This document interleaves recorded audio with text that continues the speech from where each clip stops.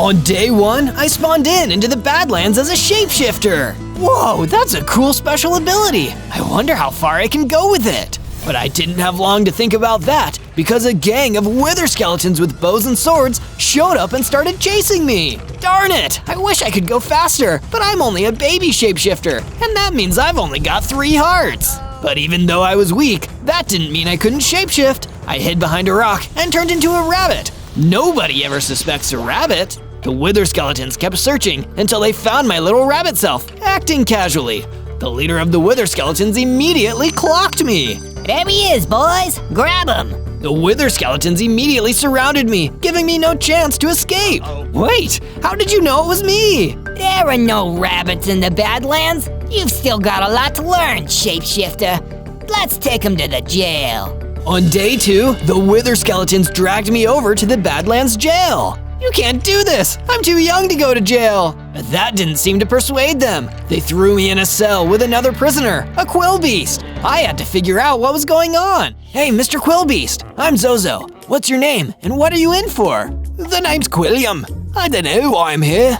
I was just wandering the Badlands when suddenly the wither skeletons arrested me and dragged me here. Don't worry, Quilliam. I have an idea for how we can both escape.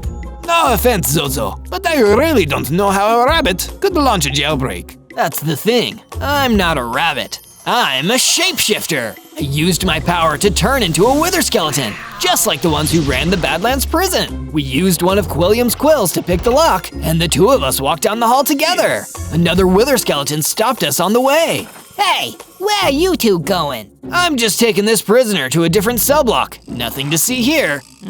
Fine, I suppose. On your way. In my wither skeleton disguise, Quilliam and I slipped out of the Badlands prison without a second thought. That was amazing, Zozo. You saved both of us in there. These shapeshifting skills really come in handy. I can't wait to get better at them. On day 3, I decided to continue my escape and make my way into the jungle. It'd be way harder for the bad guys to find me amongst all these dense trees. But if I really want to fit in here, I can't just be a wither skeleton. I need a real jungle disguise. That's why I shapeshifted into an orangutan. Orangutan is Malay for person of the forest, so it makes for a perfect jungle disguise. All this shapeshifting was hungry work, so I explored the forest and gathered up some tasty melons to eat.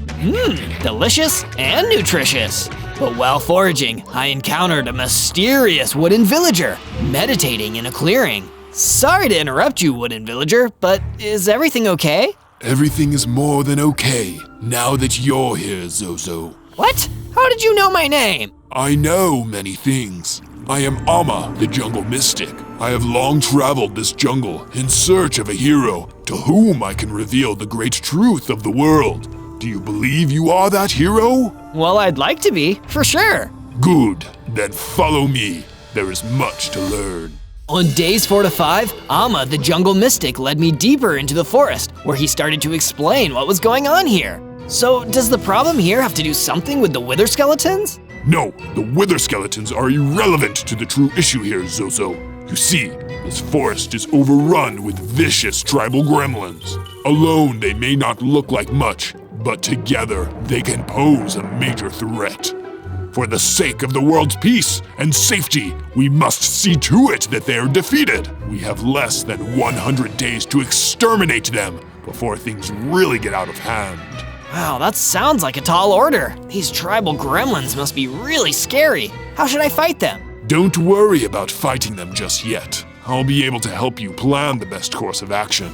For now, take these tools and start building yourself a base. Amma the jungle mystic gave me a set of stone tools, and I left him to go find a clearing in the jungle where I could start building my base. I immediately started cutting down trees for wood and mining for stone. My base was already coming along nicely when suddenly a wither skeleton scouting party appeared out of the woods. He's gotta be around here somewhere. Come on, boys, let's find this slippery little crate. I needed to think fast. Obviously, a rabbit was no good, and they'd probably be expecting another wither skeleton. What could I turn into that would save me? Oh wait, I've got it! I shapeshifted into a wither boss and floated over to the wither skeletons. What are you boys doing out here slacking off? This is unacceptable! But boss, somebody escaped the prison. We need to go track him down. Forget about one lousy prisoner. Go back and stand guard to make sure more don't get out. And that's an order. Yes, with the boss, sir. The wither skeletons turned tail and marched out of the forest. I breathed a sigh of relief, and my shapeshifting skills paid off because I earned enough XP to level up. Whoa, I have 6 hearts now, and I can shift for longer. This is awesome. On day 6 to day 8, I took the form of a baboon so I could finish building the house, and it looked amazing. I decided to explore for a bit. As I was walking through the jungle, I noticed something a little strange. Wait, where are all the animals? Is this something to do with the tribal gremlins that Amma the Jungle Mystic was telling me about? As I was gathering some coal, a stray ran past me. Whoa there, everything okay, Stray? There's no time to talk. I need to keep running. Get out of my way! You're safe here. Explain yourself. My town was destroyed by the Red Nightmare and his forces. He's taking over everything. If you had any brains in that baboon head of yours, you'd run while you still can. And then he ran off, leaving me confused. Red Nightmare? I'd never heard of that. So I decided to find Amma the Jungle Mystic again and ask him what he knew. Ah, yes, the Red Nightmare. He's another terrible force associated with those tribal gremlins I told you about. Perhaps it's time to arm yourself against the coming struggles. If you make your way to the snowy tundras and find the Frost Weaver, you'll be able to obtain a mace by defeating it. Go now! The tribal gremlin threat advances ever closer. On days 9 to 10, I shifted into a snow leopard so I could both move faster and stand the cold. Then I made my way out to the snowy tundra to begin my search. I'm gonna find you, Frost Weaver! But what I didn't expect was that the Frost Weaver would find me first. It was huge and ferocious, and it attacked me as soon as it saw me. He spit poison webs at me, which really slowed me down. I figure I can't ask you nicely to hand over the mace then? The Frost Weaver didn't feel like chatting with me. Instead, it relentlessly attacked, knocking off a couple of my hearts. There was no way I could defeat a monster this powerful, but to my luck, I suddenly saw a snow golem running towards me. Golems have a natural protection instinct, so I was really in luck here. Don't worry, kid. I'll give you a hand. The snow golem joined me in the fight, and we were able to turn the tide. Soon, the Frost Weaver was defeated, and I had picked up the special mace he dropped. Thanks for helping me there, snow golem. I really owe you one. Think nothing of it. Why don't you come back to my cave with me? My family and I could make you some dinner. So we traveled back to the ice cave where the snow golem and his family, some baby snow golems, lived. He gave me some mushroom stew that helped replenish my missing hearts. I suppose you're out here fleeing from the Red Nightmare. That's why most people come to brave these frosty wastes. The Red Nightmare? As in the tribal gremlins? Tribal gremlins? I've never heard of any such thing. How strange. Well, I better go ask Amma about it. Thanks for the stew. On days 11 to 12, I assumed the form of a formidable Komodo dragon and returned to my base. Amma, the jungle mystic, was waiting for me. Amma, something isn't right. I got the mace, but while I was out in the snowy tundra, I met a snow golem who knew about the Red Nightmare, but not the tribal gremlins. How could that be? I wouldn't worry about it, Zozo. Instead, go to this cave I've marked out on your map. You can mine some iron ore there, and perhaps use it to upgrade your armor or gear. It will be vital in the coming struggles. Once you have your iron, you can begin the attack on the tribal gremlin camp to the left of here. Okay, if you say so, Amma. Still, it's a little weird to say the least. I went to the cave that Amma marked out for me. I made my way in and started mining the iron ore. There was a decent amount of it down there, but not enough to do what I really needed. I did grab the extra coal that was there though. Then, when I left the cave, I was ambushed by a lurker, one of the nastiest little creatures in the jungle. Thank goodness I have my mace with me. With one swing of my mace, I'd smushed that nasty creature and was off on my way to the tribal gremlin camp. From day 13 to day 15, I came across a path. This must be the way to the village. I took the form of a gremlin so nobody would really notice me, and I followed the path. I arrived at the tribal gremlin camp.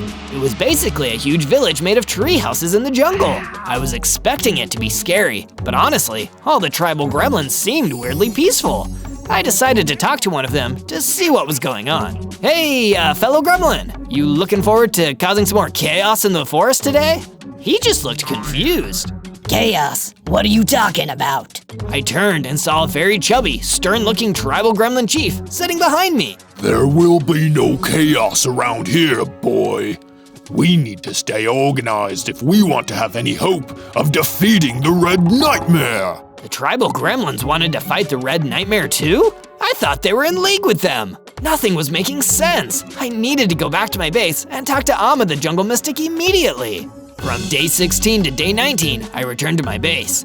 I took the long way back through the jungle, trying to figure out some kind of reasonable explanation for what had happened. Could Amma have been lying to me this whole time? But why? When I arrived back at my base, there was a tribal gremlin waiting for me. He looked like he was in a panic. Stranger, we need your help. Something terrible has been attacking our village. Something terrible? I'll come right away.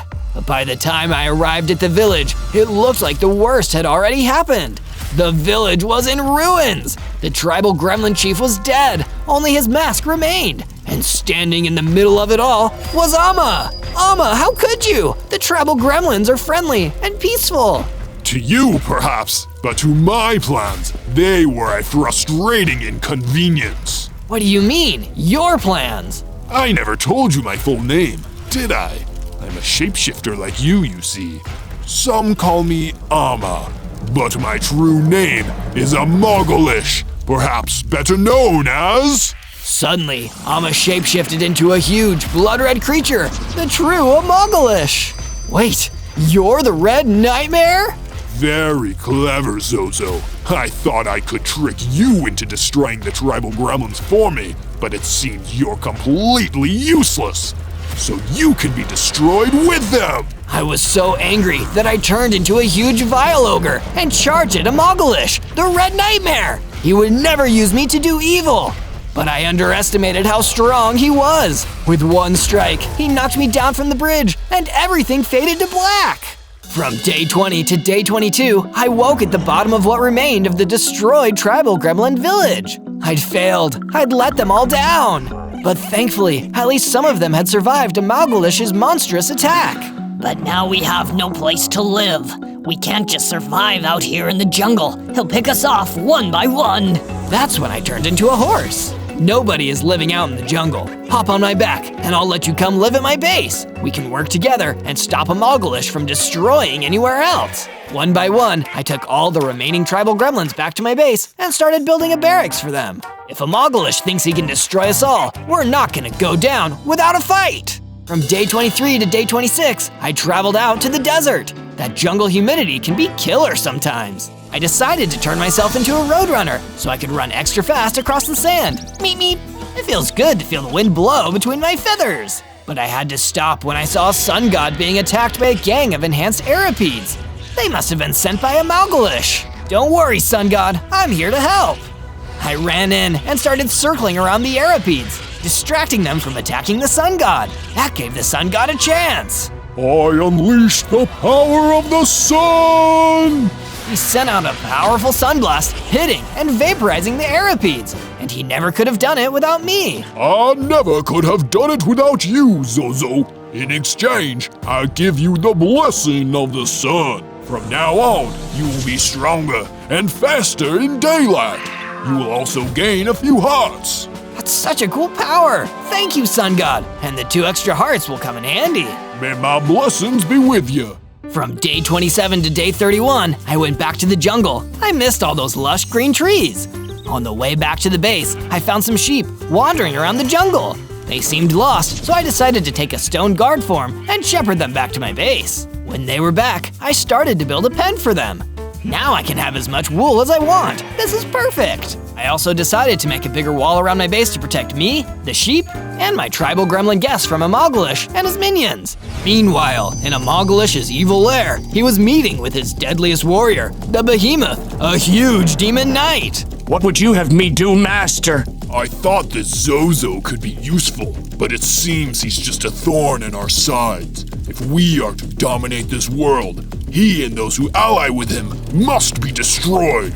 Make it so. Yes, my master. I will destroy him personally. From day 32 to day 35, I decided I'd wander the plains in search of new allies and weapons. I needed to figure out how to defeat Amogolish. Because I didn't want to get attacked by any monsters on my journey, I decided to shift into a mutant skeleton. Nobody would mess with that. Stop right there, monster. I turned and saw a gang of armed villagers, ready to fight. They started firing arrows, and I was forced to dodge as fast as I could. Wait, stop! I'm not a monster, I'm Zozo. I'm just a shapeshifter. That got the villagers to calm down. They lowered their weapons and began to murmur amongst themselves before turning back to me. Come with us, Zozo. We want to take you to our leader, the great King Midas, the ruler of gold. They led me back to their village, where Midas was waiting for me in a golden throne in the middle of the village. He was certainly an impressive sight. Ah, so my men brought you to me. There must be a reason. Why are you here, my boy? I'm trying to find a way to slay Amalgalish and get revenge for the tribal gremlins. Correct answer. Amalgalish, the Red Nightmare, has troubled our kingdom for generations. Me and my ancestors have tried to gather information about him for years, and I believe soon we will have the answers. When that time comes, come back to me.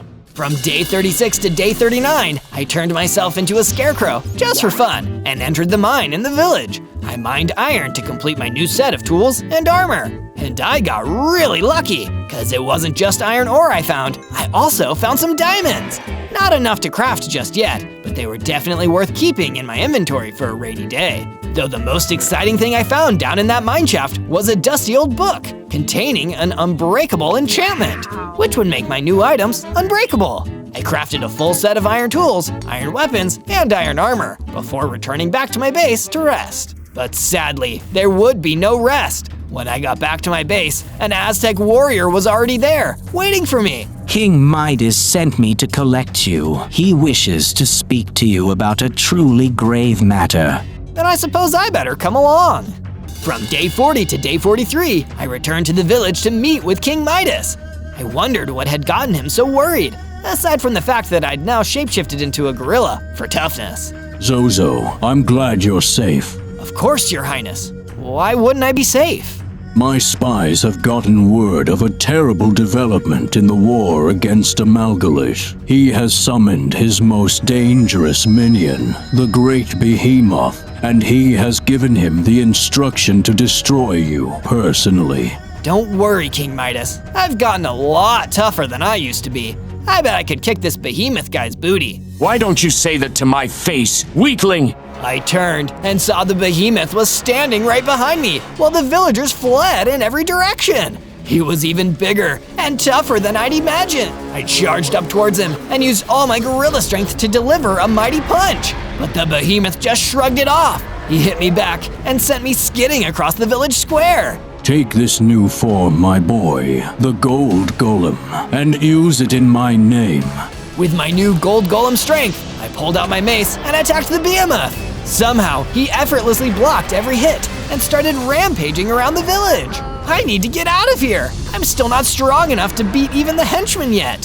So, I fled the village while the villagers tried desperately to stop Behemoth. From day 44 to day 49, I returned to my base, feeling so ashamed of myself for running away that I turned myself into a blobfish.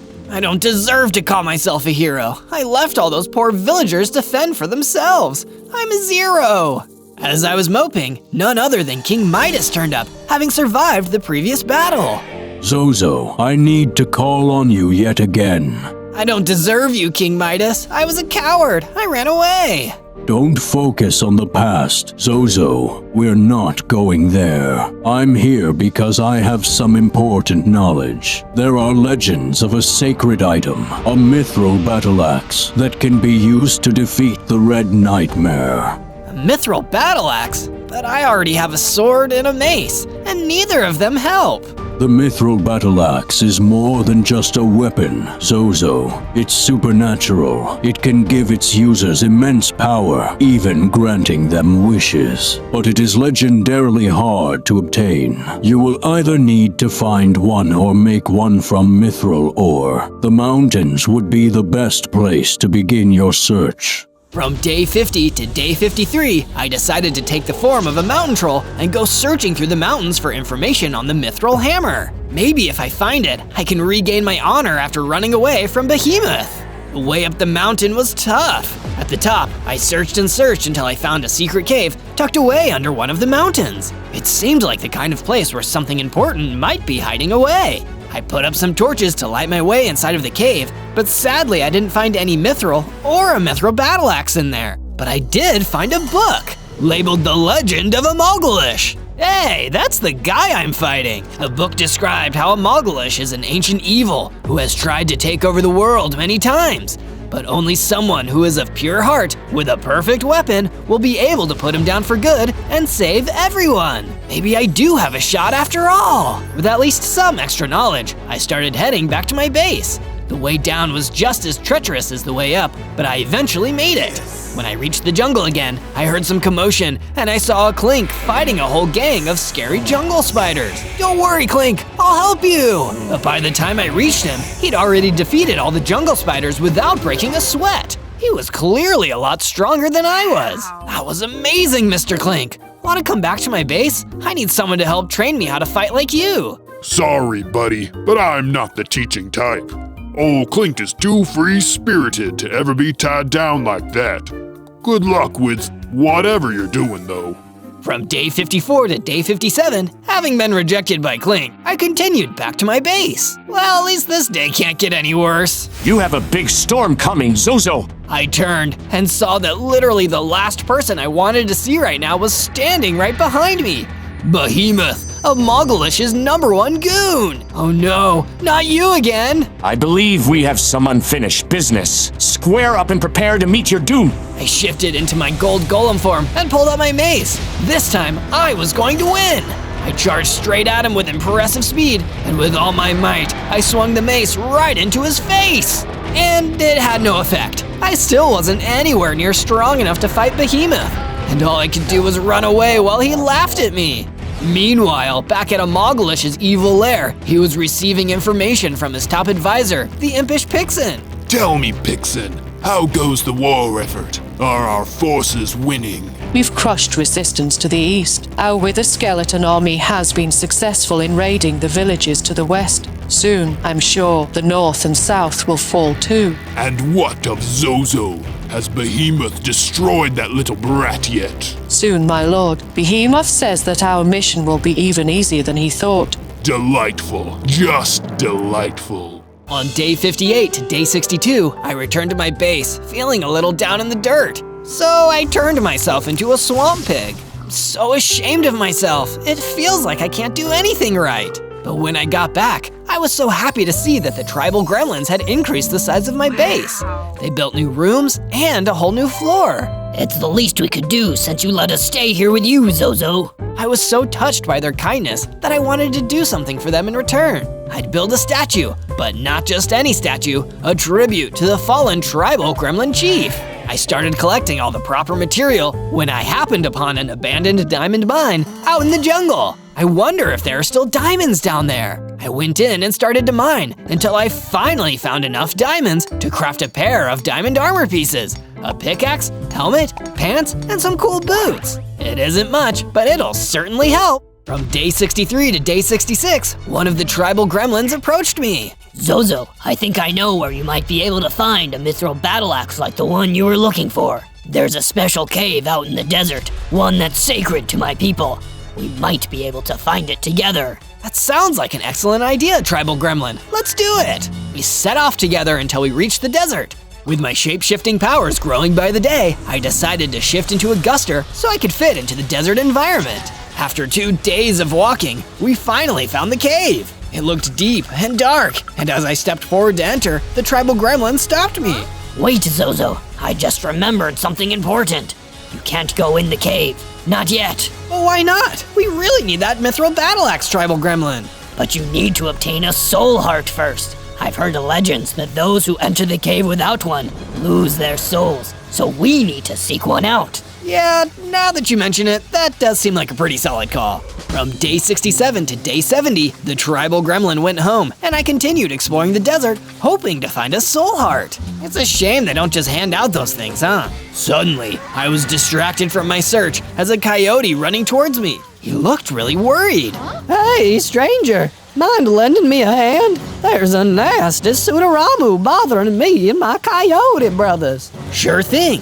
Maybe I can help defuse the situation. I ran after the coyote until I found a group of coyotes being attacked by a huge Sudaramu who was clawing at them. He looked like he was in a really bad mood. Sudaramu, stop bothering these coyotes. Mind your own business, fool. This is between me and the coyotes. The second you start bothering people, it is my business. Time to fight. I ran to the Sudaramu and began to fight. He was tough, but he didn't seem like he really wanted to destroy me. He just liked fighting people.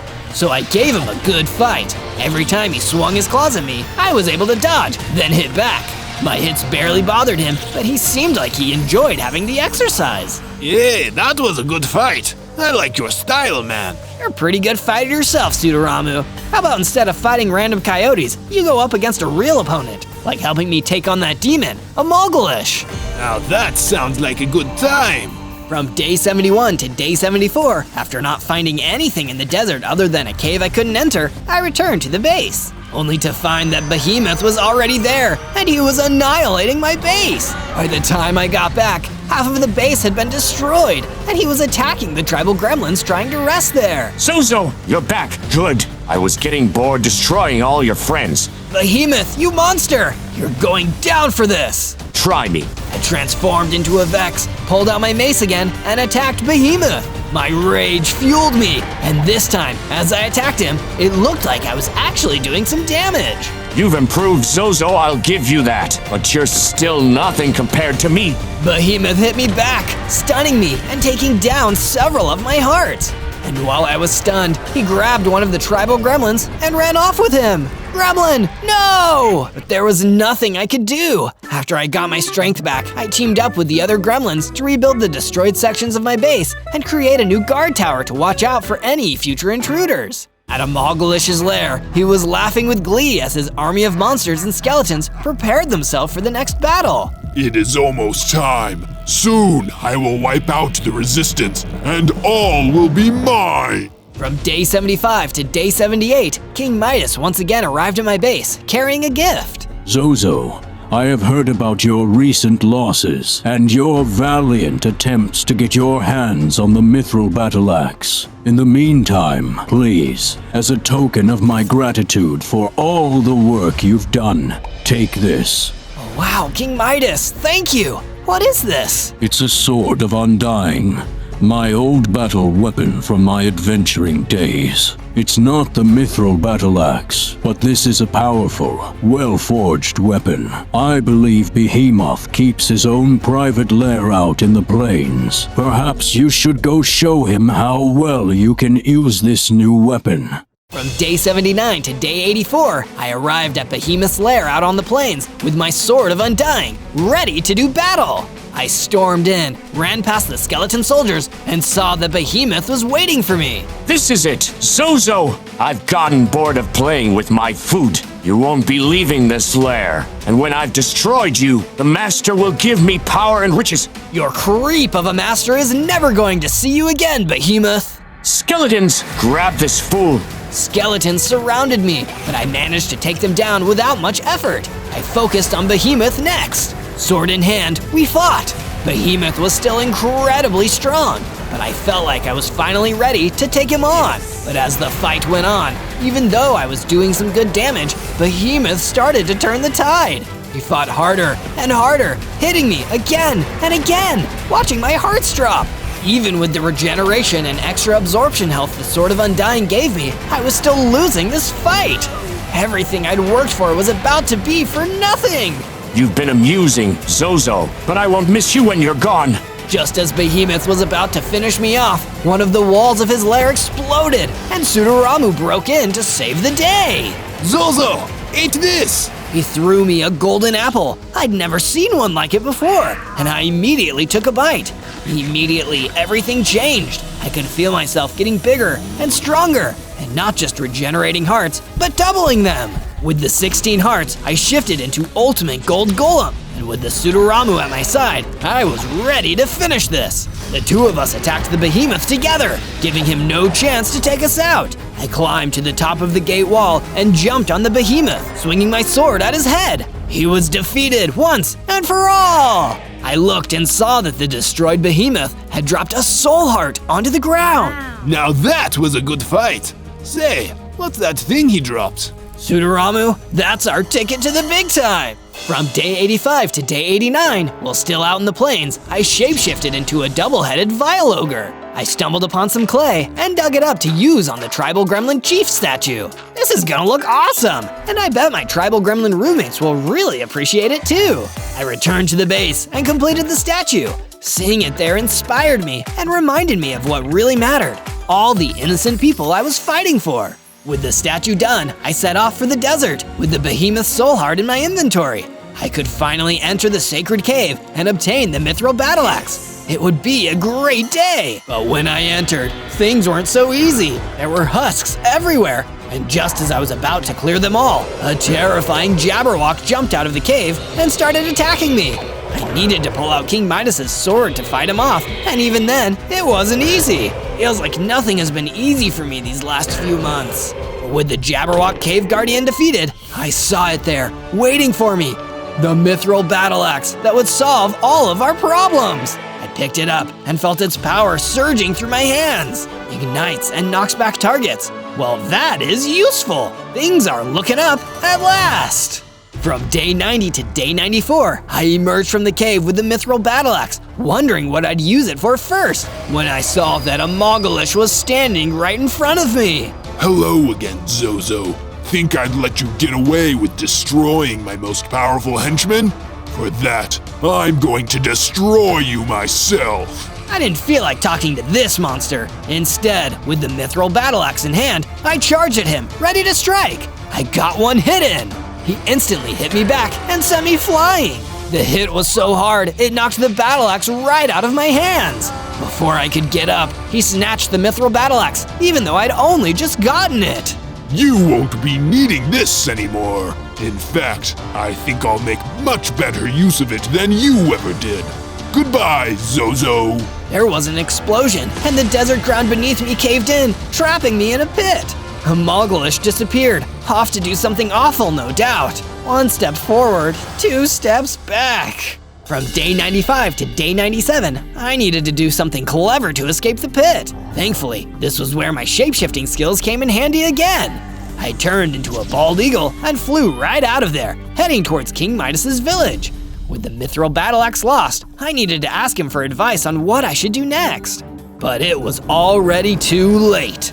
When I arrived at the village, I saw it had been completely ransacked. All the buildings were destroyed. I couldn't see any villagers. All that was left was King Midas, near death, next to his broken throne. I flew down and turned into a golden villager, approaching King Midas to see if there was anything I could do to help.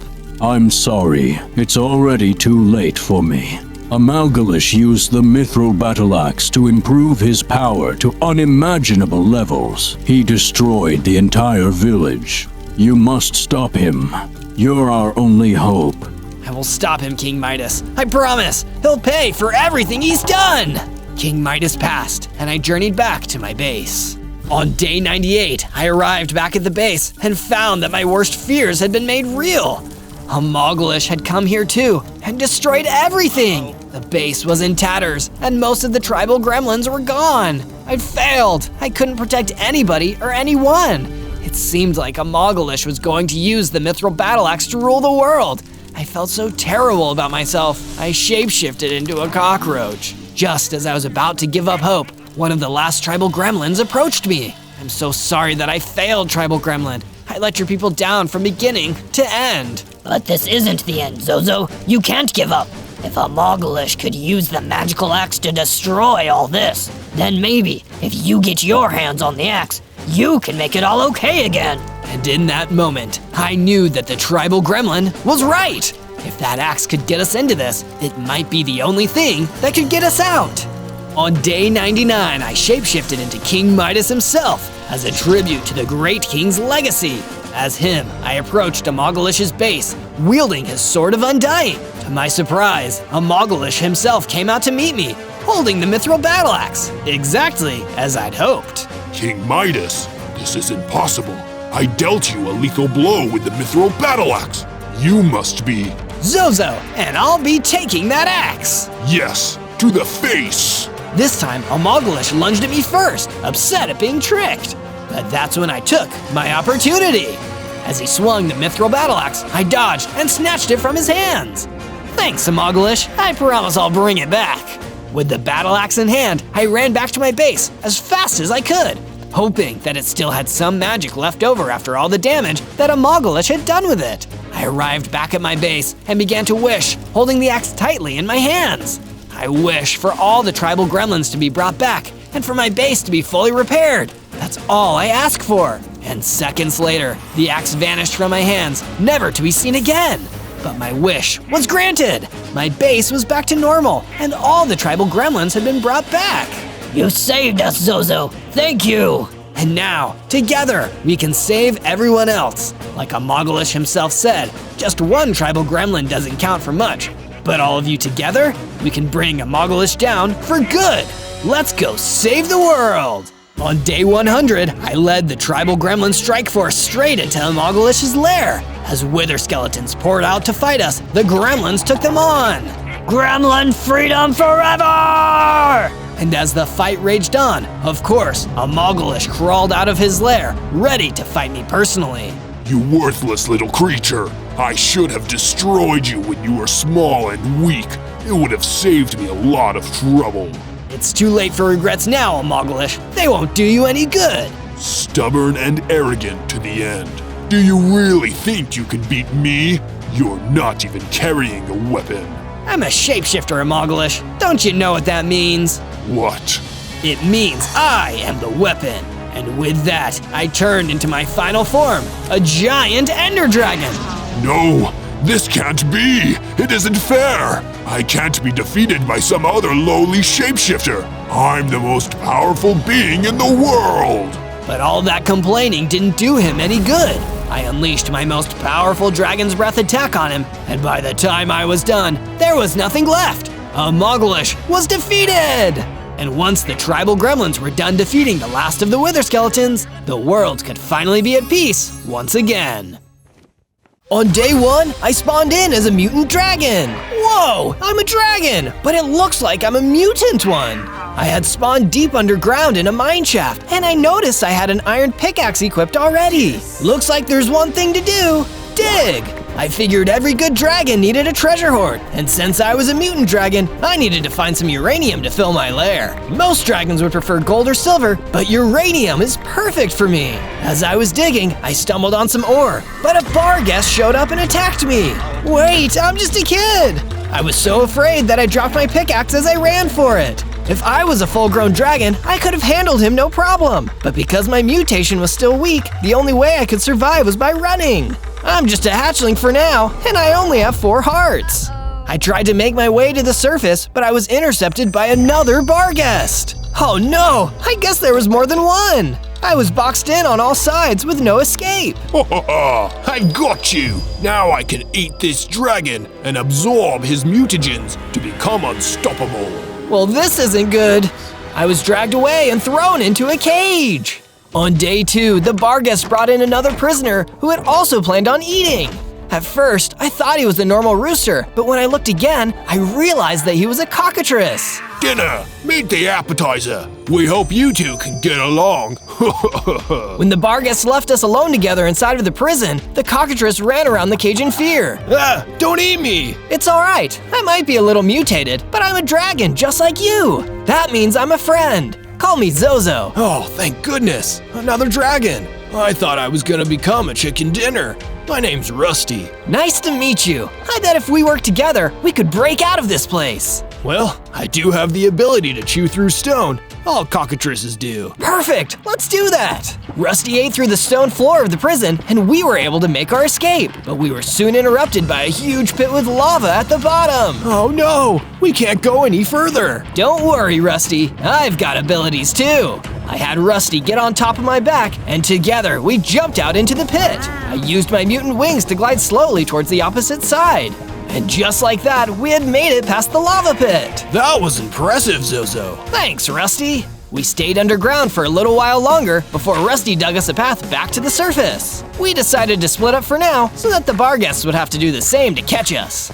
On day 3, I found myself inside of a strange forest that I didn't recognize. I wasn't sure if I was still in Barghest territory, so I wanted to lay low, but my hunger meter had other plans. I have to eat something, fast! I skulked around the woods and ambushed some cows for meat. It seemed like I was the only mutant animal around, so all the other ones were scared of me. I had to be extra careful if I wanted to hunt successfully. I also picked up some fruits and vegetables because dragons are omnivores. We'll eat anything. Just then, I noticed there was a bizarre creature approaching me.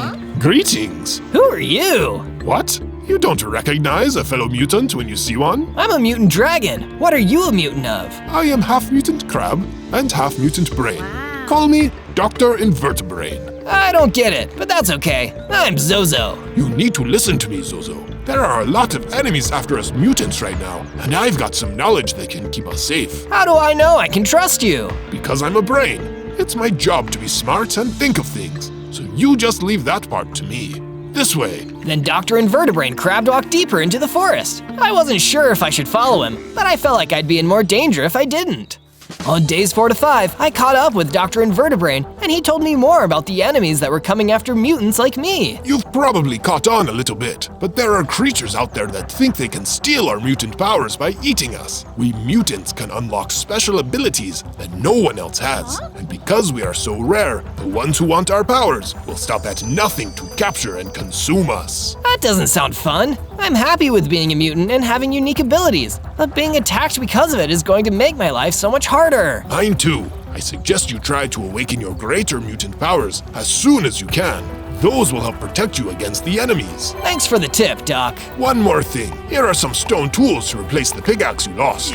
Another way to keep safe is to make a base where they can't get to you. With the new set of stone tools that Dr. Invertebrain had given me in hand, I set off in search of a safe area to build my base. It had to be a place where I could keep a nice treasure hoard, as well as store all the food I had gathered up in the strange forest. I reached a small valley between 2 hills and decided that it would work.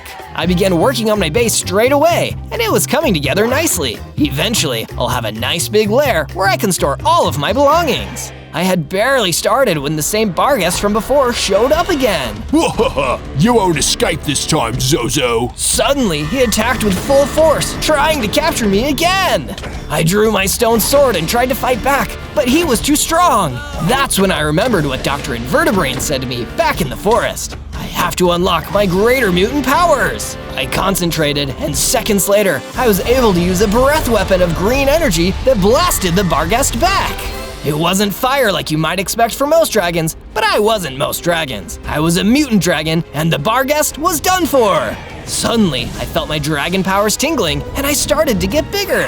And whoa, I've gained 6 more hearts. I felt stronger than ever before. Maybe I could do this after all. On days 6 to 8, I left the base to go search for Rusty. I figured since the Barghest wouldn't be bothering me anymore, he would also want to know. I had a feeling that my problems as a mutant were far from over, but at least I could tell my fellow dragon friend that he was safe. I wonder what Invertebrain really meant about enemies. It couldn't have been just the Barghest, because they were pushovers once I activated my real powers. This thought stayed with me until I met up with Rusty next to the strange woods. Hey, Rusty! Zozo! I took care of those guys that were trying to eat us. We should be safe now. That's great news, but you should still be careful, Zozo. I've heard that there's a bad guy on the loose who is trying to gain mutant powers the same way that those Barghests wanted to. Sounds bad. I'll keep my eyes out. Thanks, Rusty. When I got back to my base, Dr. Invertebrain was waiting there. I told him that it was true that there was still a bad guy out there hunting mutants, and he agreed to tell me more. I too know about this evil hunter of mutants. In fact, I once had to deal with him face to death. His name is Zed, and he is the Duke of Dragons. The Duke of Dragons? You mean the ruler of dragonkind is after me, even though I'm a dragon? It makes no difference to Duke Zed whether you are a dragon or not. As long as you are a mutant, he will try to steal your powers. From now on, you must be wary of every dragon you meet. Did that also include Rusty? I was starting to get worried about our friendship. There There has to be a way I can go live with other dragons, even though I've been mutated. There is one way. If you find a way to pass your mutant powers onto someone else, then Zed would have no reason to come after you. That might work. Do you have anyone in mind? I just might. But in order to do it, we need a power transfer stone, which can only be found on Sunny Mountain. In that case, I'm off to get the stone. On days 9 to 10, I made the trip out to Sunny Mountain to seek out the power transfer stone that Dr. Invertebrain had told me about. I had to find a way to become a normal dragon so I wouldn't have to worry about people trying to steal my mutant powers. The path up the mountain had no trees, so the sun was beating down directly on me. Now I know where the name comes from. Farther along, I noticed a ruined set of standing stones, and I thought that maybe that was where the power transfer stone was. I went over to investigate, and a Geonock appeared. So, another mutant has come to claim the power transfer stone. Dream on! I am the stone's protector, and you should turn back now. No way! Getting that stone is super important to me. If I have to fight you for it, then consider this battle begun. I unleashed my breath attack, but the Geonock seemed resilient to my mutant powers. I realized I would have to use my sword for this, but it was stone against stone, so it wasn't doing anything either. Will you not turn back, even though it is futile? Of course not. I will never give up. Then perish. You first. Right when I needed help the most, a sunbird swooped down and gave the Geonock the hot foot with its fire breath. The Geonock's outer layer started to weaken, so I hit him with my sword until the battle was over. I went to retrieve the power transfer stone from the standing rock formation, and then I thanked the sunbird that had helped me. We flew down the mountain together, stopping at the bottom of it for a quick chat. Thanks for the help. I'm Zozo. I am Tibernius, the winged warrior, and I am on a quest to find the next Duke of the Dragons. I saw that you were a dragon in danger, so I dove in to rescue you. That was very nice of you, but I've got nothing to do with any Duke of Dragons. That's by choice. Anyway, I need to get this power transfer stone back to an ally of mine. Don't tell anyone I was here. On days 11 to 12, I found that Dr. Invertebrain was still living at my base, which was what I was hoping for since I planned to give him the power transfer stone. I retrieved the stone, Doc. Ah, perfect. My plan is going perfectly. By that I mean our plan is going perfectly.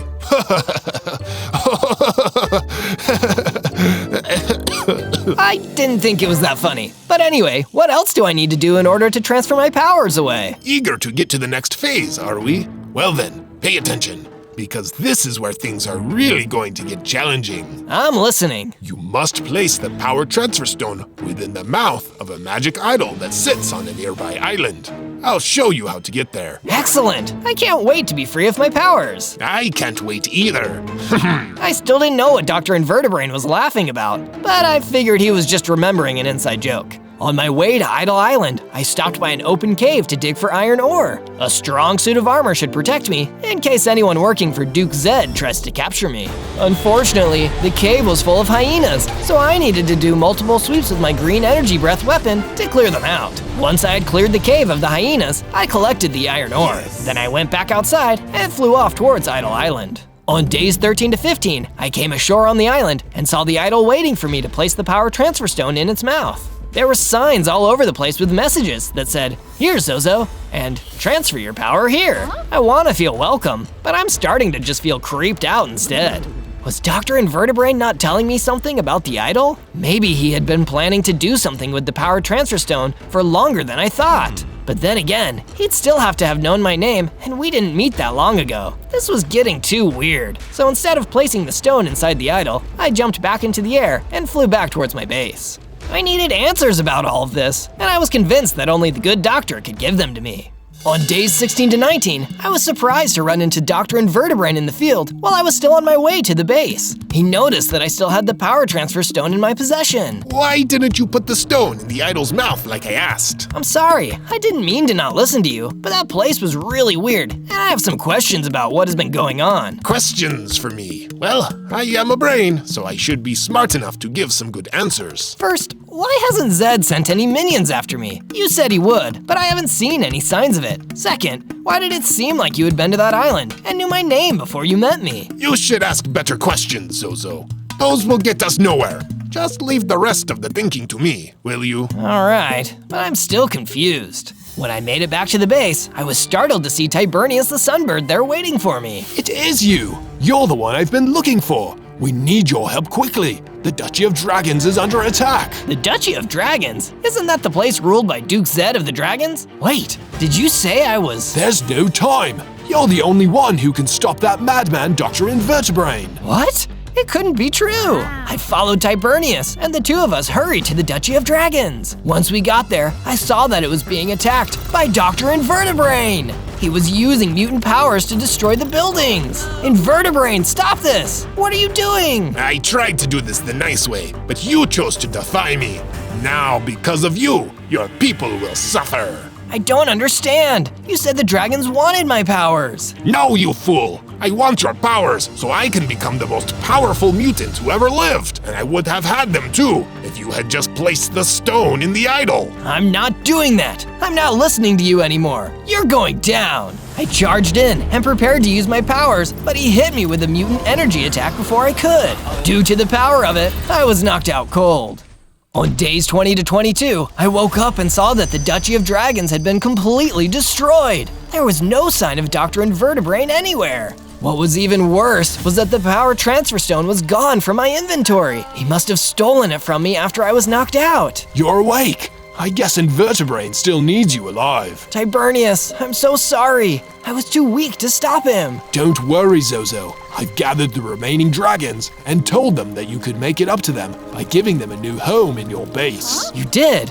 Well, how can I say no? It seems like everyone got in a whole bunch of trouble because of me. Nothing of the sort. There is still hope because of you. The faces of many dragons looked at me, and they didn't seem upset. It was like they saw me as one of their own, and not a mutant. I promise, I'll do everything I can to keep you safe at my base, or my name isn't Zozo, the mutant dragon.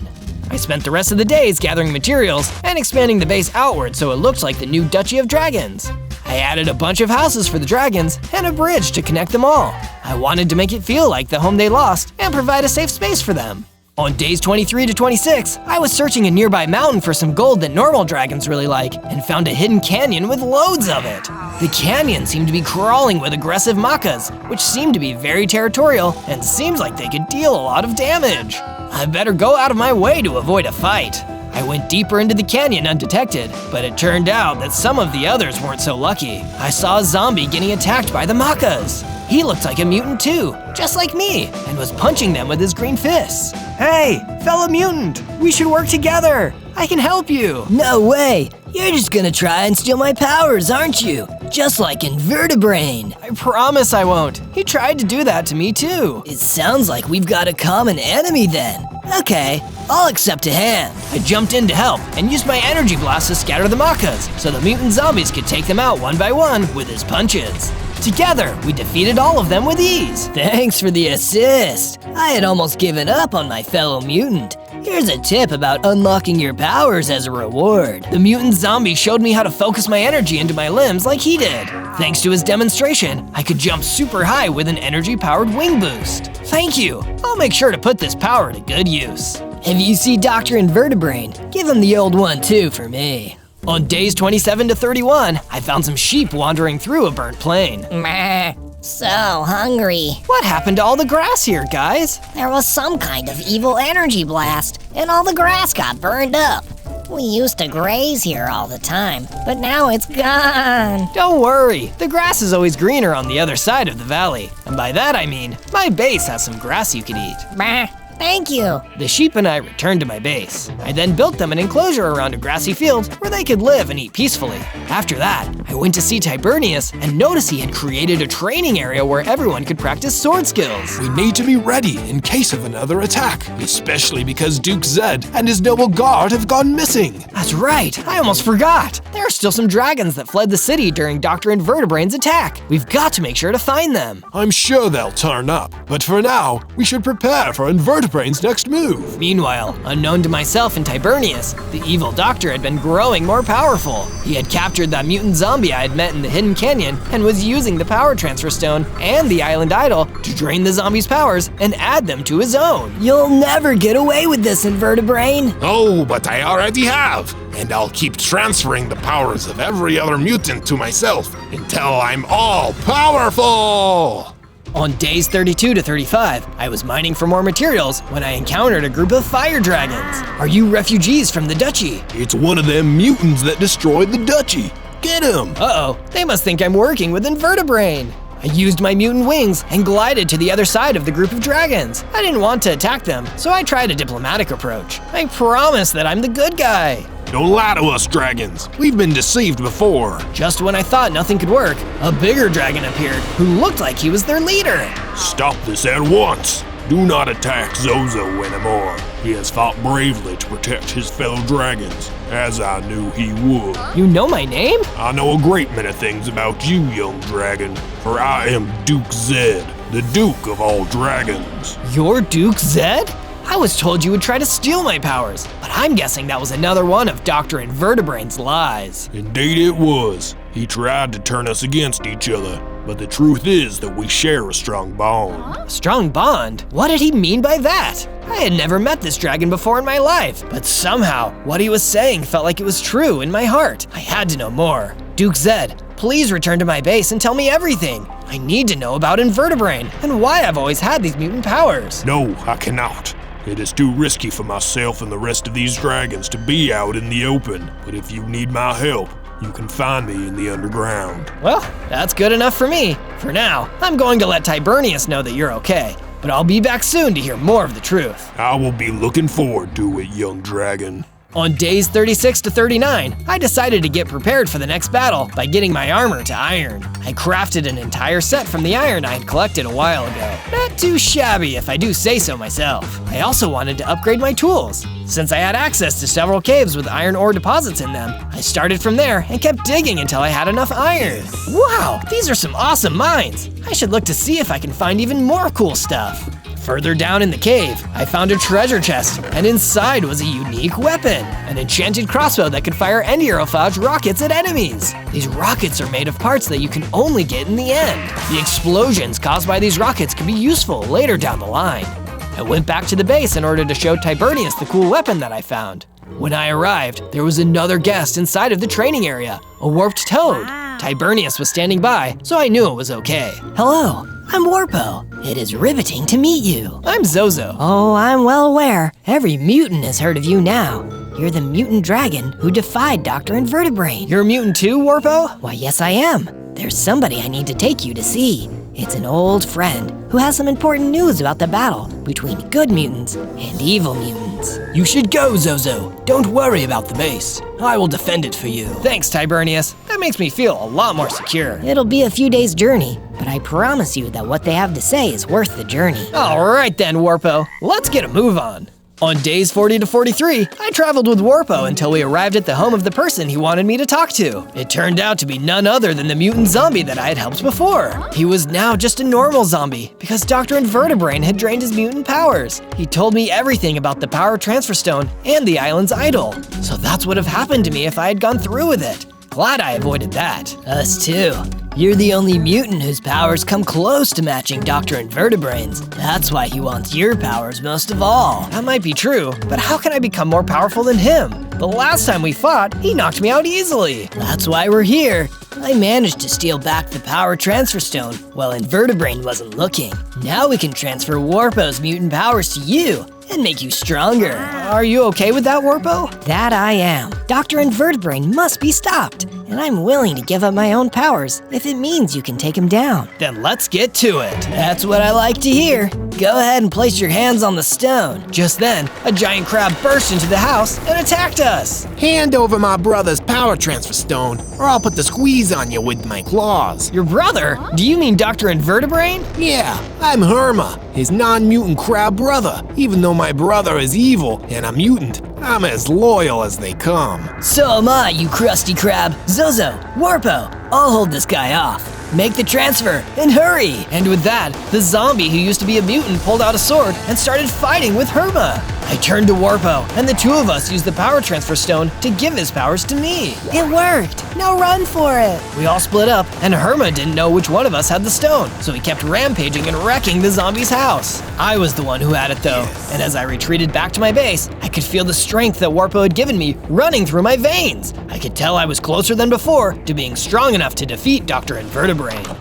On days 44 to 49, Zed showed up at the base with the remaining dragons. I did my best to make sure they felt welcome. After that, I made sure no one was coming towards the base by checking the surrounding area. Once I knew everyone was safe, I met with Zed alone. I thought you were going to stay in hiding. I was, but learning of a certain powerful item changed all of that. I think that my subjects and I have discovered the key to defeating Invertebrain. Go on. We have reason to believe that there is a way to build an idol just like Invertebrain's. An idol that can amplify the power transfer stone and allow you to take his mutant powers before he takes yours. You mean I could defeat him by giving him a taste of his own power-stealing medicine? Exactly, Zozo. But it will require you to build the idol in a particular shape before you switch the power on. Whatever must be done, I'll do it. Thanks, Zed. You're actually a really cool guy. I began to build the specific structure needed to house the idol. It was important that I get this right, because I was up against one of the most powerful brains in the world. When it was prepared, I left the base in search of the rest of the idol. On days 50 to 53, I went to a village that Zed said would be able to give me information about building the idol. It was an island village of crafters who specialized in building powerful idols like the one I found on the island so many days ago. They might have accidentally helped Invertebrain in the past, but today they would be able to help me. I asked the village blacksmith for information, and he turned out to be just as willing to help as I hoped.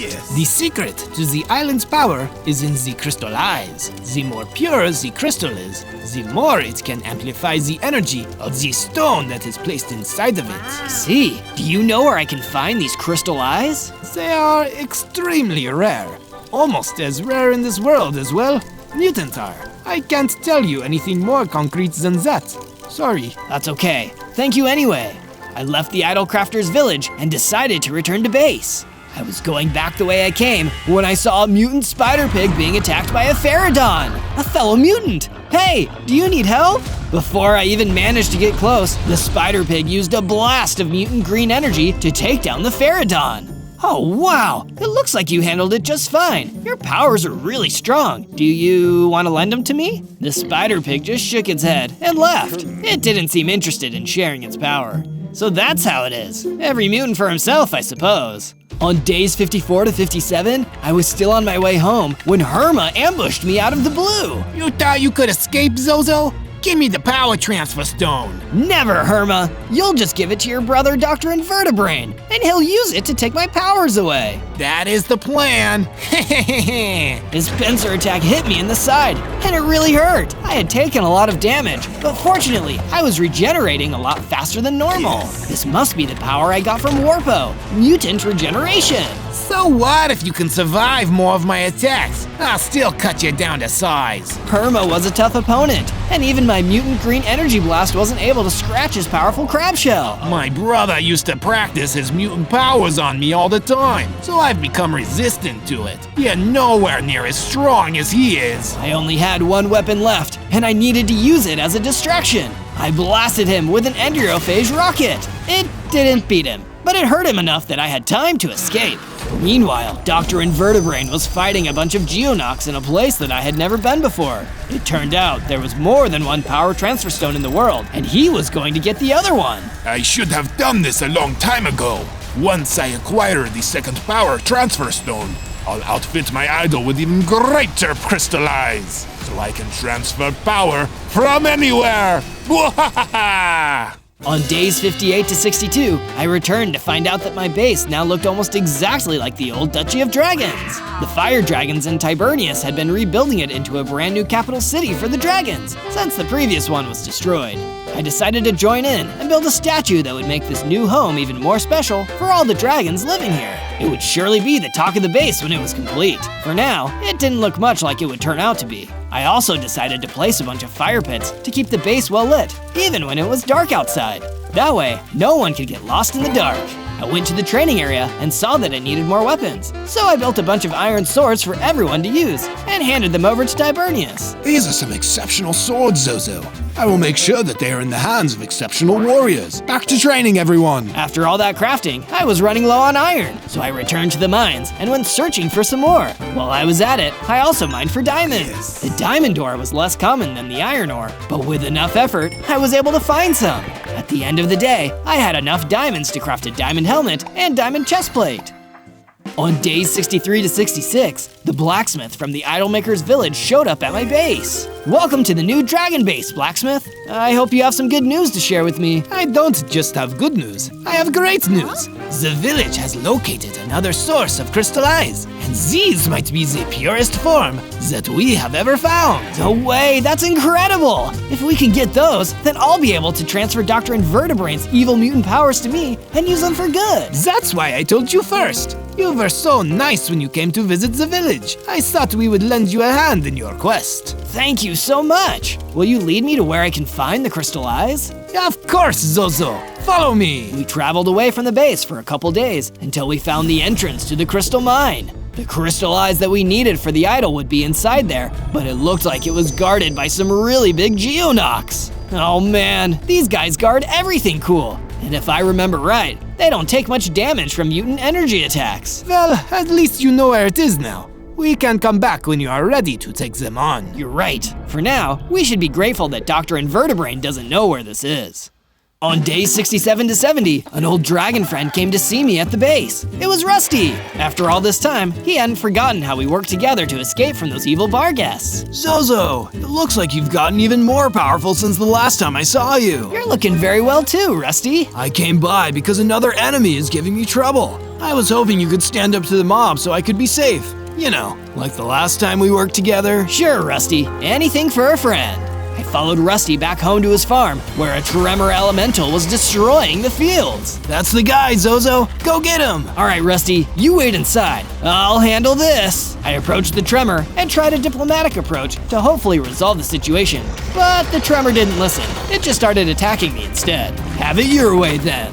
I shot a blast of green energy at the tremor, stunning him in place. It seemed like my powers were growing even stronger. The tremor was helpless, so instead of defeating him, I spared him. You're not going to cause my friend Rusty any more trouble, but I do have a job for you, since you are an Earth Elemental. If you can talk to the big Geonocs and have them let me into the Crystal Eye Mines, I'll treat you like a friend from now on. The tremor agreed, and because of that, I had a way into the Crystal Eye Mines when the time came, and that time would be arriving sooner than expected. On days 71 to 74, Herma had made his way to the base and was smashing down the dragon's houses. It was like the destruction of the duchy all over again. I can't let this happen to my dragon friends. Herma, you've gone too far. Ooh, I'm shaking. Actually, no, I'm dancing. I'm dancing with joy because it's so much fun to stomp on you dragons. My mutant powers wouldn't be that effective, so I focused on hitting it with my sword attacks and dodging his pincers using my wing boost. I had my regeneration, but even that wouldn't let me stay in the fight for long. Nice try, Zozo, but you're not even half of the mutant my brother is. If I wanted to, I could end this right here, but instead, I'll just take your little power transfer stone. With that, he hit me again and took the power transfer stone right out of my inventory. Give that back, Herma! Oh, what are you gonna do about it? See you later, Zozo. My brother sends his regards. Herma Crab walked out of the base and was gone. The feeling of defeat almost broke my heart, but I decided not to give up hope. I built back the parts of the base Herma destroyed and equipped the walls with cannons in case he returned. The time would soon arrive when the dragons would have to face not just Herma, but our real enemy, the evil mutant Dr. Invertebrain. Speaking of that dastardly villain, he had found the village of the Idolcrafters and was using his greater mutant powers to threaten them into revealing the location of the pure crystal eyes. By now, my brother has successfully taken the first of the power transfer stones from Zozo. Once I get the purest crystal eyes, my idol will be able to take the power not only from Zozo, but from every mutant in the world. I will become the ultimate mutant just as I had planned to! On days 75 to 78, Duke Zed announced that he and the Fire Dragon would be leaving to go back into hiding. I tried to persuade him to stay at the base where it was safe. Why do you have to leave, Zed? This base could be a new home for all dragonkind. Everyone worked so hard on it. There is no point in staying here when Dr. Invertebrain could show up and destroy it, just like he did to our original home. Now that his brother Herma has the other power transfer stone, it is only a matter of time before he steals your power and becomes too powerful to stop. What if I could take the stone back from Herma before he gives it to the doctor? I know that I failed before, but I refuse to give up when everybody needs me. Very well, young dragon. I had always had high hopes for you, and your courage has inspired me. Take this dragon orb. It will enhance your powers enough that you might be able to take the power transfer stone back. Duke handed me a dragon orb, and I could feel the magic giving me a new level of power. Yes. But it didn't feel the same as my mutant powers. When you said powers, did you mean my mutant powers? I mean your dragon powers. You were born to be the next Duke of Dragons. Hibernius saw that potential in you, and I am choosing to believe in it again. Go now and fight to save dragonkind. I will, Duke Zed. Thank you for giving me the strength to fight. I left the base with the dragon orb and followed the tracks that Herma left behind. On days 79 to 84, I found Herma's base. It looked like a coliseum, and from the looks of things, Dr. Invertebrate hadn't shown up here yet, so there was still a chance that I could take back the power transfer stone. Yes. Herma, I'm here to fight you and take back the power transfer stone. Haven't you learned your lesson? Like I said before, you're not half the mutant my brother is. That may be true, but I'm more of a dragon than either of you, and Duke Zed gave me the dragon orb so I could win. Heh, so that was Zed's plan. Let's see how it goes. Even with the power of the dragon orb, Herma was incredibly tough. My attacks could damage him, but I still couldn't rely on my mutant powers. I flew up and dive bombed him from above, but it was no use. Even if I had more anti-aerophage rockets, the battle was still going against me. Time to call it quits, Zozo. Herma swung its pincer at me. My regeneration wasn't fast enough. It looked like it was going to be lights out. Not so fast. When all hope was lost, Tibernius showed up and covered the arena in smoke. Thanks to that, we were able to sneak away. But Herma managed to hit Tibernius in the smoke. Tibernius, you're hurt. Don't worry about me, Zozo. I have something you might want. He gave me a power transfer stone. I've always wondered what would happen if a non-mutant tried to transfer power through it. What do you say, Zozo? Will you accept my fire powers? Of course! Let's fry this crab! I used the power transfer stone and sent all of the fire powers of a sunbird into me. Now I could breathe fire, just like a dragon. I was now larger, stronger, and capable of shooting strong flames. My hearts even doubled. You're toast, Herma. Brother, I have failed you. No! With Tibernius's powers, I defeated the crab and was able to keep the stone. On days 85 to 89, I collected more materials on the way back to the base. I could use these to complete the statue that I was planning to build for the dragons. I made it home and immediately put the finishing touches on it. It was a statue of a mighty fire dragon, a sign of strength, and a show of respect for all of the fire dragons that had moved on from this world so far. Of course, there was still the matter of defeating Invertebrate. With the help of the Tremor Elemental, I was able to talk my way past the giant Geonox and enter the mine with the crystal eyes. I went deep into the mine shaft where the villagers told me the purest crystal eye could be found. This mine was deeper and shinier than any I had ever been in, but because the crystal eyes were inside, I bravely made my way further in. When I made it to the chamber of the crystal eyes, I found a chest guarded by a giant lurker. The powerful enemy ran at me on sight and tried to bite me, but I was in my most powerful form now. I defeated it with a single blast from my fire breath and claimed the crystal eyes for myself. As I grabbed it though, I was temporarily poisoned due to the chest being trapped. On days 90 to 94, I returned to the entrance of the Crystal Eye Mine and found that Dr. Invertebrate was waiting for me. Of course, you were after the Crystal Eyes too. I should have known. And thanks to you, I don't have to bother getting past those Geonox Guardians. Seems like you are helping me again, Zozo. Just like old times. I will never help you again, Dr. Invertebrate. You betrayed me. I got those crystal eyes for one reason, to defeat you and save the dragons from your reign of destruction. It wasn't me who betrayed you. You were the one who betrayed me. All you had to do was give up your mutant powers and you could live freely. But you sided with the dragons instead. And then you destroyed my brother. This is a warning, Zozo. Hand over the crystal eyes, and I will spare you after I take your powers. Disobey me, and I will wipe out both you and all the dragons, including Duke Zed. I'm not afraid of you. I may not be as mutated as you, but I have Tibernius's fire powers and the dragon orb. I am everything that my friends made me. I will win. So be it.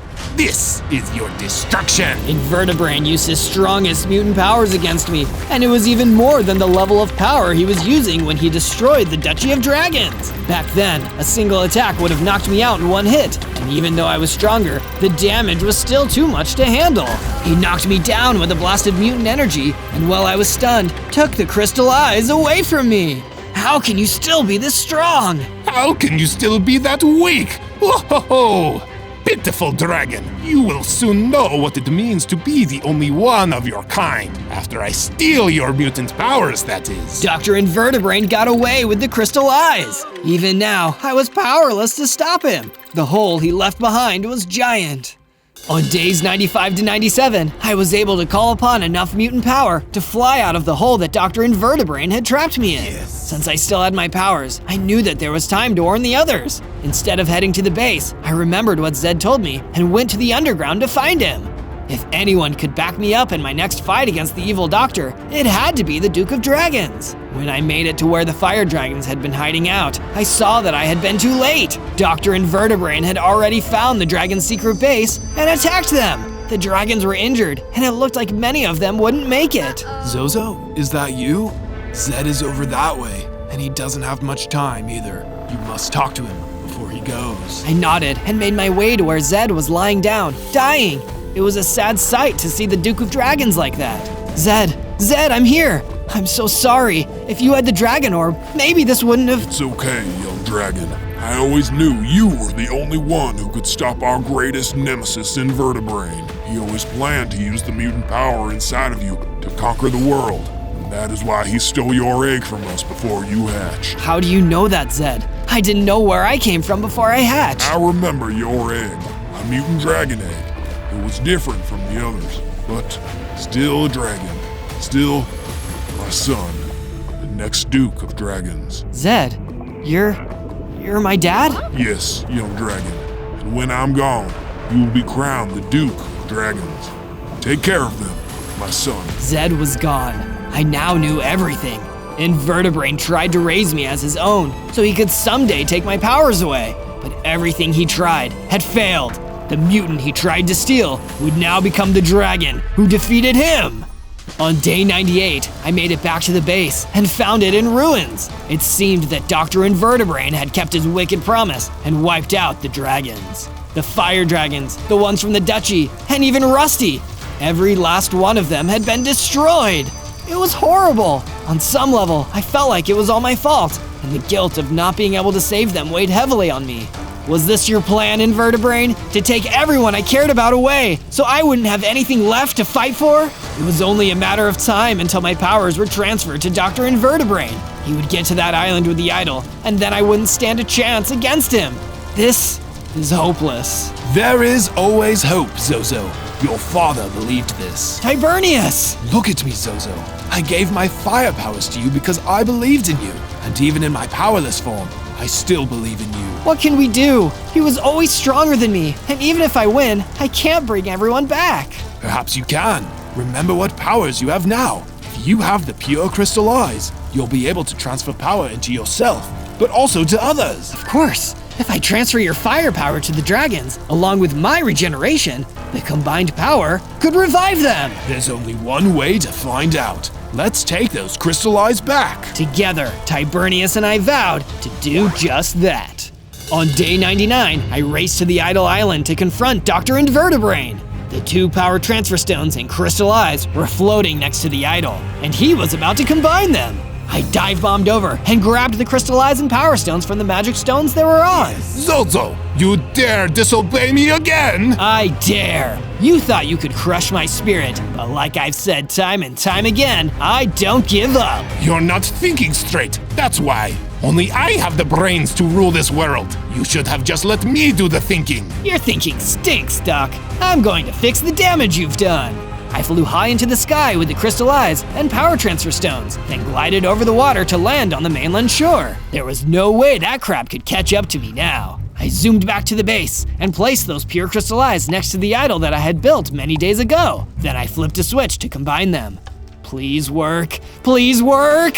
I let my powers go, and they flowed into the machine to be given to all of my fallen dragon friends. The fires within the dragons began to reignite, and they regenerated back to life. Rusty was the first to show up. He ran over to me and jumped for joy. I'm saved. You did it, Zozo. Giving us your mutant regeneration power saved us. Don't forget the firepower too, courtesy of Tibernius. You better believe I won't forget it. I feel all warm inside and fired up. Put an end to that Dr. Invertebrain once and for all. Thanks, Rusty. I'll make sure to defeat that Brainiac once and for all, and make the land safe for all mutants and dragons alike. On day 100, Dr. Invertebrain looked up to the sky and saw me flying towards him. What? What are you doing back here? After saving all of the dragons by sharing my power with them, I've come back to finish this. You're going down, Brainiac. Curse you, Zozo! If you think you can beat me now, I promise you that you are still too weak. Maybe alone I was, but not with everyone having my back. All of my friends believe in me, and I refuse to give up or let them down. I attacked and blasted Dr. Invertebrain with my flame. That wore him down enough that I could face him in close quarter combat. We battled, mutant against mutant, hitting each other with all we had. He was strong and evil, but I didn't let up for even a moment. You tried to control me, to take everything from me. But now, I will defy you again, and it'll be the last time you order me around. Zozo, think about what you are doing. I fired up one final blast of my remaining fire mutant energy and destroyed him.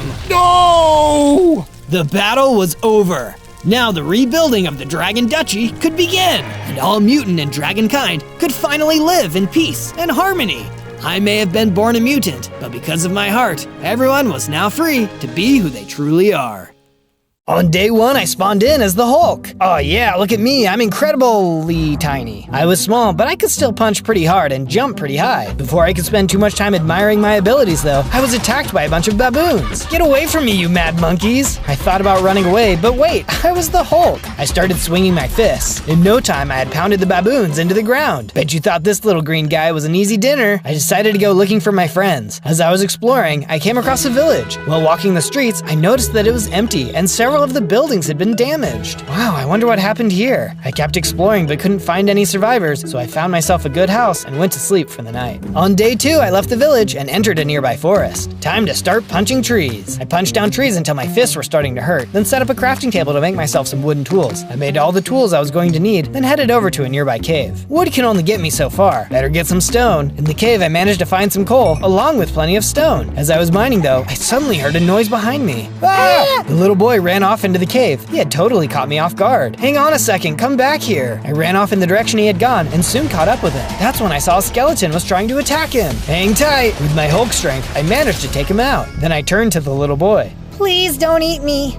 Eat you? Why would I eat you? So, you're not gonna eat me? No, of course not. I don't want to hurt anyone. What are you doing down here in this cave? A big monster came to our village and destroyed it. My mom told me to hide in this cave. The monster reminded me of you, but I guess you're not as big as he was. Like me? Huh, that's confusing. But do you think it's safe to go back to the village? I didn't want to break it to this kid that the village had been completely wiped out, so I didn't. It's still pretty scary out there, so our best bet is just to stay here in the cave. We can go look for your family tomorrow. On day 3, the boy, whose name was Nash, and I headed back to the village. This was going to be awkward. Nash showed me to his house, but it was completely destroyed. He was feeling really sad when suddenly we heard a cry from the inside. Someone is in here! I ran over to a pile of rubble, and underneath I could see a pair of eyes. It's Mila! That's my big sister! I quickly cleared out all of the blocks, letting the little girl out of the rubble. Are you okay? What happened here? I think I'm okay. It was a green monster that attacked us. He was big and scary.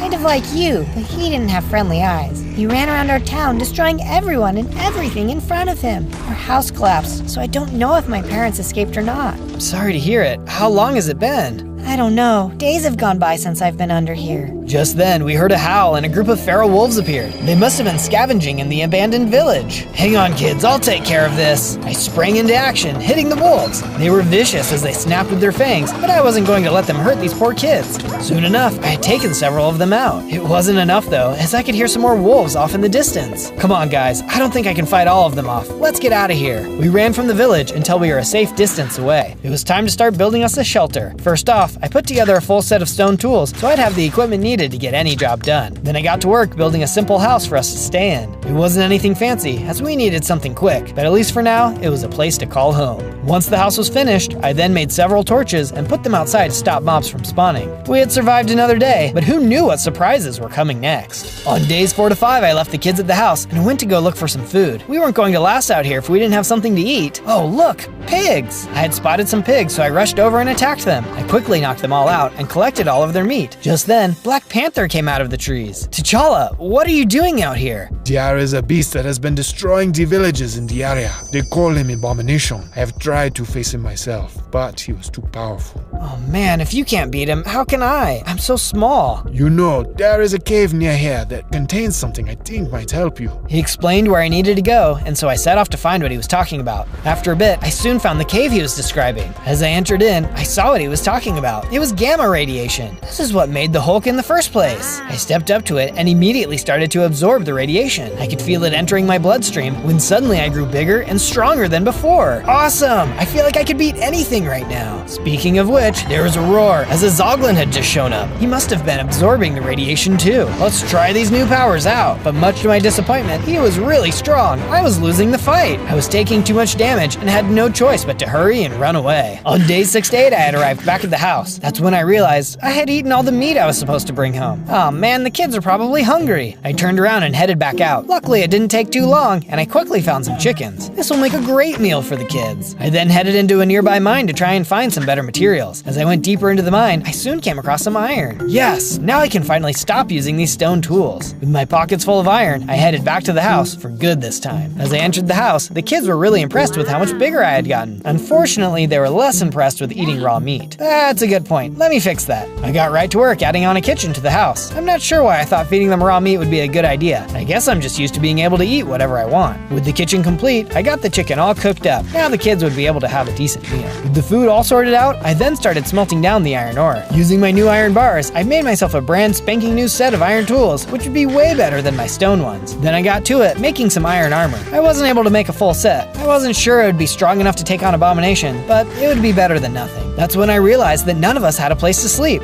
I then made the kids their own bedrooms, complete with beds in their favorite colors. On days 9 to 10, I woke up to a knock on the door. It was Black Panther. How are you feeling about your powers now? Abomination is nearby. Perhaps together we can defeat it. Yeah, together I'm sure we'll have a chance. I followed Black Panther out and across the land. We soon arrived at a seaside village. I could see Abomination rampaging through the town, destroying people and buildings alike. Oh man, he's bigger than I thought he would be. This isn't going to be an easy fight. We couldn't let him to continue to hurt these innocent people though, so I charged down into the village, straight at Abomination.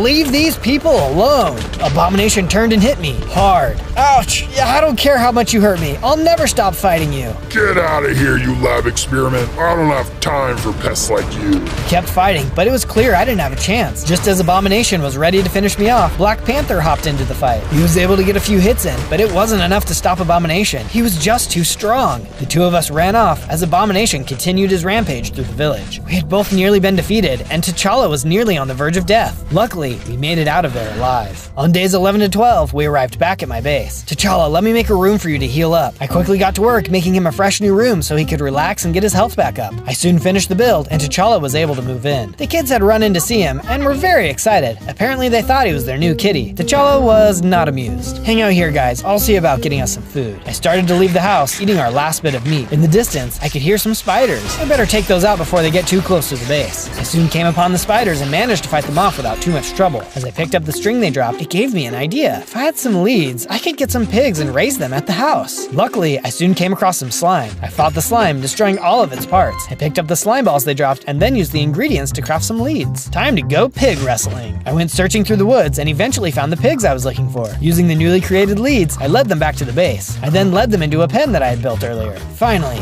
now there will be enough meat for everyone. I wanted to be sure we had some variety though, so I broke some grass to get seeds. I'd also gathered some water in a bucket, so I was all ready to build a farm. I tilled the ground and placed the water, which then let me plant the seeds I had collected. This base is really starting to come along. The only thing I was missing at this point was a statue to really put my mark on the place. Since I was so busy with food, I thought I would make it my favorite food. You'll have to let me know if you can guess what it is. Once I had finished the first part, it had gotten pretty late, and I could see some creepers had started spawning near the base. I better take care of that before they blow everyone to bits. this. I headed down to the base and knocked out all the creepers. Fighting them was always scary business, but I managed to knock them all out without too much trouble. On days 13 to 15, I decided that I needed to focus on getting more powerful, but I wasn't sure where to start. Just then, there was a knock on the door. Tony, what are you doing here? I was flying over and saw the statue you were building. Who else would build that other than you? Figured I'd stop in and say hello. Boy, Tony, you really dropped in at the right time. This abomination has been rampaging through the towns here, and I'm not strong enough to stop him. Oh, well, I know what you mean. I've had a few scrapes of my own I wasn't sure I was going to get out of. What have you got so far? Well, I came across some gamma radiation that powered me up, but that's about it. Well, what are you wasting your time with me for? That's your answer right there. Surely there's more radiation points out there. You think so? But how could we find them? Bring me some dirt from the cave. With that, I can build you a detector that will lead you to new deposits. Piece of cake. I agreed to the plan, but there was just one problem. That Zoglin would still be there. I decided to head back to the caves in order to get some more iron. With the new iron I collected, I brought it back up and smelted it down. Using the iron ingots, I completed the rest of my armor. Alright, let's give this thing a go. I soon reached the cave from before. I think my best bet is going to be trying to sneak. I tiptoed into the cave and saw the perfect block for a dirt sample. I quickly mined it up without any movement by the Zoglin. Looks like I might just make it out of here alive. Just then, I noticed there were some diamonds nearby. It was too good to pass up. I headed over to the diamond and mined it out, but unfortunately, it woke up the Zoglin. Oh boy, here we go. The Zoglin let out a roar and attacked. I was the same level of strength as last time, but I didn't have this much armor back then. The Zoglin was still incredibly powerful, and it was a tough fight. And thanks to my new gear, I was able to take him out and win. On days 16 to 19, I managed to make it back to the base with a sample. Tony needed a lab to work out of, and had gotten to work putting it all together. There was some pretty cool stuff going on in there, and after a while, it was all done. Wow, this lab is looking awesome. With the lab complete, Tony could start working on that radiation detector. I could tell he was going to be here for a while though, so I got to work building him a house of his own. It probably wasn't the mansion he was used to, but he would just have to get used to it. As I was finishing the house, Tony came running over to me. He had finished the radiation detector. Oh, Tony, this is gonna help so much. Thank you. It was time to get out there and become even more powerful. On days 20 to 22, I had the detector in my hand and started running off through the woods. As I ran, I almost ran straight into a woodland mansion. Huh, the gamma must be underneath this mansion. I'll have to keep my guard up though. This place is dangerous. I walked into the mansion and took a look around. As I walked down the hallways, I was immediately attacked by illagers. Don't mind me, it's just a casual breaking and entering. The illagers started firing off their arrows, and I ran around giving them the old one too. It was tough, but luckily my iron armor was doing enough to protect me. I kept pushing my way through, fighting the illagers off as I went. Eventually, I saw a chest room and started taking a look inside. Oh wow, these materials will be perfect for my statue. What luck!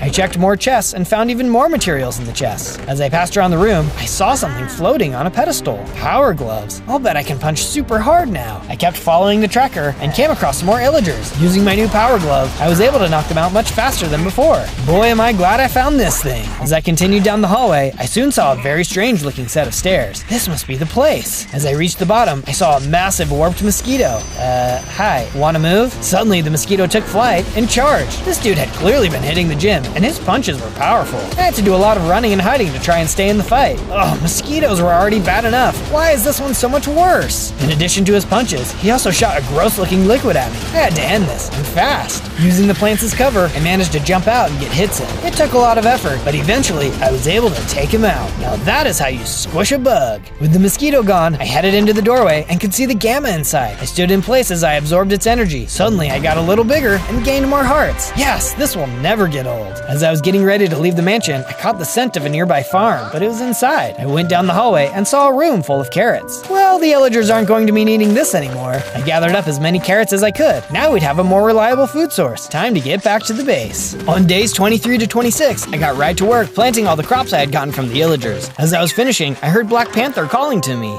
Well, we don't have more radiation for you. Perhaps we can train you to get you stronger. Well, I'm sure every little bit will help. I'm in. I headed out behind the house and got to work building a new training course according to T'Challa's instructions. It was looking like it would be a fun course, but certainly challenging. Once the course was complete, T'Challa ran through it to show me how it's done. He made it look really easy. Alright, I'll give it a go. I did my best to run through, but definitely made some mistakes. This was going to take some practice to get better. After giving it a few tries, T'Challa suggested that we try fighting. I hope you've got your armor on tight. I'm gonna smash you. Good luck. We faced off and started to fight. I was really strong, but I think that was my mistake. The Black Panther was an experienced fighter and was able to get more hits in. In the end, he was able to defeat me. Aw man, looks like I've got a lot of work to do. Do not worry. Even the smallest seeds can become a mighty tree. You will get there. On days 27 to 31, I was feeling especially motivated to get stronger. I decided to start looking for some more radiation stations. Okay, let's see where this thing leads me this time. I followed the radiation detector across the land and eventually reached a snowy tundra. It looks like it's pointing me to this cave over here. I didn't see any green glowing, but maybe it was just deep within. I headed deeper into the cave. Suddenly, I was attacked by a bunch of diamond zombies. Leave me alone! I was able to beat them back, but they were much tougher than I thought. I needed that radiation boost more than I realized. I kept going and ran into a whole group of diamond skeletons too. Luckily, some of them shot each other, so they ended up fighting amongst themselves while I took them out. Guess that's what happens when you don't have a brain. The good news is that I was able to spot some diamonds, which I happily mined out. Well, this doesn't make me stronger physically, but it will definitely give me a leg up in a fight. With all the diamonds mined, I headed back up out of the cave. Before I could get too far though, I heard a noise behind me. It was a Yeti. Uh-oh, these guys are strong. The Yeti and I started to fight. I was right, his blows were landing some hard hits. I wasn't sure I could take him, but I had to be strong. I couldn't leave those kids behind. I rose up and started landing blows. I could tell I was going to win. I only needed to land one more hit when suddenly the Yeti let out an ice attack, freezing me in place. He was hurt and ran away to go heal. This is not good. On days 32 to 35, I was still frozen. Luckily, the ice was starting to melt, and I was able to break free. Well, it's a good thing that Yeti left. Now, where was I? I followed my radiation detector, which soon led me to another cave. But look who it was. That Yeti. I know I can beat him, but he's probably just going to freeze me again. But I need that power. I moved closer to him, but before I could start to fight, he spoke. Wait, don't hurt me. I thought you were the Abomination. I can see that you're different, though. I try to be. What do you know about him? Not much, other than he destroyed my village. Everyone I know was lost in the battle, and I'm the only one of my kind left. What a monster. Why do you think he attacked your village? Well, my village was near a gamma radiation source like the one in this cave. My best guess is that he was trying to get to it. Oh no, it must power him up too. I've got to get to the radiation before he does. He has to be stopped. I've been watching this cave to try and stop him in case he shows up, but I trust you to stop him. I'll let you in, but be warned, there's a monster even more powerful inside. I'll take my chances. I headed into the cave. Soon, I saw what the Yeti had been talking about. Inside, there was a ghost mage. Uh-oh, here we go. The ghost mage charged at me. He wasn't going to make this easy. He looked like he had been waiting here a little too long. I'd be upset too if I didn't have any legs. But hey, at least he could levitate. Get out of my way! I swung as hard as I could, and at long last, the ghost mage was defeated. Now I could finally access the radiation. I stepped up to it and could feel the power enter into me. Soon, I was even stronger than before. Oh yeah, that's the good stuff. As I left the cave, I invited the Yeti to come and stay with us. Since his village was destroyed and he no longer had a reason to guard the cave, he happily agreed. On days 36 to 39, I got right to work building the Yeti his own room. Turned out he used to live in a world full of monsters where he would help in their mailroom. He said he got banished to our world. It was all politics. Poor guy. With the Yeti's room complete, I decided to give the base some more upgrades to make it a little safer. We needed to beef up our defenses, just in case Abomination ever found us. Once the defenses were all completed, I was starting to get hungry. That's when I headed over to continue work on my statue. By this point, you've probably got a good idea of what my favorite food is. Leave your guesses in the comments. After a bit, I had finished the second part. That's when Black Panther came running up to me. He said he was impressed by how much bigger I had gotten. He said there was still a lot more work I had to do though, and invited me to do the obstacle course again. I would, but I'm just not very good at it. It's hard to do an obstacle course when there are so many other things I'm trying to get done.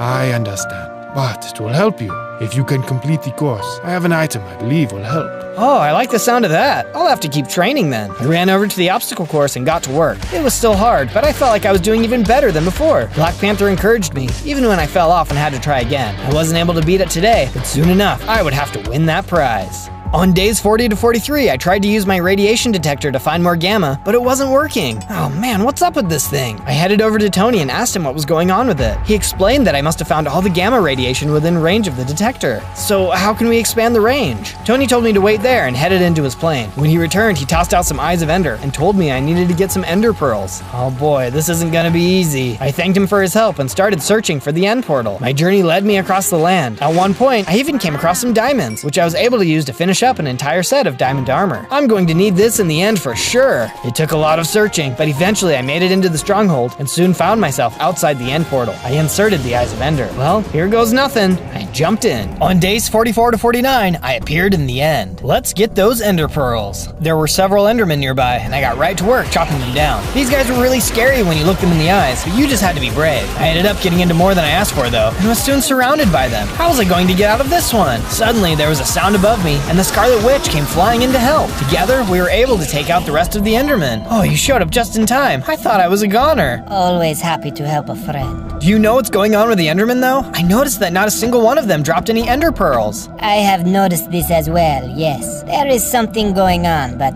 I don't know what it is yet. Well, let's stick together and maybe we can figure this out. She agreed and we continued on through the end. Nearby there was an end city, so we went to check it out. As we got closer, we saw something terrifying. Look at that Enderman, he's bigger than all of the others. We charged in and started to fight. This Enderman was unlike anything I had ever seen before. He had 4 arms and would clap them together, trying to smash me in them. He would also pick up and throw blocks at me, as well as teleport around. This battle was really tough. With the Scarlet Witch's help though, we finally managed to take him out. He let out a shriek and exploded in a display of Enderman goop. It was pretty intense. And look, an Ender Pearl. The giant Enderman had left a single pearl behind. The Scarlet Witch told me I should take it, as she had more research she wanted to do in the end. She opened up a portal for me to return to the overworld, so I stepped in to head home. On days 50 to 53, I arrived back at my base. Safely back home, I went over to Tony to give him the Ender Pearl I had collected. He thanked me and got right to work, improving the gamma radiation detector. Suddenly, there was a sound outside. What was that? As I got closer to the sound of the noise, I saw that some Endermen were there. Scarlet Witch must have left the portal open too long. I hurried to defend the base from the Endermen, knocking them out one at a time. Once they were defeated, Scarlet Witch came through the portal. Oh, I am sorry about that.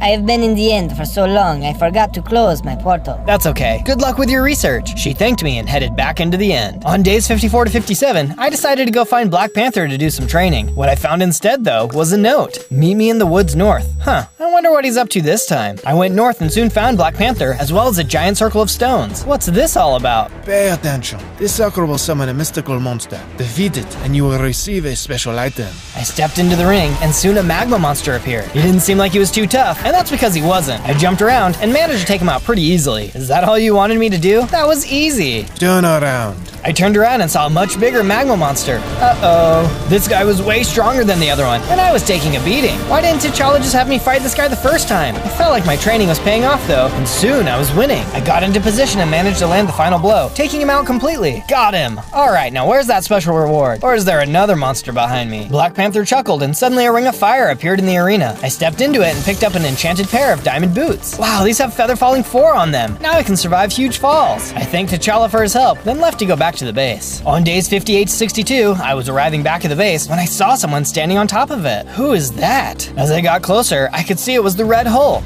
Hey, what do you think you're doing here? The Abomination knows what you're doing. There's only enough room for one big green guy in this world, and that's not you. We'll see about that. We charged into the base, but were suddenly attacked by a group of red crabs. What the? Where did all of these guys come from? The crabs weren't very strong, but there were a lot of them. We were so distracted by the crabs, we didn't notice Red Hulk had snuck around the walls and into Tony's lab. We soon defeated all of the crabs, but there was one question on our minds. Where did Red Hulk go? We ran around the base and soon saw the house he had run into. He had managed to break into the lab. Tony quickly ran around to check if anything was stolen. Bad news, big guy. The gamma radiation detector is gone. Oh no, now Abomination will be able to find all the sources before me. There's no way I'll be able to beat him without it. Suddenly, I realized something else was missing too. The kids! We ran around the base and eventually saw them hiding under a desk. They were scared, but unharmed. It's okay, guys. It's safe now. Don't worry. I promise I will always protect you no matter what. Now that everyone is safe, follow me. I can use my tracking abilities to find where the Red Hulk ran to. Let's go! On days 63 to 66, Black Panther and I were tracking Red Hulk's path. Soon, I could see a large tower in the distance. That must be it. Hang back and I'll go take care of this. I made my way over to the tower and entered in. I was immediately attacked by a bunch of red crabs. Get your pincy pincers away from me! I managed to clear out all of the crabs on the ground floor and started running up the stairs. What a weird place to call home. As I reached the top, I saw Red Hulk was waiting for me.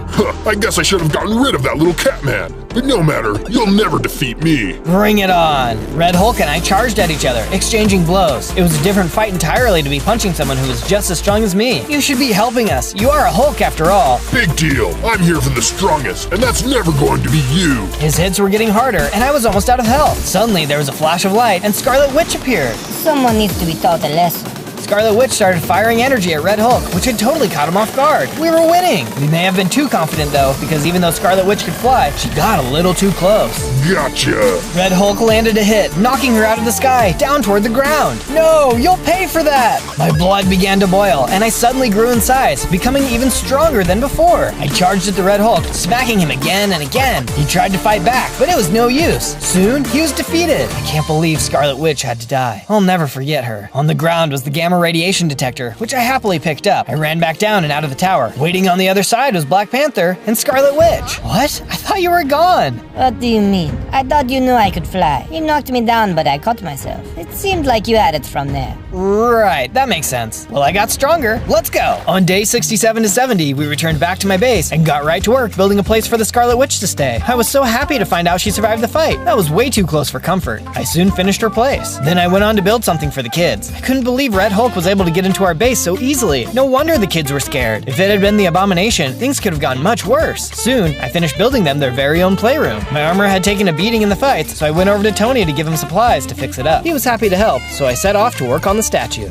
I then headed outside to finish up the next part of the statue. I'm sure you've guessed what it is by now, a hamburger. It's definitely one of my favorite foods. What's yours? Soon, the next part of my burger was complete. On days 71 to 74, I was having a horrible dream. I'd finally found Abomination, but something was wrong. He kept getting bigger and bigger, while I kept getting smaller and smaller. I wasn't going to be able to beat him. I woke up in a cold sweat. Oh, what's going on, kids? Sorry to wake you up, but we wanted to tell you thank you. Yeah, even though the base was attacked, we've never felt safer. We know you'll always do what you can to protect us. I assured them that would always be true. I believed myself when I said it, but I couldn't help but feel nervous about the fight ahead. On day 75 to 78, I felt more motivated than ever to get stronger in order to protect my friends. Alright, let's see where a boosted detector takes me this time. I followed the arrow and soon found myself back in the forest where I had been training with Black Panther. It led me to the summoning circle, which suddenly transported me to the Nether. Whoa, whoa! As I arrived, I saw tons of Mago monsters who attacked. Jeez, all my friends really need to work on their portal management skills. These guys could have come through. I kept fighting and was able to get through the Mago monsters. That's when I noticed there was some ancient debris nearby. Oh, excellent! I'll be able to upgrade my armor and tools to netherite with this. On days 79 to 84, I was still following my detector through the Nether. I could tell I was close. But before I could go much farther, Abomination came out of nowhere. Well, thanks for being my guide. Looks like this is my stop. Your guide? What? Huh, all that muscle and so dumb. Didn't even realize I was following you this whole time. With this radiation, I'll finally be at my full form. No! I charged at him, but even without his final form, he knocked me out of the way, no problem. I was in big trouble. He took off and went into the volcano. All I could do was watch as the volcano started to erupt. What did he do? Suddenly, a giant abomination came leaping from the volcano and landing right in front of me. Now I am truly powered up. Your little adventure ends here. I knew I didn't stand a chance in this fight, so all I could do is run. I turned as Abomination started chasing me through the Nether. I had no idea if I was going to get away. Come back here, weakling. I'm going to crush you.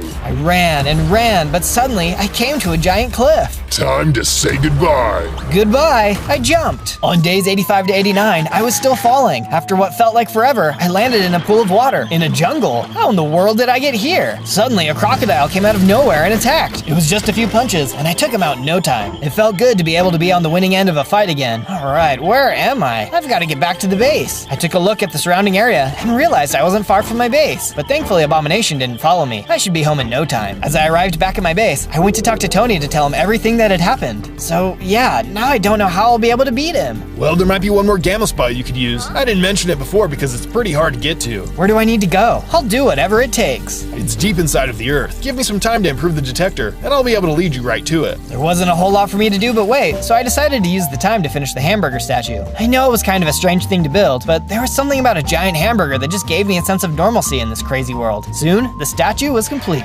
On days 90 to 94, I went to visit Black Panther. Alright, T'Challa, today's the day. I'm going to beat your obstacle course. You are already strong enough, my friend. You don't need to prove anything on the obstacle course. I have to prove it to myself. Besides, I want to win that item you mentioned. Ah yes, the item. Go on then. I ran to the course and got right to it. I could get all the strength and muscle in the world, but if I couldn't triumph a test of will, what good was it? The obstacle course was still as hard as ever, but my friends believed in me, and I had to win. Before I knew it, I had beaten the course. Yes, I did it! Well done, well done. Here is your prize, as promised. Black Panther tossed out a hammer. Is that Mjolnir? Thor's hammer? I picked it up. Wait, I picked it up. It's just a replica.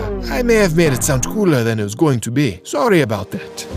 It's okay. I actually really like it. It reminds me of my friend. If only he could be here too. That's when I had an idea. I headed over to the hamburger statue and started to make some adjustments. I decided to add a helmet and some arms. It wasn't my friend, but I was happy to have a reminder of him. I was admiring my statue when suddenly Thor appeared. Thor, what are you doing here? Well, I'm not really there. I'm just kind of there. But the real question is, why did you make me a hamburger? It's a long, hungry story. Don't worry about it. Sure. Say, we do sound a lot alike, don't we? Well, that's because I spent 100 days as you before. Oh yeah, that was awesome. Everyone should go watch that video next. Yeah, absolutely. All right, well, good luck on your upcoming fight. I know you'll smash it. Nice, you're always so funny. Talk to you soon. Thor disappeared. Time to go check on that new detector. On days 95 to 97, I went to Tony's to see if he had finished the detector. As I entered, it looked like something was wrong. Tony, what's going on? Tony was floating in a water tank on life support. I took a look around and saw a note lying on the table. What was going on? Only thing that could give the detector enough juice was my arc reactor. I will hang out here till then.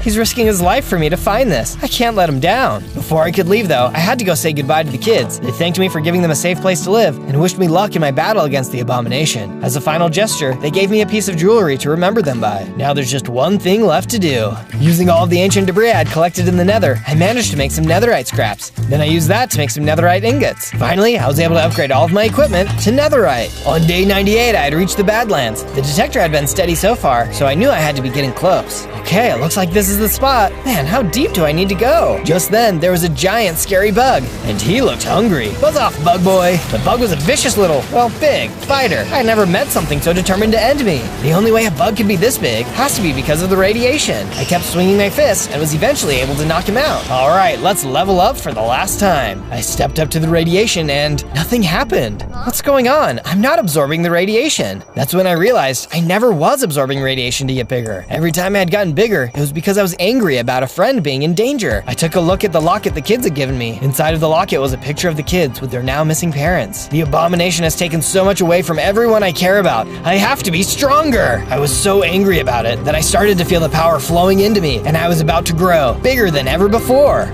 On day 99, it came bursting from the ground in my final giant form. And look how many hearts I have. Time to find the abomination. That's when I noticed that the detector could find other gamma radiation users. Man, Tony thought of everything. I flicked the switch and saw it was pointing at me. Wait, that's not right. I flicked it again and it pointed another direction. Oh no, it's pointing to my base. I took off running. My friends were going to be in trouble. Back at the base, there was an explosion outside the walls. The kids hurried and ran under the desk for cover. Here he comes, Wanda. Get ready. Abomination came breaking through the wall as Scarlet Witch and Black Panther tried to hold him off. They were doing their best, but he was too strong. As I got closer to the base, I could see the fight was intense. I hurried and jumped in. Nice of you to join us. Couldn't let you guys have all the fun. How about you two shut it and let me pound you into the ground? We'll see about that. We continued to fight as the abomination exploded more and more of the base. We had to win, but he was too strong. He kept knocking us back. Suddenly, there was an explosion, and the side of the children's room exploded. Help! Oh, now you've got me really angry, and you won't like me when I'm angry. A surge of energy came into me, and I grew even bigger than I thought was possible. Hulk smash! I started swinging, punching the heck out of the abomination. What? How? Where did this come from? The abomination was really backing down now. I punched and punched. Then at long last, he was defeated. Goodbye for good. We took a moment to celebrate our victory. But wait, what about the children? We rushed over to the house and found the kids under the desk. Oh, thank goodness you're okay. They laughed and cried out of happiness. They gave me a hug and I started to calm down. As I calmed down, I shrunk back to a more normal size. The danger was gone. On day 100, we took time to rebuild the base. The danger was gone, but who knows when it would strike again. But when it did, we would be waiting, and we would be ready. Day 1, I spawned into a cave full of wolves as a devil golem. That explains my devilish charm. Oh wait, looks like I'm only a baby devil golem. Maybe these wolves are raising me. I can't remember much. That's when a huge, scary soul eater came barging out of the shadows, like he was looking for me the whole time. Don't you remember me, Zozo? You used to work for me until you got all those silly ideas about kindness and personal freedom into your head. Why don't you work for me again? You can help my world domination plans come true. World domination? Sorry, Mr. Soul Eater, but that really doesn't sound like my scene. Fine, then perish! And just like that, the Soul Eater started breathing fire! I managed to dodge it just in time, but my wolf friends weren't so lucky. They got fried! Oh no, my wolf friends, you monster! The Soul Eater didn't care. He just watched as I ran out of the cave. Me and my minions are going to hunt you, Zozo. We're the most powerful beings you've ever faced, and I guarantee we'll destroy you within 100 days. 100 days avoiding the Soul Eater and his crazy evil minions? Seemed like I had my work cut out for me. On day 2, I was able to escape the cave with my life, but I wasn't out of the woods yet. In fact, I'd literally run out right into the woods. What a coincidence. And I only have 3 hearts? If I mess with the wrong mob while I'm this weak, I'll be a goner, for sure. So imagine how I felt when a djinn, a powerful magical creature, flew out of the trees and started attacking me. You don't normally find djinns in overworld forests, so he must have been one of the evil Soul Eater's minions. Can't you guys leave me alone? I don't even know what's going on yet. There's something wrong with all of my memories. But the djinn was no talk, all action. He started attacking me with his extreme speed and magical abilities. I didn't stand a chance against him. But just as I was about to give up hope, a glowing wisp suddenly appeared behind me. She seemed almost as frantic as I was. Quick, tell me, are you a good devil golem or an evil devil golem? I'm really trying my best to be a good one. Correct answer, stranger. As the djinn prepared another attack, the wisp grabbed a hold of me and teleported me out of there. On day 3, thanks to being teleported by the wisp, we arrived in a friendly village where things seemed to finally be a little chill. I was grateful for that. Thanks for saving me, Miss Wisp. I'm Zozo. What's your name? I'm Windy Wisp, and there's somebody I need you to meet, Zozo. Windy Wisp led me through the village until we found the biggest building in town. There was a Viking villager named Eric waiting outside for us. Eric, I found one! A good devil golem, just like you said. Eric seemed impressed. Do my eyes deceive me? All this time, I thought creatures like you were a myth, but I was wrong. Wait, I'm a little confused here. What do you mean, creatures like me? Dark magic entities, devils, they all work in service of the Soul Eater, and until now, I believed that they had no choice in the matter. But you, Zozo, you have proven that it's possible for even devils to choose to be good. But what does all this mean? It means that you are a symbol of resistance, my boy. Perhaps, in these extremely important next 100 days, you can lead the charge to defeat him, once and for all. What do you say, Zozo? Do you accept the call? Of course I do. Somebody's gotta teach that meanie some manners. That's what I like to hear. Windy, take him to the plains to start building his base. His training must begin immediately. Yes, Eric. Come on, Zozo, let's go. On days 4 to 5, Windy Wisp teleported us to the plains, where we could start building an awesome base to sleep and train in. We should start with some wood, Zozo. It's impossible to craft without having the right tools. Very good point, Windy.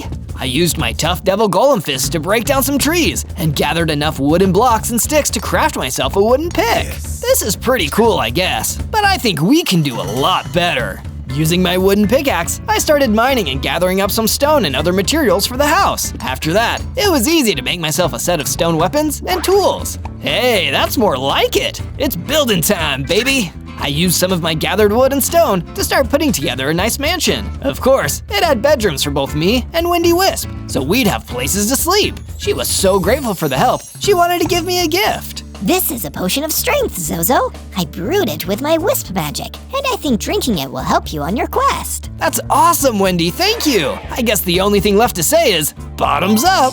I took a drink from the potion and immediately found myself getting bigger and stronger. I even gained 2 more hearts. 5 hearts? Nice, I'm moving up in the world. On day 6 to day 8, feeling a little more confident about myself with a base and my new size and hearts, I decided to wander the plains. Maybe if I search around enough, I can find something that'll help me get my memories back. But instead, I found something wild, a mage getting attacked by a grue, a scary floating demon. Excuse me, young devil golem, can I get a little help here? The name's Zozo, and help is on its way. I pulled out my stone sword and started attacking the grue. My first real fight. How exciting! The Gru fought back and knocked off one of my hearts, but in the end, I managed to defeat it and save the mage from its wrath. Thank goodness you turned up, Zozo. You really saved my bacon there. I don't know how I could ever repay you. Oh, don't worry, mage. It's all in a day's work for me. I'm training to become a great hero and one day defeat the Soul Eater. So in the meantime, I'm happy to defeat any evildoer I can get my hands on. In that case, would you mind helping me out with something else? You see, I came to this forest to slay a banshee that was scaring away some of the local villagers until this Gru started attacking me. Perhaps together, we could defeat the wailing monster. A banshee? Sure. How hard can it be? Please promise me you won't make any more jokes like that, Zozo. Oh, okay, sorry. On day 9 to day 10, Mage and I traveled to the forest to look for the banshee. How do you know when we're getting close? Oh, you'll know. I was about to ask him what he meant when I heard the loudest scream I'd ever heard. Let me guess, that's the banshee. What was your first clue? I wanted to make a joke, but before I could, a banshee came flying out of the trees, right towards us. It was shrieking all the way. I wanted to run, but I knew I had to be brave and stand by my new friend. I drew my stone sword and got ready for a fight. Mage and I tried our best, but the banshee was much stronger than I expected. It knocked me down, then knocked the mage into a tree, and I knew we were outmatched. Let's get out of here.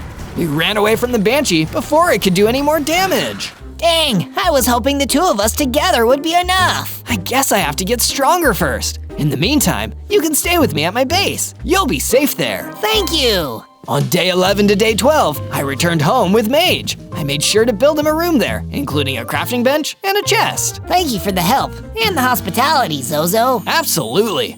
Now that we're somewhere safe and we can rest, I was wondering, do you know anything about the Soul Eater? I know that he doesn't take kindly to his former employees leaving him for the side of good, which, as I understand, you did? Apparently, and now he and his minions are hunting me. Well, he's a nasty piece of work, and I don't know anyone who wouldn't like to see him finally taken out. If you need help, I'm on your side. Thanks, and I'll help you too. Once I'm stronger, we'll get that banshee. After Mage and I talked, I built some bookcases for the base. Mage brought me a book to add to the bookcase, and I found an unbreakable enchantment inside.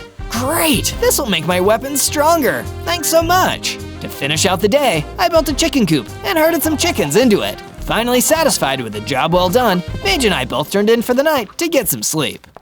From day 13 to day 15, I wanted to find new ways to get stronger so I could help with the banshee and eventually defend myself against the Soul Eater. So I went to Wendy Wisp for some advice. Well, I think getting more fighting experience is always a good way to get stronger. Maybe you should make a new weapon too. Something you can use to fight from a distance. Great idea! So I went out and gathered some wood and string and used them to craft myself a bow and arrow. Now it's time to take this thing out for a spin. I needed to try out my new weapon somewhere full of the biggest, baddest enemies possible. I know, I'll go to the Badlands. I ventured out to the Badlands and spotted Sudaramu, the giant scorpion, and one of the Soul Eater's minions, picking on a bunch of smaller scorpions. Hey, cut that out! As it turned to rush at me, I shot it with an arrow. It hit, and it actually did some damage. Awesome, Wendy was right. This thing is great. I fired some more arrows, and before I knew it, I defeated Sudaramu. The little scorpion scattered and ran away. A thank you would have been nice, but I didn't blame them for wanting to get out of there as fast as possible. Hey, looks like that giant scorpion dropped something. It was a subscribe to Zozo. Wow, I feel stronger and smarter already. I even gained 2 hearts. From day 16 to day 19, I decided to explore the area around the Badlands. I came across a cave I hadn't seen before. Cool, I wonder if there are any good materials in here. Once I entered the cave, however, I got a really bad feeling. Uh-oh, something isn't right here. Even though I was feeling nervous, I spotted a chest and decided to open it. It was full of netherite.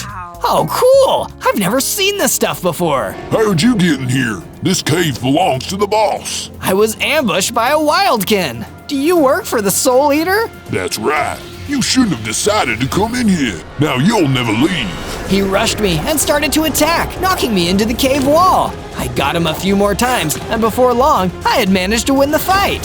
Hey, wait a second. If this cave belongs to the Soul Eater, and it's full of netherite, I bet that means he's from the Nether. From day 20 to day 22, I started the journey back to my base. I couldn't wait to tell my friends about the battles I'd won while I was gone. On the way, I trained myself a little more on a group of spiders that attacked me. I defeated them easily. I really am getting stronger. After I defeated the spiders, I found some iron, which I made sure to pick up and take home with me. Once I made it back to the base, I smelted the iron and used it to craft some iron armor, an iron sword, and an iron shield. I finally feel ready to go back and face the Banshee again. Mage is going to be so excited. I traveled back to the forest where I first saw the Banshee. Just as I realized I was getting close, the Banshee flew at me and screamed. Luckily, I had my new armor to protect me. I pulled out my new iron sword and started swinging. This time, I'm ready for you. The Banshee kept swooping at me, but I was able to take the hits this time thanks to my new gear. Finally, I swung my sword for the last time and the Banshee dissolved and disappeared. I knew I had won. Something about this whole fight felt familiar too. I suddenly remembered. I had met this Banshee before, a long time ago. She worked for the Soul Eater too. We had worked together once, but I couldn't stand watching her attack innocent people just trying to walk through the woods. I've got to get back to my base and tell Mage about this. From day 23 to day 26, I tried to think and see if I could remember anything else from my days of working for the Soul Eater. No matter how hard I tried, I couldn't. I rushed back home to my base, where Mage was waiting for me. I did it! I got rid of the Banshee! That's great, Zozo. Thank you so much for your help. So now that the Banshee's taken care of, I guess you'll probably head back to where you came from. Nonsense. I'll stay here with you until the Soul Eater's defeated, once and for all. I'll do whatever I can to help. Really? Awesome! After I talked to Mage, I gathered some stone and constructed a stone watchtower to keep my base more secure. I found some guster eyes and sand from a guster someone in the forest must have slain and quickly scooped them up. I used the items to craft a pocket of sand. I can use this to temporarily blind enemies. Finally, I built some walls around my base. Now this is looking really secure.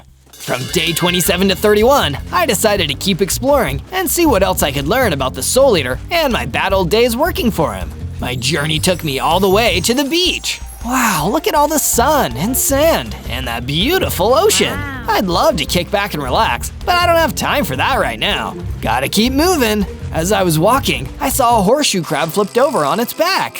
Hey, let me help you with that. I flipped him back over. Gee, thanks so much, stranger. Of course. Do you need a safe place to stay? You can always go to my base. That sounds amazing. I told them the way to go and sent them on their journey. Then I continued onward. Along the beach, I found a shark tooth.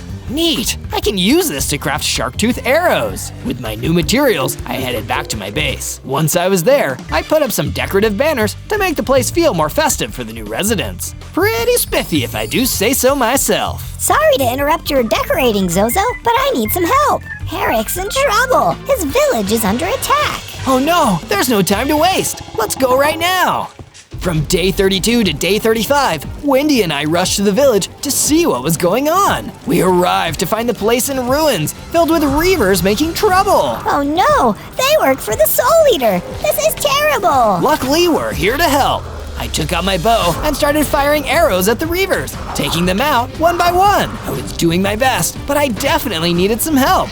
Thankfully, Eric came running up to join the fight. I was so busy fending off the reaver who was attacking me that I didn't notice two reavers sneaking up behind Eric. By the time I noticed, it was too late. They both swarmed him and knocked him down. He didn't get back up. Eric, no! I rushed up and defeated the reavers that knocked him down, but Eric was already gone. There was no time to mourn. I had to take down the rest of the reavers. I finished up the fight and looked at the wreckage of the village. I couldn't save him. You did your best, Zozo. Don't blame yourself. Blame that evil Soul Eater. From day 36 to day 39, I needed to get my mind off of what happened to Eric, so I ventured out to the desert for a change of scenery. As I was walking through the sandy landscape, a little neck ran up to me. I pulled out my sword and got ready for a fight, but he was friendly. Hey, whoa, buddy. I don't want any trouble. I heard you were the guy to ask for help around here. I sure am. What is it? I need help defeating a crypt keeper that took over the cave I was living in. Can you do it? You bet! I headed to the cave and saw the crypt keeper lurking near the entrance. I fired an arrow at him and caught him by surprise. The rest of the fight went pretty quick, and I returned to tell that neck everything was okay now. Thanks so much. Say, you're trying to take on the Soul Eater, aren't you? I am. Do you know anything about him? Only that he's from the Nether. I thought so. Thank you.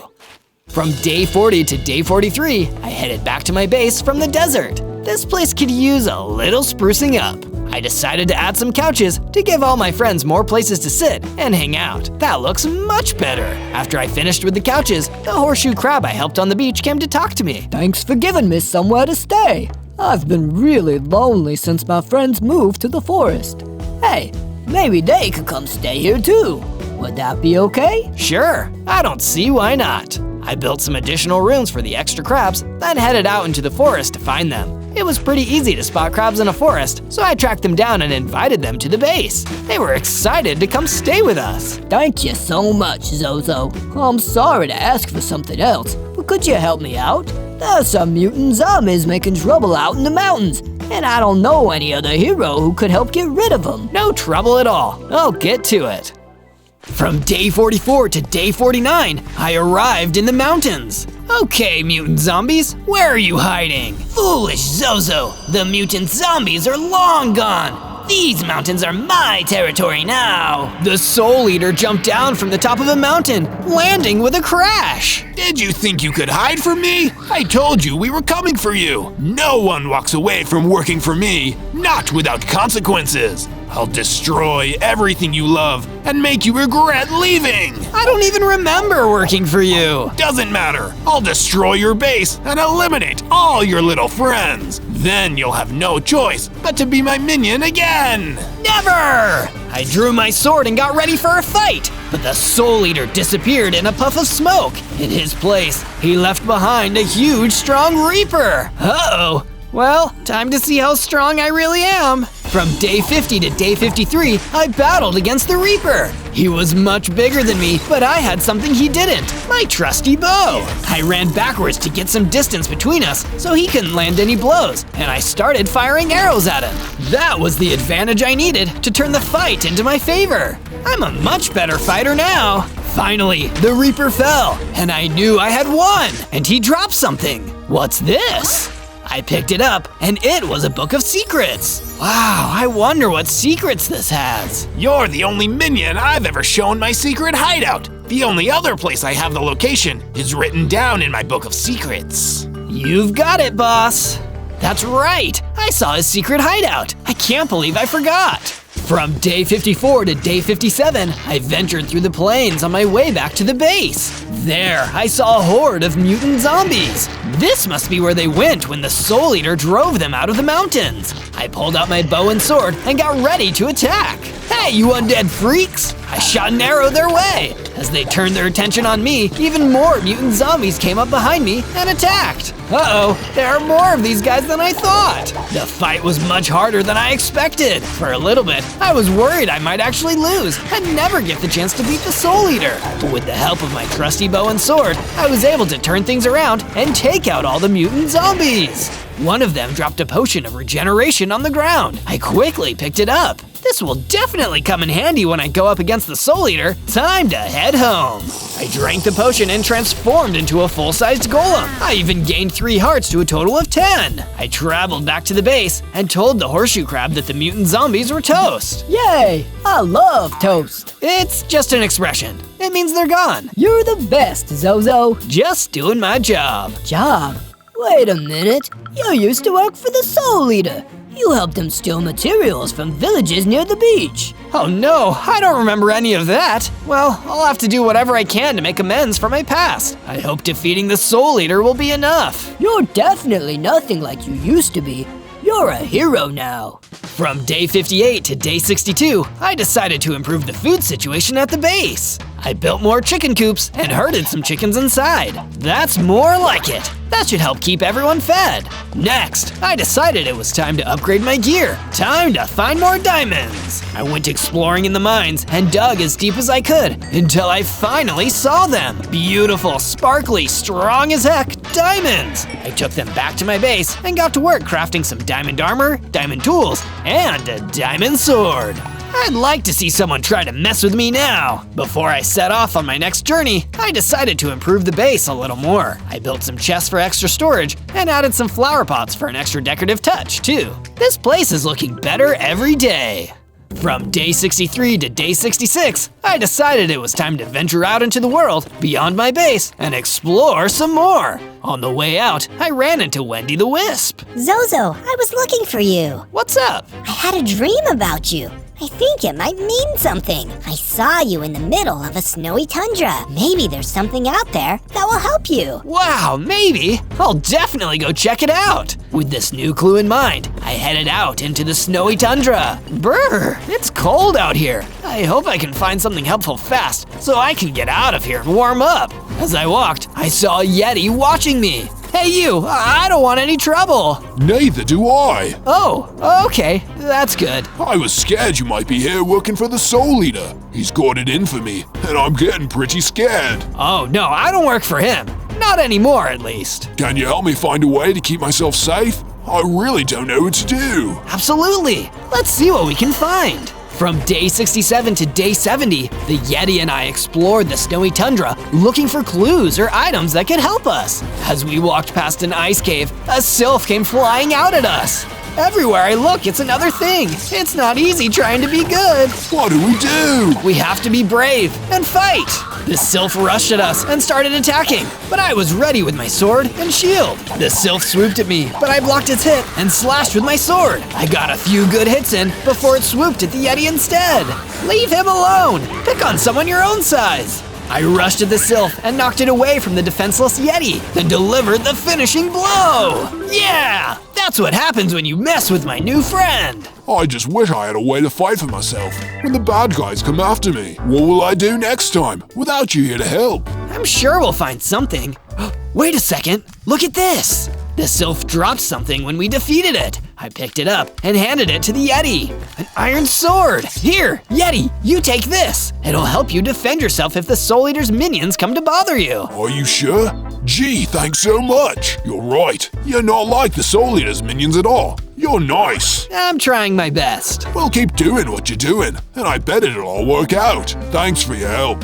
I feel much more prepared for whatever comes my way next. From day 71 to day 74, I said goodbye to the Yeti, then decided to keep exploring this cold area. I was getting pretty used to it. Now that the ice cave didn't have the sylph lurking in it anymore, I wanted to see what was inside. The cave led down into some huge ice caverns. Whoa, look at all of this! As I walked, I saw the strangest thing. There, on the wall of the cave, was written the words, "Make sure to subscribe to the channel to keep up the adventures. And be sure to find more Zozo videos by searching Zo. Huh, weird. Oh well, time to keep looking. Just then, the Soul Eater busted through the subscribe sign in front of me. Ready to come back and work for me yet? Ah, you? No, I'll never work for you again. I'm a good guy now. We'll see how good you are when you don't have any of your little friends. Just you wait. You'll come back. They always come back. Not me. I'll take you down if you hurt my friends. The Soul Eater just laughed. Try to beat me, and it will spell your doom. I'll be in touch. Not so fast. I couldn't let him get away that easily. I drew my sword and ran at him, and he drew his weapon with lightning speed. He was ready for me, and he blocked my first hit, then knocked me back. It was a hard hit. Ow! Uh-oh, I might not be strong enough yet. You'll never be strong enough. You'll always be my lackey, no matter what. I wanted to stay and fight, but I knew I needed to flee if I wanted to live another day and eventually beat him. I had no choice but to run away before things got too scary. I'll show him, I'll get even stronger, and I'll prove that he can't keep pushing people around. From day 75 to day 78, I ran all the way back home to my base. I needed to do something to take my mind off that face-off with the Soul Eater, and fixing up the base was the perfect way to do it. Making this place cozier would make me feel better. So I built a fireplace and lit a big, roaring fire inside. Finally, I can warm up after all that time in the snow. Once the fireplace was finished, I sat down next to it and got comfortable. While I was lounging by the fire, the horseshoe crab came over to say hello. This looks great. I love the fireplace. Thanks. What's up? I wanted to give you something. as a thank you for everything you've done to help me and others who found themselves in trouble. He handed me a baked potato. I was getting pretty hungry. That's no ordinary baked potato. It's a magic baked potato. I think it'll help you get stronger. Oh, wow. I thought regular potatoes were already pretty magical, but that's even better. I took a bite, and it tasted great. I mean, it was a potato. Of course it did. I quickly ate the whole thing. Then, I felt myself growing bigger and stronger. I gained 5 hearts. You weren't kidding. I feel great. You look powerful as the Soul Eater. I sure hope so. Thank you so much. That was an amazing gift. From day 79 to day 84, I decided to test out my new strength on some hostile mobs. Let's see what this new bigger me is made of. I ventured all the way out to the savannah to see what I could find. There were a ton of skeletons roaming around, and when they saw me, they started closing in around me. Maybe I'd be scared of you back when I was smaller, but now I'm ready to fight. It hardly took me any time at all to beat the skeletons. Take that, you boneheads. After I finished with the skeletons, I was walking around when I spotted a lion curled up on a rock. Sorry, I didn't mean to wake you up. I promise I'm not lying. I laughed at my own joke. The lion looked confused, but then he laughed too. I love jokes. How did you know? I love jokes too. I'm so glad you appreciate a sense of humor. My sense of humor is my pride and joy. Get it? Pride? Like lions? I do get it. Nice one. It's so nice to meet someone who knows how to laugh. You know what? Why don't you take this? I don't need it. And maybe it'll be of some use to you. A crossbow? Thanks. Right on target then? Yeah! From day 85 to day 89, I returned back to my base to show off my crossbow and tell everyone about the hilarious lion I met. When I got there though, it was in chaos. There were wargs attacking my base and tearing it apart. They smashed my flower pots and tore down my banners. If you fools touch my fireplace, I'll freak out. And then I saw it. They had smashed my fireplace. That's the last straw. Get out of my base, or there's more where that came from.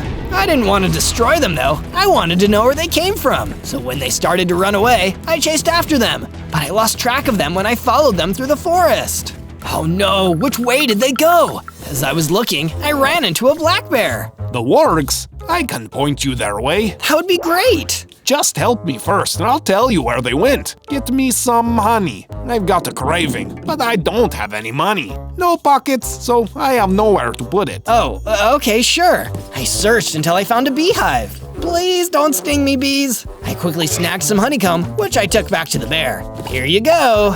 Yum. Okay, they went that way. Wait, couldn't you have just gone to the beehive the whole time? Yeah, but they might have stung me. This worked much better. I didn't have time to argue with this weird bear. I ran after the wargs. From day 90 to day 94, I ran in the direction that the bear pointed me in. I followed the trail until I finally reached the wargs, gathered together in a lair made of bones. I see you finally made it. Come, let's talk. I looked and saw a shade standing at the entrance of the bone lair. I followed him down into the lair. You were waiting for me? I was. The boss wants me to teach you a lesson. Make sure you finally learn your place. You think you're too good for the Soul Eater? You're wrong. I'm stronger now. I can take you. I'm the Soul Eater's second in command. You won't stand a chance. I ignored his haunts and rushed him with my sword. Less talking, more fighting. I swung my sword, but he blocked it, and he knocked me back. Hard. Uh-oh, he's strong. This is gonna be my hardest fight yet. From day 95 to day 97, I continued my battle against the Shade. I could see why he was the Soul Eater's top henchman. He was really tough. Definitely the toughest of his minions I had fought so far. Then, I realized I needed to get some distance from him. I ran back and got my crossbow, then started firing. It was just the advantage I needed.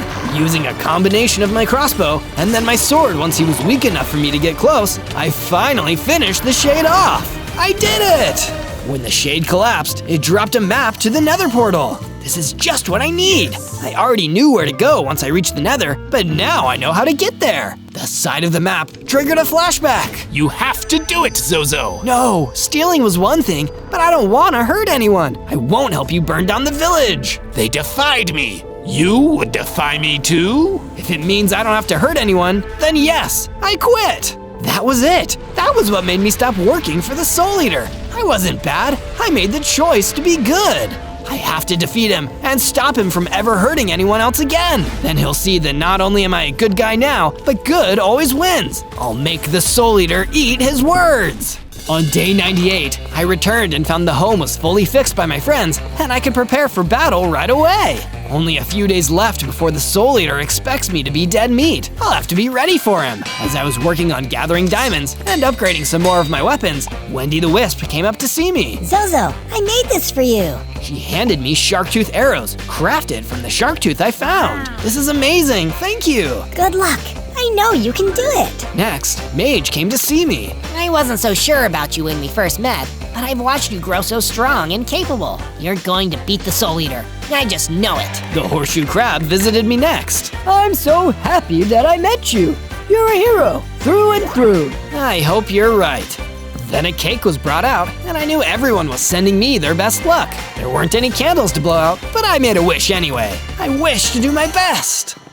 On day 99, I made my way through the forest, carefully following the instructions on the map, until I reached the Nether portal. But it definitely didn't make me feel good to see that the portal was being guarded by a vicious gang of Krakes that must have been working for the Soul Eater too. Why do so many people work for this guy? Does he just have really good dental or something? I was trying to figure out what I should do when the solution came right towards me. It was my friend, the Yeti, with his iron sword. Yeti, I never expected to see you here. You changed my life, Zozo. Since we met, and you taught me to stand up for myself.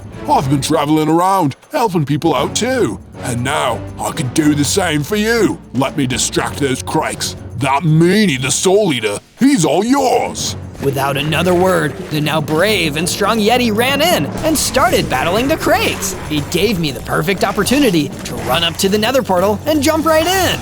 On day 100, I burst into the Nether, ready to battle. My memories were starting to come back to me. I knew that the Soul Eater would be hiding in a Nether fortress near here, amongst all that scary fire and lava. You can't hide, Soul Eater. I'm coming for you. I ran into the Nether fortress. Remember that feeling, Zozo? Getting a little deja vu? We fought here once before, when you first started with all those silly notions about quitting. I hit you so hard you forgot who you were. This time, I'm gonna hit you so hard, you won't get up at all. Big talk, Soul Eater, but my memories are coming back. I worked for you for years. I know all your tricks, and I know who I am. I'm Zozo, and I'm a hero. Once a devil golem, always a devil golem. Let's just see about that. I tried to pull out my crossbow and get a lock on him, but he was too fast. He got up in my face, and I didn't have time to draw one of my weapons. We were about to throw down, hand to hand. You know, Zozo, to begin with,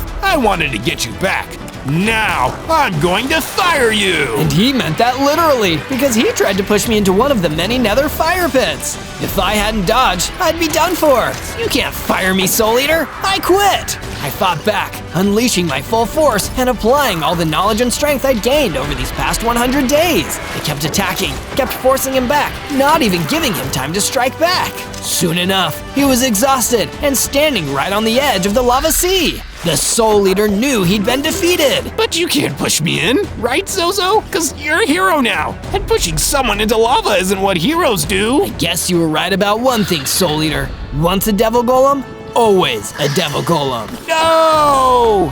With one more strike, the Soul Eater fell back into the lava, and he was gone forever. I was finally free. On day 1, I spawned into the jungle as Ant-Man, everyone's favorite size-shifting superhero. Whoa, this is awesome! I've always wanted to be able to shrink down really tiny. Hold on a minute, why is my suit not working? Darn it, I must be out of PIM particles. I wasn't sure how I managed to get here, or where here even was. Everything around me looked like it was normal, but I couldn't shake the feeling that something wasn't right. Why isn't my shrinking tech working? Maybe there's something I can do to fix it. Just then, I heard the crawling of a lot of legs and turned around to see a spider. It was huge, way bigger than any I had ever seen before. Something weird was definitely going on here. Whoa, aren't you a little big?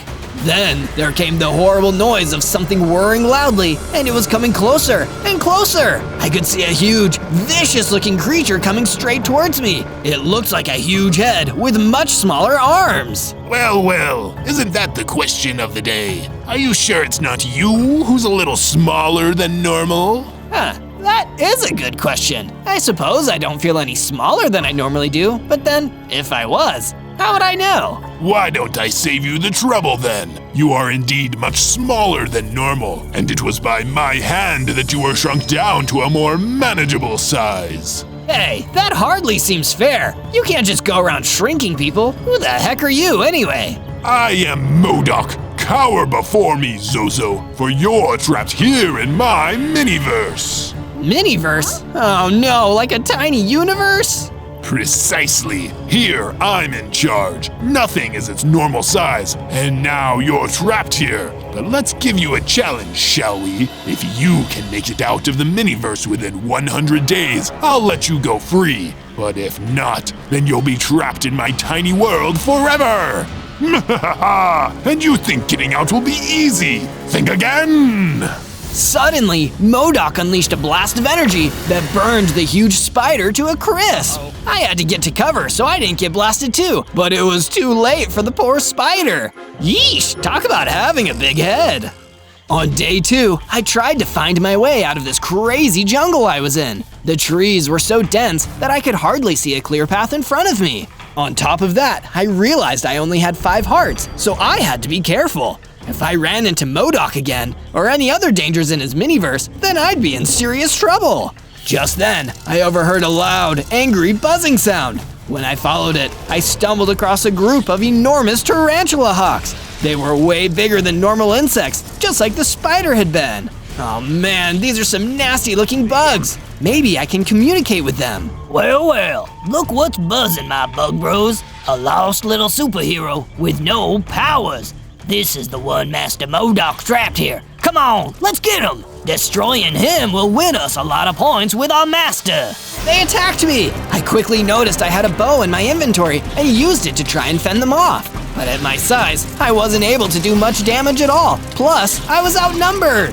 No, I can't die. Not yet. I still have to find my way out of this miniverse. But then, right as I needed help, someone came rushing out of the trees and fended off the tarantula hawks. It looked like it had the body of a bee, but with huge arms and legs like a person. What the heck was going on in this place? Hey, are you all right? You should really be careful out here. Thanks for saving me. What's your name? You can call me Harlow, the honey golem. What's yours? Well, technically, I'm meant to be Ant-Man, but I don't have any powers, so I guess I'm just Zozo. On day 3, Harlow brought me to his hive, where there were even more honey golems just like him.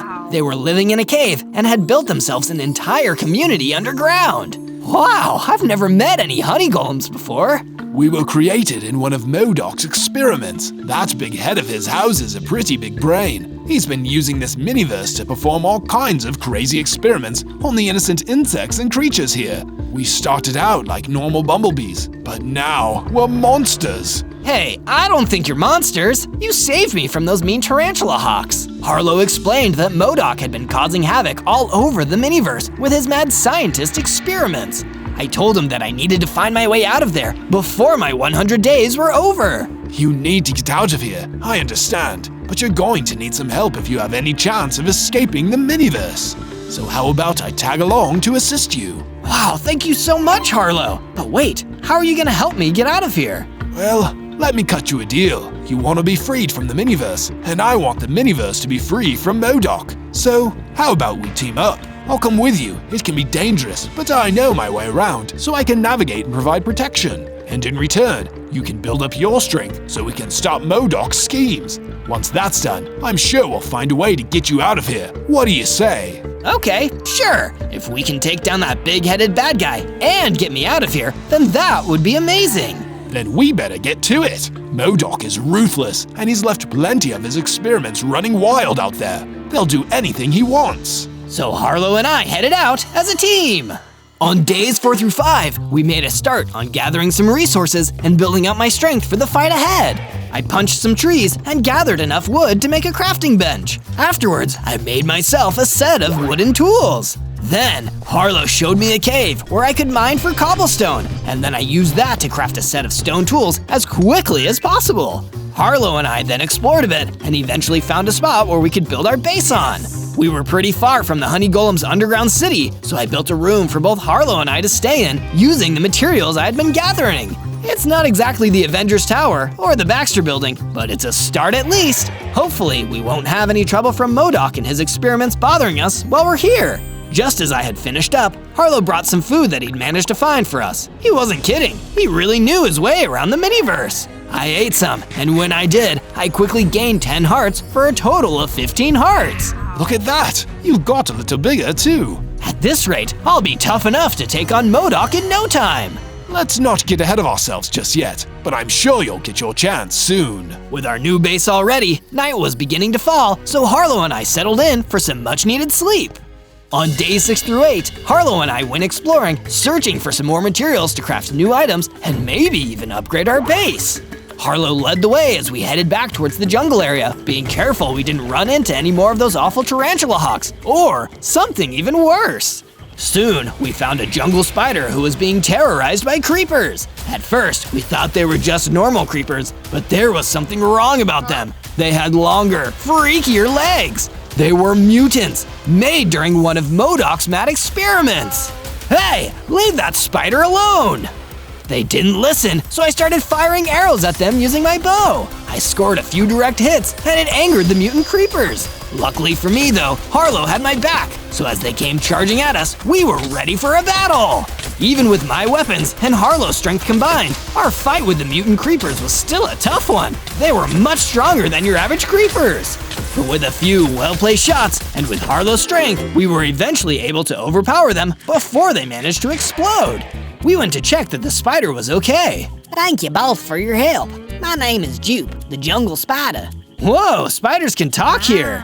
What do you mean? Harlow, you mean you can't hear Jupe?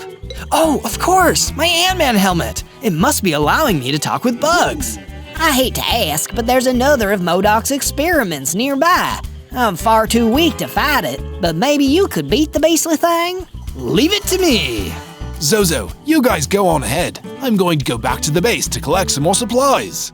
On days 9 to 10, I followed Jupe back to where she had last seen the Mad MODOK's evil experiment. After a fair bit of searching, we found ourselves at what was left of Jupe's spider nest, with a massive mutant earth elemental roaming nearby. That's the monster. It destroyed my home. Jupe was understandably upset, but unfortunately had caught the elemental's attention by accident. The creature spotted us almost immediately and instantly started making its way towards us, ready to attack. Oh no, I really wish we hadn't left Harlow back at the base. While Jupe scurried off to hide, I pulled out my sword and took a swing at the earth elemental. I could barely leave as much as a scratch. It was way too powerful, and I was still too weak to fight it. Before I could get overwhelmed, I ran as fast as I could, only stopping when I met up with Jupe. We'll have to come back when I'm stronger. Maybe if I can fix the suit, I can grow to a giant size and stomp him.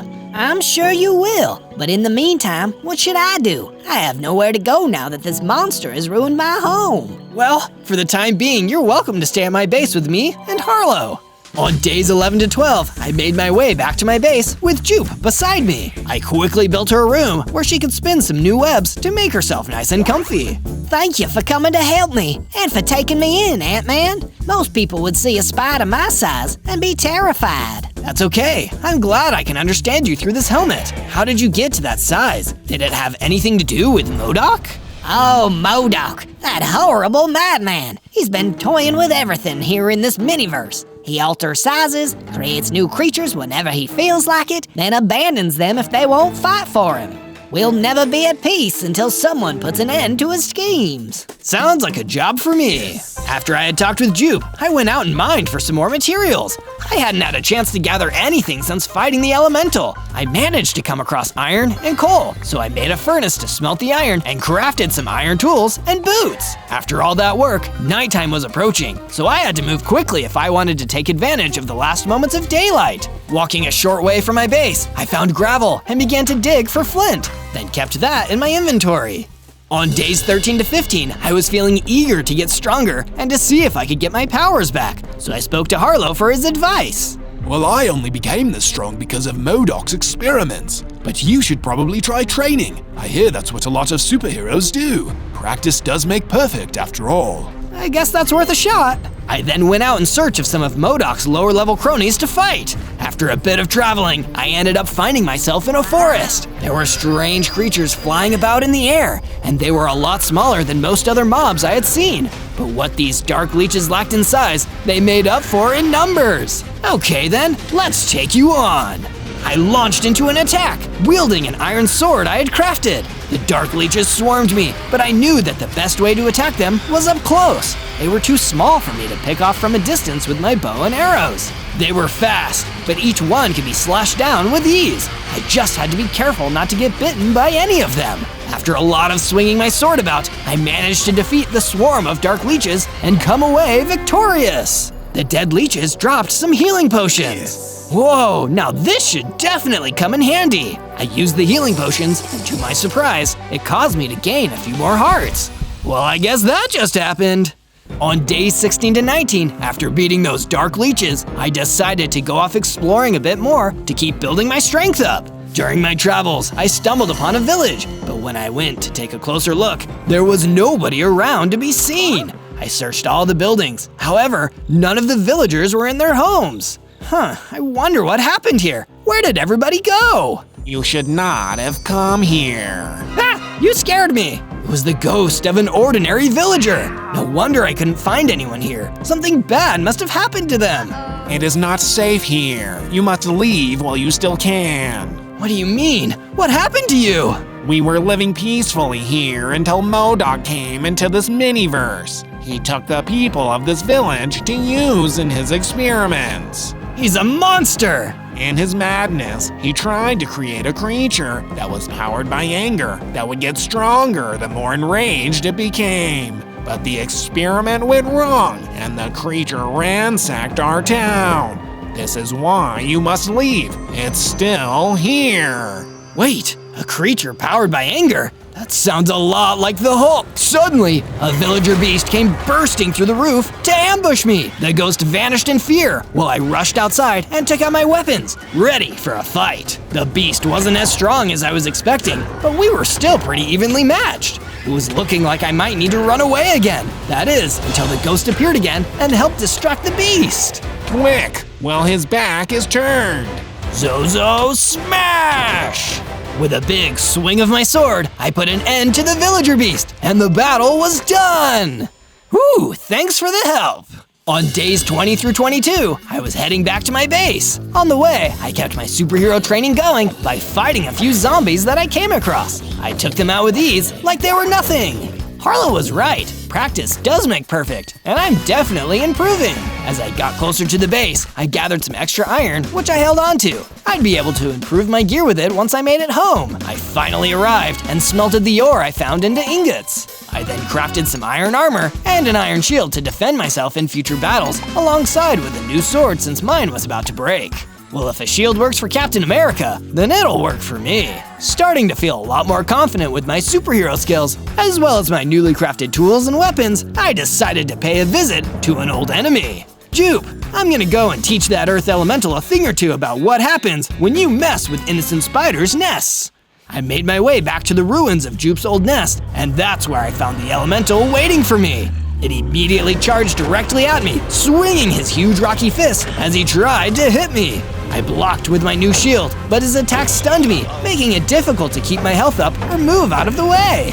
Luckily, Harlow had given me plenty of food to bring with me, and my armor protected me from each of the elemental's blows too. He continued to swing at me, but I had already taken down the villager beast. This was just another of MODOK's experiments. Waiting for the perfect opportunity, I landed the perfect hit and managed to defeat the Earth Elemental, causing him to burst into rocky smithereens. Woohoo! Among the stone remains of the Elemental was a note, so I picked it up to take a closer look. It was an order from MODOK. Don't let that no-good hero find where we've stashed the PIM particles. If he finds out where they are, he'll be able to use them to power his suit, We can't have him shrinking down to sneak out of the miniverse or growing bigger than a house. He'd wipe us all out in no time. Whatever happens, stall him. Keep him away from the particles. Of course, MODOK's the reason why I can't get my Ant-Man suit to work. I can keep getting stronger, but without Pym particles, I can't use my powers.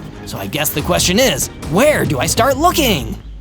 From day 23 to day 26, I returned back to my base to give Jupe the jungle spider the good news. Jupe, I did it! I defeated the elemental that had ruined your home. You can go back anytime you like now, though of course, you're always welcome to stay here too.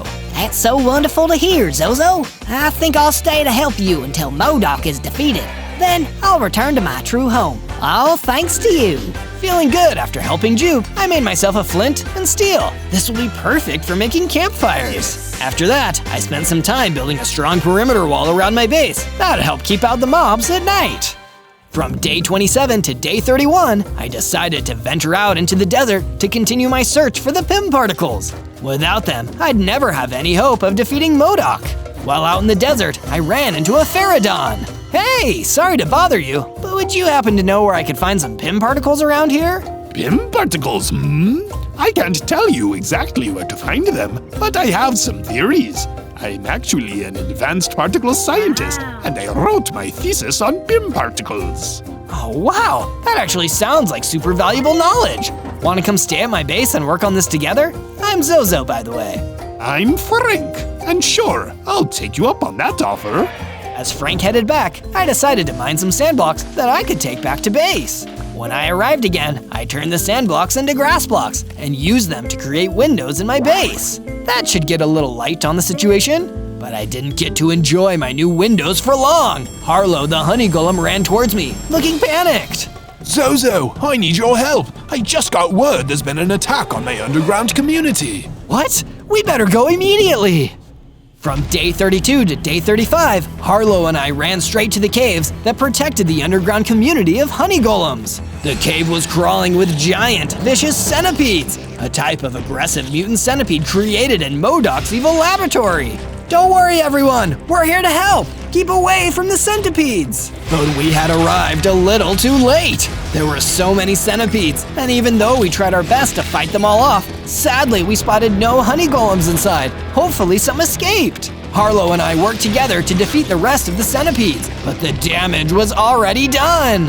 I'm so sorry, Harlow. I wish we could have done more. We must defeat MODOK, Zozo. We can't let him get away with this. From day 36 to day 39, I needed to get away from my base. After the incident in the caves, I had trouble even looking Harlow in the eye. Instead, I went out to the swamp, seeing if I could find any interesting materials out there. While searching, I met a joust who needed a favor. Hey, stranger. Jerry's the name. Being a joust is my game. Now, I don't want to impose, but my little swamp shack is surrounded by crocodiles. If you were to help scare those chompy critters away, I'd give you something in return. There is something I need. Do you happen to know anything about MODOK? MODOK? Oh, me and that guy go way back. We went to Miniverse College together. He's always been a huge meanie. If you scare off those crocodiles, I'll tell you what I know. Deal. I went further into the swamp until I found Jerry the Joust's shack, which was surrounded by vicious crocodiles. I pulled out my sword and ran in, swinging and flailing. Get out of here, crockies! Go on, get! Once the crocodiles had been defeated, I returned to Jerry the Joust and asked him what he knew about MODOK. He acts like he's confident, but believe me, the guy's real insecure. He's only as strong as the monsters working with him. If you're able to become strong enough and get him alone, that's your best chance at defeating him. From day 40 to day 43, I decided I'd spend some more time sprucing up the base. Seeing as I was spending so much time there, I should at least make it look nice. I spent most of my time working in the yard. I put in some nice trees and flowers that really livened up the whole base. Who'd have thought I'd have such a green thumb? After that, Harlow approached me and told me that there were a lot of honey golems who needed a place to stay after the centipedes destroyed the underground town. Of course, I invited them all to come stay with us and even built some extra rooms onto the base so they'd all have a place to stay. That's when Frank the Pterodon came to me with some exciting news. Zozo, I've been doing some research, and I got a lead on some potential Pym particles out in the Badlands. That's awesome! To the Badlands I go! From day 44 to day 49, I went out to the Badlands in search of the Pym particles that could give me my powers back. Instead, I found MODOK and one of the freakiest looking minions in his roster, the floating, bug-eyed Beholder! Looking for Pym particles, Zozo? As a matter of fact, I am. So if you'd kindly step out of my way, I'm gonna keep searching. Oh, I'll save you the job. I have them. What? I already took the particles, and I'm going to use them in my experiments. They'll give me the power to create even larger, more dangerous monsters. And monsters so tiny, you won't even see them until they get you. The Miniverse will be my personal playground, and then I'll fan out and take over the entire multiverse. I'll never let you get away with it. That isn't up to you, Zozo. Beholder, destroy him. I'm going back to the lab. MODOK flew away, leaving only me and the Beholder. I pulled out my sword and tried to hide my fear as the terrifying monster flew towards me. Maybe we can just talk it out? From day 50 to day 53, I started fighting the Beholder because, as it turns out, he did not want to just talk it out. He was fast and strong, but thankfully I was able to use all the skills I learned so far to gain an advantage. I lost a few hearts along the way, but the Beholder was eventually defeated. Jeez, I hope I never have to see another one of those again. While I was still resting after the fight, I noticed that the fallen Beholder had dropped something. A notebook marked Book of Research, written by MODOK. That's perfect. Maybe it can give me some inside information. The inside of the book read, Without the Pym particles, my research is coming up short. But soon, I'll be able to take it all to the next level. When I have the particles, the first thing I'll do is take the smallest threat and make it into the biggest one. Then unleash it on those hapless fools in the mountains. The mountains? That's where my base is. I need to get back there immediately. From day 54 to day 57, I ran back to the mountain as fast as I could, ready to head off whatever monster that MODOK had unleashed. And the last thing I could have expected was a giant enterophage rampaging through the mountains. Its size must have been massively enhanced by Pym particles. I don't even want to know what kind of ender flu that monster would give you.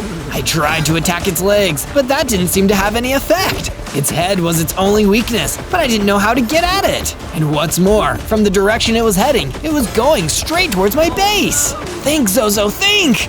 Wait, I have an idea! I ran ahead of the giant enterophage's path and started desperately digging a pit into the ground. As the giant enterophage approached, it fell into the pit, putting its head at eye level with me. Time to cure this walking virus. With one strike of my sword, the giant enterophage was defeated, and it dropped some Pym particles into the pit. At long last, they were mine. I collected the particles and went straight back to my base, where I figured Frank the Pterodon would know what to do with them. You found the Pym particles. This is amazing. So can I use them to change my size? No, not yet. Leave them with me, Zozo. I'll refine them and get them ready for use. You'll be ready to take the fight to MODOK in no time. From day 58 to day 62, I decided that it was time to refine my base and gear a little more and put all my new scientific skills to good use. I started by making Frank a scientific lab so he could help me more efficiently. After that, I did improvements to my room, adding more chests and forges and making it feel more fit for me.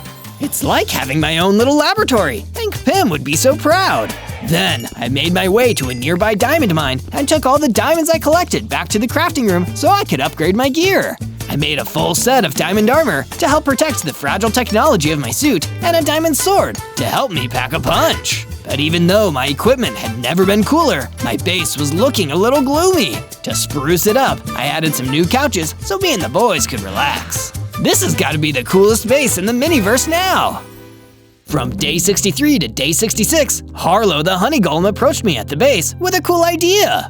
Zozo, I think it's important to get as many allies as we can when fighting MODOK. We have no idea how many mutants and monsters he's created out there, so we need to get a team of our own. That's a really good point, Harlow. Where do you think would be a good place to look for more allies? Try the forest. I bet MODOK's goons have hassled a lot of creatures up there. They'll probably be eager to sign up. Harlow was right. I needed to leave the base and venture over to the forest where I could find new potential team members for our anti-MODOK movement. But the forest was way bigger than I thought, so I was searching for a whole day without finding anything. I hope this whole thing wasn't a waste of time. I can't afford to waste any of my 100 days to get out of the miniverse. My thoughts were interrupted by a huge figure running through the forest towards me. A Polypham! I pulled out my sword in a panic and prepared for a fight, but the Polypham stopped. He wasn't here to fight me. Please, kind stranger, my name is Peter, and I was playing with my son out in the forest when suddenly a monster attacked and took him. I need help to save my son. Will you help me? Of course I'll help you, Peter. I'm Zozo. You lead the way. From day 67 to day 70, I followed Peter Polypham deep into the dark forest. It didn't take long for us to find exactly what we were looking for. Peter's son, a baby Polypham, being chased around the forest by a scary, buzzing, warped Moscow. That looks exactly like one of MODOK's experiments.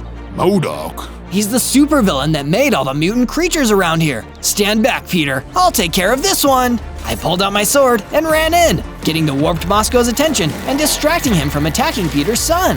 The nasty mutant attacked me, and we started to fight. Didn't anyone ever teach you not to pick on kids, Moscow? Every time he hit me with his powerful Moscow arms, I could feel my health going down, but I needed to keep fighting for Peter and his son's sake.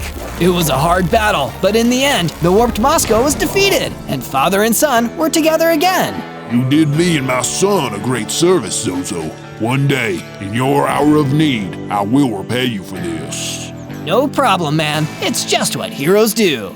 From day 71 to day 74, still feeling good about helping Peter and his son, I continued my search through the forest. I really do love going on adventures, and if you love going on adventures, like, subscribe, and search Zozo for more videos from me. Ooh, is that an abandoned mine? I approached an abandoned mine deep in the forest. I didn't expect to make any friends down there, but I figured I would at least be able to mine for some useful materials. I'm always making the best out of a weird situation.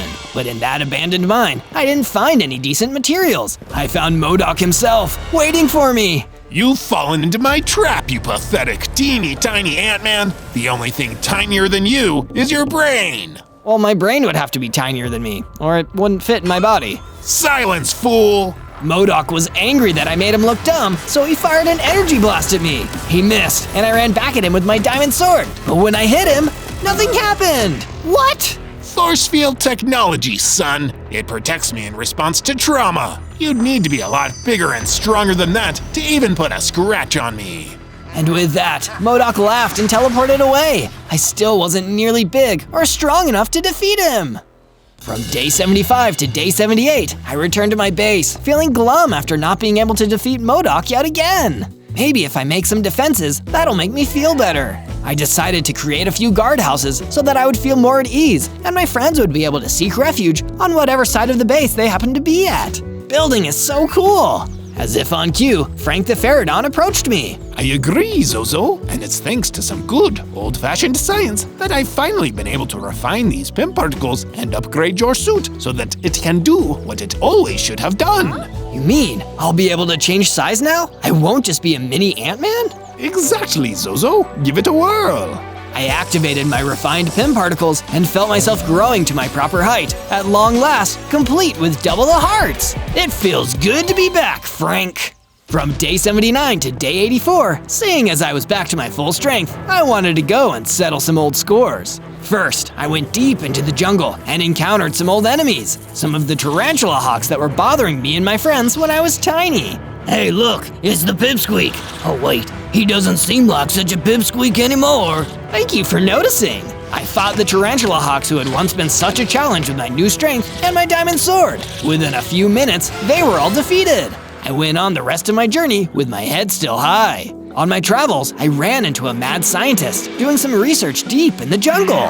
Hello there, I'm Mike, the local mad scientist. I'm conducting a wildlife survey. What are you doing here? Oh, I'm Zozo. Nice to meet you, Mike. I've just been testing out my new PIM particles. They help me change my size at will. I can get bigger or smaller. That sounds fascinating. Would you mind telling me more about this for my research? Not at all. I spoke to Mike the mad scientist for a while, explaining to him exactly how the particles worked and how my suit used them. All the while, he looked super interested and made notes. In the end, he was so thankful, he gave me an enchantment he'd crafted that would increase the damage of my sword. My luck looked like it was finally turning around. From day 85 to day 89, my luck turned around again, for the worst. I returned to my base, only to find it being attacked by a gang of water elementals working for MODOK. I just can't catch a break around here. I pulled out my diamond sword and ran in to fight. I didn't want to use the full power of my Pym particles just yet, because I knew I'd need them to take on MODOK himself. So I fought the water elementals the old-fashioned way. And I'm gonna make you regret trying to destroy my base. I defeated most of them, but a bunch of water elementals started to make a run for it, and I chased after them. I didn't want any of them to get away after this. But while I was running, I saw a distressed-looking Catoblopas standing in the distance, trying to get my attention. Stranger, please! I need your help! My friend, little Kato, is stuck in that really tall tree. I'm worried he's gonna fall and hurt himself. Don't worry, I can help. I used my Pym particles to get a lot bigger. Due to my size, the little Kato was confident enough to jump towards me and landed safely. Thank you, Zozo. No problem. And with that, I continued the chase. From day 90 to day 94, I chased the gang of water elementals until they were forced to stop at a ravine. Nowhere to run, guys. Now we have to fight, and I think I'm owed a little payback. Without a second's hesitation, I started fighting the water elementals. One by one, I defeated them until only one remained. He was unusually good at taking my hits, even with a diamond sword. I don't understand. How are you so tough? Before he even replied, he punched me so hard I lost some of my hearts. Naive little Ant-Man. I'm not just any water elemental. I'm one of MODOK's greatest experiments. The angrier I get, the stronger and faster I become. And believe me, you got me pretty angry, Ant Boy. And just like that, I knew I was in for the biggest fight of my life so far. From day 95 to day 97, my battle with the water elementals continued. He was the strongest and fastest enemy I'd ever faced, and as he got angrier, his skills increased. Face it, Zozo, you're outmatched. I'm going to crush you like an ant. I clearly couldn't defeat him like this. I needed a new strategy, but how could I defeat someone who got tougher as they got angrier? Wait, I have it! I needed to calm down. That way, he'd be weak enough to lose. I just needed to calm him down. Water Elemental, imagine rainbows and puppies. I don't know what you're trying to do, Ant Boy, but it won't work. Think about calming waterfalls and the smell of fresh-cut grass. Think about relaxing at the end of the day and watching your favorite TV show. No, how dare you? You can't do this to me. I'm getting calmer. Think about getting to sleep in late on a Saturday. Think about getting a massage and drinking some herbal tea. Think about meditating in the middle of a meadow filled with dandelions. Blast it! I've never felt so calm. I finally used my Pym particles in combat, becoming tiny and attacking the water elemental with great speed, making me even stronger. It only took one hit like that, and the water elemental was pushed into a corner. He dropped something. It looked like a map. Wait, is this a map directly to MODOK's secret laboratory? Why would you even have this on you? You work for the guy. I have a terrible sense of direction, okay? But it doesn't matter. You may have defeated me, but you'll never defeat MODOK. He's got the biggest brain in the miniverse. Yeah, and the smallest heart. I'm gonna defeat MODOK if it's the last thing I do. And with that, the water elemental vanished. On day 98, after defeating all the water elementals and finding out the location of MODOK's secret laboratory, I returned to my base to speak with my friends, Harlow the honey golem, Jupe the jungle spider, and Frank the Pterodon. Friends, it's time. I need to defeat MODOK once and for all. I want to thank you for all the help you've given me, but even if I win, this might be goodbye, because I'll need to leave the miniverse. Harlow spoke up first. Zozo, you've helped me through some tough times. When my people's homes were destroyed by MODOK, you were there for me. So after you've taken him down, I wish you luck in whatever comes next. Then, Jupe, the jungle spider. You're one of the most heroic people I've ever met, Zozo. You may be an Ant-Man, but you've got the heart of a jungle spider, and I mean that as the highest compliment I can give. And of course, Frank the Pterodon. You're not just a hero, Zozo, but a brilliant scientist. I believe you've gained all the knowledge and skills you need to defeat that big-headed monster. All you need to do now is believe in yourself. On day 99, with everything prepared, I decided to make my way to MODOK's evil laboratory so I could stop the dastardly villain and escape the miniverse once and for all. Using my refined PIM particles in my fully upgraded suit, I decided to make myself incredibly tiny so none of MODOK's guards would spot me. On the way there, I ran into a cockroach who was about the same size as me in my shrunken form. Hey, Mr. Cockroach, hope you're having a good day. I'm on my way to defeat a supervillain. The name's Carl, my friend, and I wish you luck in your quest. Defeating a supervillain sounds like a pretty cool thing for you to do. I continued on my quest until I reached the laboratory, but as could probably be expected, it was surrounded by sentinels, powerful mutant zombies created by MODOK's evil experiments. Maybe they won't see me if I'm tiny, but what if they do? I don't know if I could take them all on at once. Then I heard big, thundering footsteps coming towards me, and I turned to see Peter Polyphan. Maybe I can be of service. Peter, have you come to help me?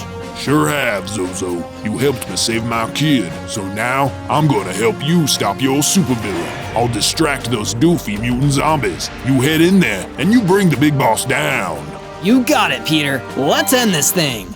On day 100, I ran past the gang of mutant zombies while Peter Polyphan distracted them and entered MODOK's evil laboratory. The big-headed bad guy himself was waiting for me as soon as I came in. It's over, MODOK. I know your plans, but they won't do you any good now. I have the PIM particles and my suit is fully operational. If I was you, I'd just give up. But you're not me, Zozo. I'm a genius, a visionary scientist. You're just a goofball who likes to dress up like a bug. If you were truly smart, you'd be able to see the value in what I'm doing here. All I see is an evil guy who's hurting people to benefit himself. And if you can't see that, then I guess we better just get this over with. I prepared to size shift into an even tinier version of myself when MODOK blasted me with some kind of shockwave that blocked my powers. Too bad, so sad. Mutated zombies, take care of him. A bunch of MODOK's mutated zombies came running out to attack me. Of course, a coward like him wouldn't want to fight for himself. I'm ready. I'll take you all on. I pulled out my diamond sword and attacked before they attacked me. Thanks to my upgraded suit and diamond armor, it's not like they could do much damage to me anyway. Soon enough, every single one of them was defeated. It was just me and MODOK. You still can't defeat me. Do you really think you have any hope at defeating my power and my genius, you puny little Ant-Man? Puny? Is that what you're calling me?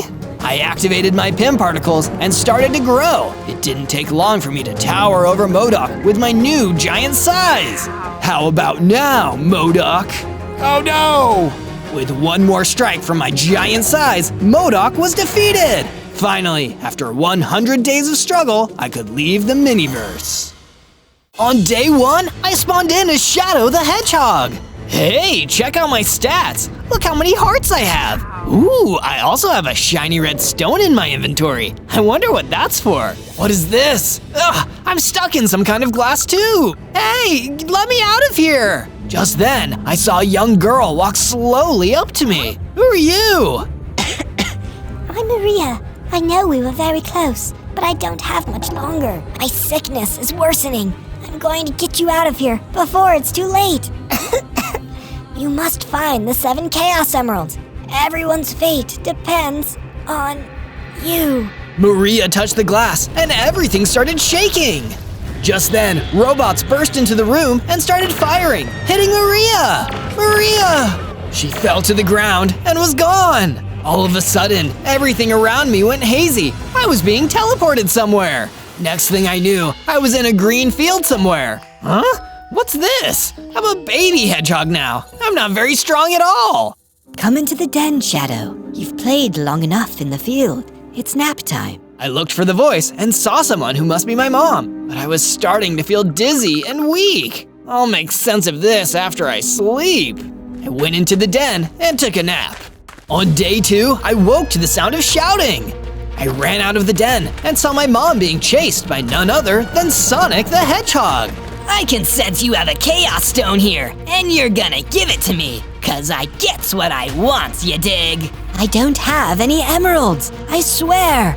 Leave my family alone, you big bully. I couldn't believe how mean Sonic was being. This wasn't like the Sonic I knew. What was going on? Hey, leave my mom alone. She didn't do anything to you. Since when did you become the bad guy, Sonic?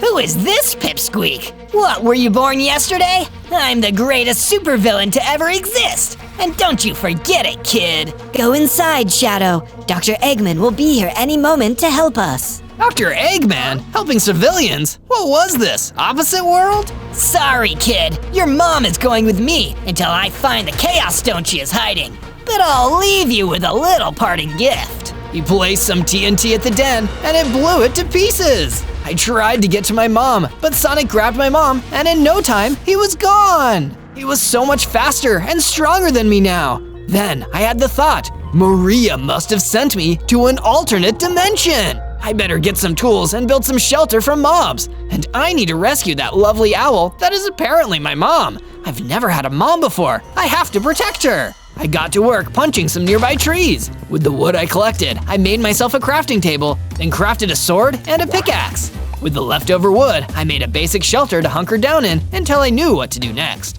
Later, I'd turn it into something truly special. I finished it in time before any spooks came out to get me. I wasn't certain about anything anymore. Not in this weird reality. On day 3, I decided to go explore the area. Maybe Sonic wasn't too far away, and then I could get my mom back. As I explored, I noticed a few gold rings floating in the air. I collected them and followed in their direction. I could still run fairly fast, even for a little guy. They led me to a beach, where I started thinking about my first problem. Sonic was looking for Chaos Emeralds too. Wait a minute, maybe I really do have one. Maybe that's why he was drawn to the den. I pulled out the red stone in my inventory. Yeah, this was definitely one. That's a mighty big stone for a little guy like you. Let me help you with that. I turned and saw a bat lady standing next to me. Rouge? Huh? How did you know my name? We've met before, but I was much taller. I'm guessing I'm in an alternate reality, seeing as you don't know who I am. Okay, Pipsqueak. Sounds like your bottle of milk went sour. That, or you're messing with me. And nobody messes with me, sugar. She went to nab the red stone, but I was quicker than her and dodged her advances. In my world, we're part of Team Dark. I was sent here to save this world. Maybe, after you've had some time to think, we can join forces. Until then, I'm out. I ran as fast as I could so Rouge couldn't get the stone. If she was anything like she was in the world I came from, she was an expert thief. I made it back to the shelter and decided now that Rouge was on my radar, I'd better make some improvements. I'd better start mining some stone. I ducked into a nearby cave and mined out a solid amount of stone. Using the stone, I improved my shelter. Then I used the remaining stone to craft a set of stone tools. Just as I finished, a bunch of crabs came crawling at me out of nowhere. Looks like I'm in a pinch. I took out my new stone sword and started swinging. What a bunch of crabs! I didn't do anything to you. It's a good thing I had just made my new sword because I was able to deal with them quickly. When the last one disappeared, I saw that it had left behind a pair of shoes on the ground, along with some crab meat. Cool! I'll try these on tomorrow. For now, I better get inside before more mobs come. On days 4 and 5, I woke up hungry, so I filled up on some crabs for breakfast. I'd need to stretch my legs after a meal like that. Let's see what these shoes can do. As soon as I put them on, I started growing and gaining hearts. Finally, I'm a normal-sized hedgehog. Not as big as I was, but it'll do for now. I immediately sprinted around the area. Yee-haw! I spotted another trail of gold rings and followed them up and over a grassy hill. I soon found myself blazing through a jungle biome when I came across a big purple cat going fishing. Big? Oh, howdy. Who are you? I introduced myself and explained why I was in this world. In my world, Big was a good friend to Sonic. I asked him if he was friends with Sonic. Friends with that mean dude? Nah, I'm just friends with Froggy here. I don't know much about anything else other than fishing. Big's frog friend greeted me. You're just like the Big I know, and he always helps when the world needs him. Will you come back to my base and be part of my team? Froggy and Big agreed, and I led them back to my humble base. To no surprise, I had some visitors already at the base. Some Orbinauts were surrounding the base. We couldn't get in. Big and I swung into action, literally. We used our swords and Big's fishing rod to get rid of all of them, but one had creeped up on me. It was about to take me out. Luckily, Big caught sight of it and gave it a big thump, taking it out. Whew, that was a close one. Thanks, Big. I owe you one. To pay him back, I decided to make him his own special box house. Cats love boxes, and I wanted to show him how I appreciated him. house was soon done, and Big and Froggy checked it out. Not too shabby. This will do great. Thanks, bud. On days 6 through 8, I woke up to the smell of fish and carrots. I went outside and saw Big and Froggy had built a carrot garden. Big was by a campfire cooking up some fish. Hope you're hungry. Big tossed some cooked fish over to me, and I gobbled them right up. I had no idea how I had survived without him. I thanked him for breakfast. So there's a cave nearby that I wanted to explore. We should see if there's any iron in there, just in case Sonic decides to show up. Big agreed, and Froggy hopped on his back. We searched the cave, and were lucky enough to find lots of coal and just a little bit of iron. We walked outside, and I noticed there was a whirring sound, and from out of the trees came a drone. That's one of Sonic's drones. Luckily, Big knew what to do. He got out his fishing pole and began pulling it down out of the sky. As it fell to the ground, I ran over to it and smashed it with my sword. This was a piece of cake, like air whack-a-mole. Just as I said it, another drone came out of nowhere and dropped a bomb on Big. The explosion was enormous and knocked me back. I got up and bolted back to the fiery embers. To my utter horror, nothing of Big remained. The blast was so powerful that Big the cat was no more. No! Big! I'm so sorry! I got you into this mess, and poor Froggy, gone too! My sadness turned to red-hot rage. I will avenge you, Big and Froggy! It was then that I noticed a small red wisp staring at me. It looked sad. Oh no, did those bad guys use your powers for evil? I'm sorry. I know you only like the good guys. It wasn't your fault. Come on, I'll look after you. You can come back home with me. Once we arrived back at the base, I made a monument for my friends. I was so sad I couldn't see them. Using some of the materials I got from the drones in mine, I upgraded the base and made a spot for the red wisp to stay. It was time to start plotting my revenge. Time to get crafty. With the little bit of iron I collected, I managed to make myself an iron sword and chestplate. I would need to find more iron later. On days 9 to 10, I awoke with a start. My father was in the room. Well, not really. It was a hologram being projected in my room via my father's powers. He was searching for me. My father, or creator, as some would call him, was Black Doom. He's not the kind of dude you want to be related to. He doesn't care about others. I was only created by him to do his bidding. Shadow, I sense you. You are close, but not close at all. You will return to me, and we will finish what we started. Mankind will be fed to my army, and the world will be mine. And if you do not return, I will find you soon. It's only a matter of time. Thus saith Black Doom. The holograph disappeared as quickly as it arrived. Black Doom was hot on my trail. I needed to speed up my search for the Chaos Emeralds. For days 11 through 12, I fortified my base, seeing as Black Doom was searching for me. I would need a lot more protection. I set up some torches too, to keep the bad mobs away at night. With that complete, I decided to go check out the snow biome to see if I could find some Chaos Emeralds. I had to start somewhere. I hadn't traveled far when suddenly I ran into a group of strange-looking robots. Sonic's Henchman Creations! I grabbed my weapon and hit the robots. It only took a couple hits to disable them, but the weird thing was, there were rabbits inside of the robots that hopped away to freedom. Sonic, you really are just like Dr. Eggman, an evil animal snatcher. Eventually, I made it to the snowy biome. I was racing across the cold terrain when something even faster came whizzing past me. I stopped running, and a silver hedgehog came and stopped in front of me. Silver? Just as I said his name, the hedgehog hit me with a blast. Stand down, enemy! Sonic told me you're the one trying to steal all the Chaos Emeralds for yourself. Not for myself, I'm finding them to help save my world from destruction. Sonic is the evil one.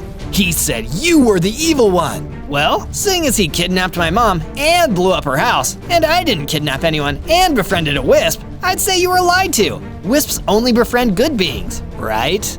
Oh, that actually makes a lot of sense. I have a wisp friend too, and so does Dr. Eggman. Silver told me I should talk to Dr. Eggman, as he would be able to help me. He offered to take me to him. I agreed and invited Silver to join me back at the base. We could go find Dr. Eggman tomorrow. He agreed, and we raced back to the base. Before we could go to sleep though, I had to make Silver and his wisp their own room. I put something together quickly. I thought it turned out pretty good. Tomorrow, I would find Dr. Eggman. On days 13 to 15, Silver told me I could find Dr. Eggman in the mushroom fields. Since you can find your way, I'll keep watch over the base in case Sonic comes around. I thanked him for his help, then headed off towards the mushroom fields. When I got there, I noticed there were some gold rings along the path in the mushroom fields, which I happily collected as I ran. Just then, a giant bear robot jumped out of hiding and attacked me. He instantly drained a lot of my health. I was in bad shape. It looked like there was no way I could win. Just then, someone dropped down from the sky. Looks like you can barely defend yourself. Rouge the Bat took out a diamond sword and smacked the robot bear, finishing him off. Whoa, talk about timing. Why did you help me? I'm a part of the Anti-Theft Coalition. I've been surveilling you. I think you really were telling the truth, so I wanted to help. I was glad to hear she believed me, but I still wasn't sure I could trust her. She was a notorious thief after all. By the way, there's a shortcut to Dr. Eggman's if you head that way. You're welcome. Now try not to die. I'll be around. Rouge jumped into the sky and flew away. Well, thanks for the tip, I guess. I turned toward the shortcut and continued making my way toward Dr. Eggman's. On days 16 to 19, I took the shortcut through the mushroom fields. I was looking around for Dr. Eggman when Silver came running up at lightning speed. Shadow, Sonic's men are on their way to your base. We'll need your help to defend it. I nodded, and Silver and I ran back to the base as fast as we could. By the time we arrived, my base was on fire, with robots shooting at it. And there was someone else I knew from my world there, Tails. But he was controlling the robots. He was clearly Sonic's right-hand henchman. Silver ran at Tails before I could make a move. Tails easily knocked him away, and Silver ran off, wounded. Heal up, Silver, I'll handle this. I ran around and quickly assaulted the robots, breaking them to bits. With the robots all defeated, I turned to Tails. The Tails I know would never help an evil villain like Sonic. You hurt my friend! Ah! I ran right at him, but he jumped into the air and hovered above me. His tail gave him the ability to float. Sonic sends his regards and destruction. Tails flew above the house, blowing it up entirely and flying away and out of sight. I had no choice but to stay and rebuild everything. Dr. Eggman would have to wait. That's when I noticed some animals watching me from a hiding spot. Who are all these creatures? They are animals that have fled from Sonic's attempts to turn them into robots. Word has spread about you, it appears. They were all welcome to stay. Looked like I'd need to start from scratch anyways. The base was really destroyed. I would need a lot more space for my base. I had to go collect way more resources than I had. I'll be back in a flash. Once I had enough materials, I expanded the floor plan and made rooms for the different animals. I made sure I had a furnace too. I also set up a perimeter around the house to help keep the robots and other bad mobs out. It was looking good. I should finish getting more iron so I can upgrade the rest of my tools and armor. I ducked into a nearby cave and was lucky enough to find a big stash of iron. Oh yeah, now we're talking. I mined up as much as I could, then smelted it all down back at my base. Then I used it to make the rest of my armor, as well as all the other tools I would need. Let's see Tails try to beat me now. On days 20 to 22, I wanted more food around to eat, so I went looking for more options. I ran to a wheat field and gathered some wheat for bread and cakes. I noticed some motobugs riding towards me. These guys have no clue who they're messing with. I ran circles around them. I ran so fast that I started to fire in the wheat and the motobugs caught on fire. You guys are toast. I heard some sheep bleating and found a flock of them nearby. I herded them back to the base and made them a pen. I wanted to use their wool for my statue. I laid down grass and wheat in their pen so it would be a cozy spot for them. I hope you like it. I then started crafting materials so I could start working on my statue. I knew exactly what I wanted to make. But what do you think it is I'm making? A pretty blue mushroom? A statue of Black Doom picking his nose? Let me know your guess in the comments. On days 23 through 26, it was now time to go find my new mentor, so I traveled back toward the mushroom field. I soon reached the shortcut and followed it until I arrived at the mushroom fields. Finally, I found what had to be Dr. Eggman's base. At first, I thought it was just another tall mushroom. It was weird imagining being nice to him. I usually just wanted to knock him out. Hello there, young hedgehog. Kindly turn back. This island is not safe for you, I'm afraid. His voice came over a loudspeaker. But I'm actually here because I need your help. I want to defeat Sonic, free my mother, collect the Chaos Emeralds, and save mankind from my father, Black Doom. That's a good one, son! Did one of my friends put you up to this? Those rascals! No, I'm serious! I was told you could help me become strong and knowledgeable enough to defeat the evil of this world and mine. Are you gonna help me or not? Oh, I'll tell you what. If you can run around this island by the time I count to 30, I'll take you on as my apprentice. I smirked. You're on! Before he even started counting, I ran as fast as my legs could carry me. I was blitzing around the island like no tomorrow. By the time I got back to Dr. Eggman, he had only gotten halfway through counting. Most impressive. Yes, I think you will be a very good opponent for Sonic. Come inside, come tell me your story. From days 27 through 31, Dr. Eggman began training me to detect Chaos Emeralds and go up against Sonic's robots. We did training every day, running, punching, learning how to reprogram robots, meditating, and a lot more. While I stayed there, I told Eggman about my life story and about Maria. Do you have a granddaughter in this world? Indeed I do! She went to college to become a scientist. No illnesses, except the one in her brain. Huh? Oh, nothing. Just muttering nonsense to myself. Maria is fit as a fiddle. It was the best news I heard this entire time. In this reality, she was safe and alive. It was time for my final challenge. In the Great Mountains, there is a Chaos Emerald. If you can find it and get through the many traps and defeat the foes that live there, your training will be complete. I'll be back in a flash. Before I left, Dr. Eggman handed me a pair of new shoes. I noticed your shoes were looking a bit run down. I took the liberty to make you a new pair and added some upgrades as well. Whoa, these look pretty cool. Thanks. I put on the shoes and went on my hunt for the Chaos Emerald in the Great Mountains. These shoes are incredible. I was even faster. I arrived at the mountain shortly and followed the vibrations to see where the emerald was. Eventually, I came to a cave. Inside was a purple Chaos Emerald. There was also a big robot. The robot looked like Sonic. Metal Sonic sensing threat. Termination sequence initiating. Fast as a whip, I sped over to the robot and deprogrammed him. He was now a docile robot and let me take the emerald. I then programmed the Metal Sonic to only try and destroy Sonic. Let's give Sonic a taste of his own medicine. With the emerald in my possession, I sped back to Dr. Eggman. On days 32 to 35, I arrived at Eggman's base and presented the emerald to Dr. Eggman. Astounding! You really are the real deal. Sonic is really gonna have to watch out for you. Here, take this. It's a fancy new weapon I created. It should come in handy. Thank you, Dr. Eggman. I'm so glad you aren't an evil maniac, like in my world. Anyhow, I hope to see you around. I still might need your help. I said goodbye and zoomed away back toward the base. I couldn't wait to tell everyone I had collected another emerald. Before I could get home though, I saw something terrifying chasing a rabbit in the field. It was Sonic! Oh no, he's trying to get more animals for his robots. I've got to stop him. I snuck in closer and took aim with the new weapon Dr. Eggman had given me. Let's see how he likes this. I fired it off, hitting Sonic. What I failed to remember though is now he would be attacking me. You again? Get over here! I took out my sword and started swinging, but Sonic was way too strong. I had to get out of there, but how? Sonic was too fast for me to just run away. What's this? Do I sense Chaos Emeralds on you? Uh-oh, I had to do something, and quick. Using my new shoes, I started running around Sonic, encircling him in flames. While he was distracted, I was able to make my escape. I'll find you! I was mad at myself for failing. Sonic was just going to keep capturing animals. Clearly, I wasn't fully ready to go toe-to-toe with him. I noticed some gold rings and decided to go collect them, even though it was getting dark. As I was collecting them, I was suddenly surrounded by a wither.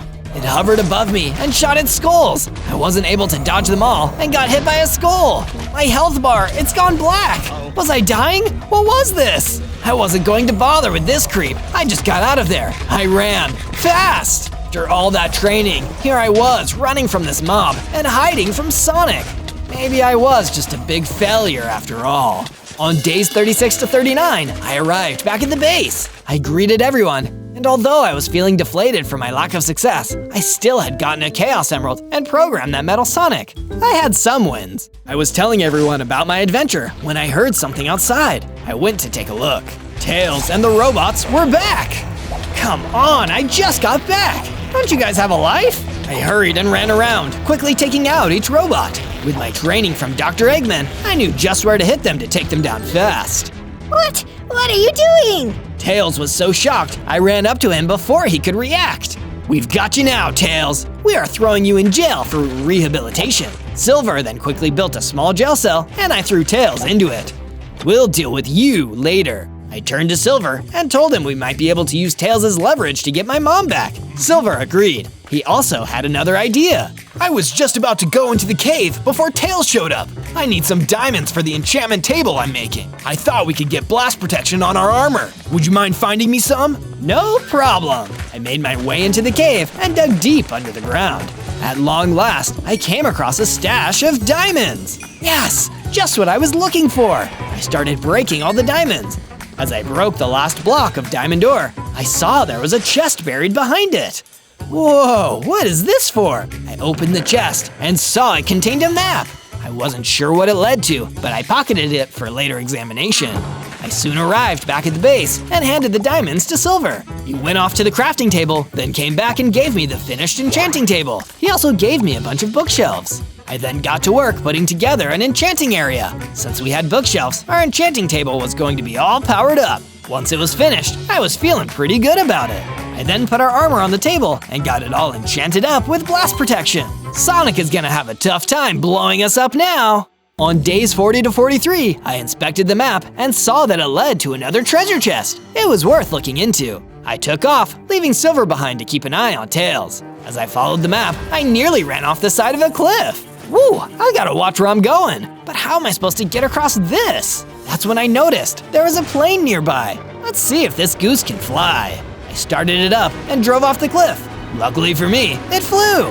Whoa, I'm gonna be motion sick after this. I checked the map and saw I was getting close, so I brought it down for landing. I was able to land without crashing into anything. No villages flattened or trees taken out. That was a big win. I got out of the plane and heard some strange noises. A pack of wolves were howling and coming at me. They must have seen me flying overhead. It's another hedgehog. Get him! Hedgehogs are nothing but trouble.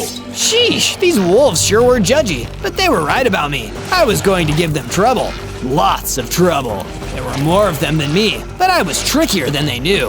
I took out my weapon from Dr. Eggman and managed to knock them out. I took out the map and saw I was right next to the X. I started digging and soon found the chest. I hope this was worth the trouble. I opened it and found a diamond axe, some massive knuckle gloves, and a couple enchanted golden apples. Oh yeah, it was worth it. I hopped back into the plane and took off for home. On days 44 to 49, my plane ran out of fuel, but luckily I landed right by my statue.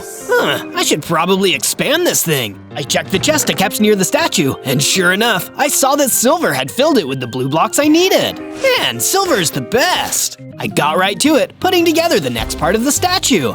As I built, I couldn't help but think about home, even if my home was not much of a home. As I was admiring the work I had done so far, Silver came running over to me. Hurry, there's a gang of zombies attacking the base. I'm worried they'll break Tails out.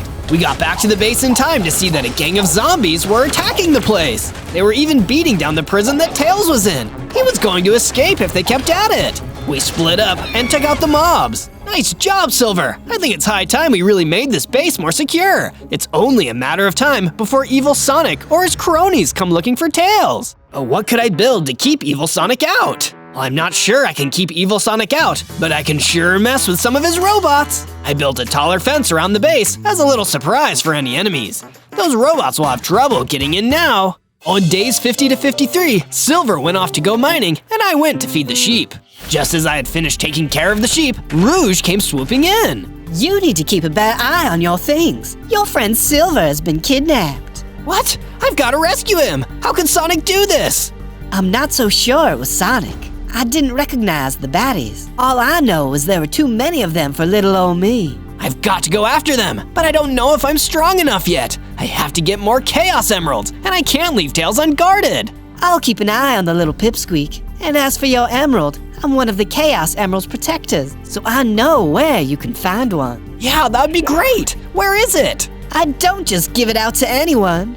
But I'll tell you what, if you can get past the security measure, you can borrow it for your little Save the World quest thingy. Just be sure to bring it back when you're done. She told me where to find the emerald. I sped to the building she described and couldn't believe what I found inside. There was a maze of laser beams, and in the center of it all laid a green emerald.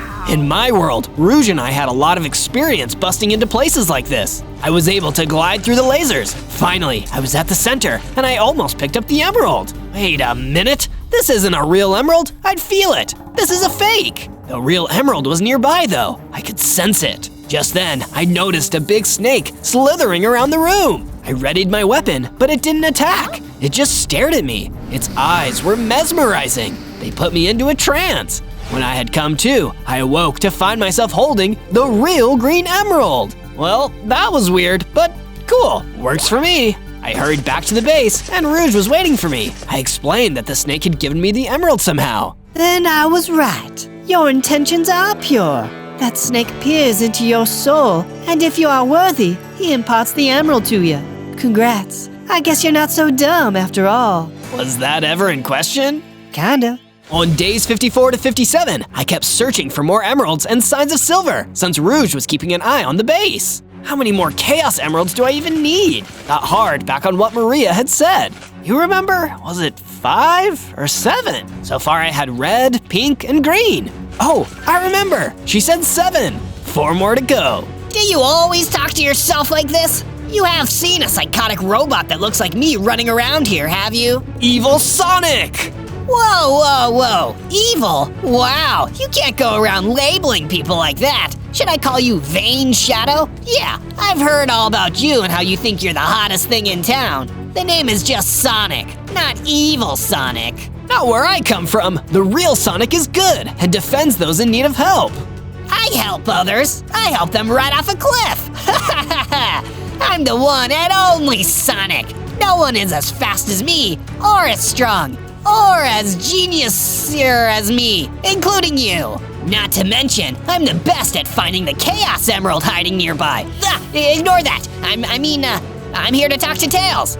Wait, where is Tails? I haven't heard from him in days. That rat. He had no clue where Tails was. I couldn't reveal that I had him yet. I equipped my knuckles. I needed to distract him from the emerald so I could look for it. You took silver, didn't you? I steal all sorts of materials. Gold, silver, iron, I take it all. You know what I mean.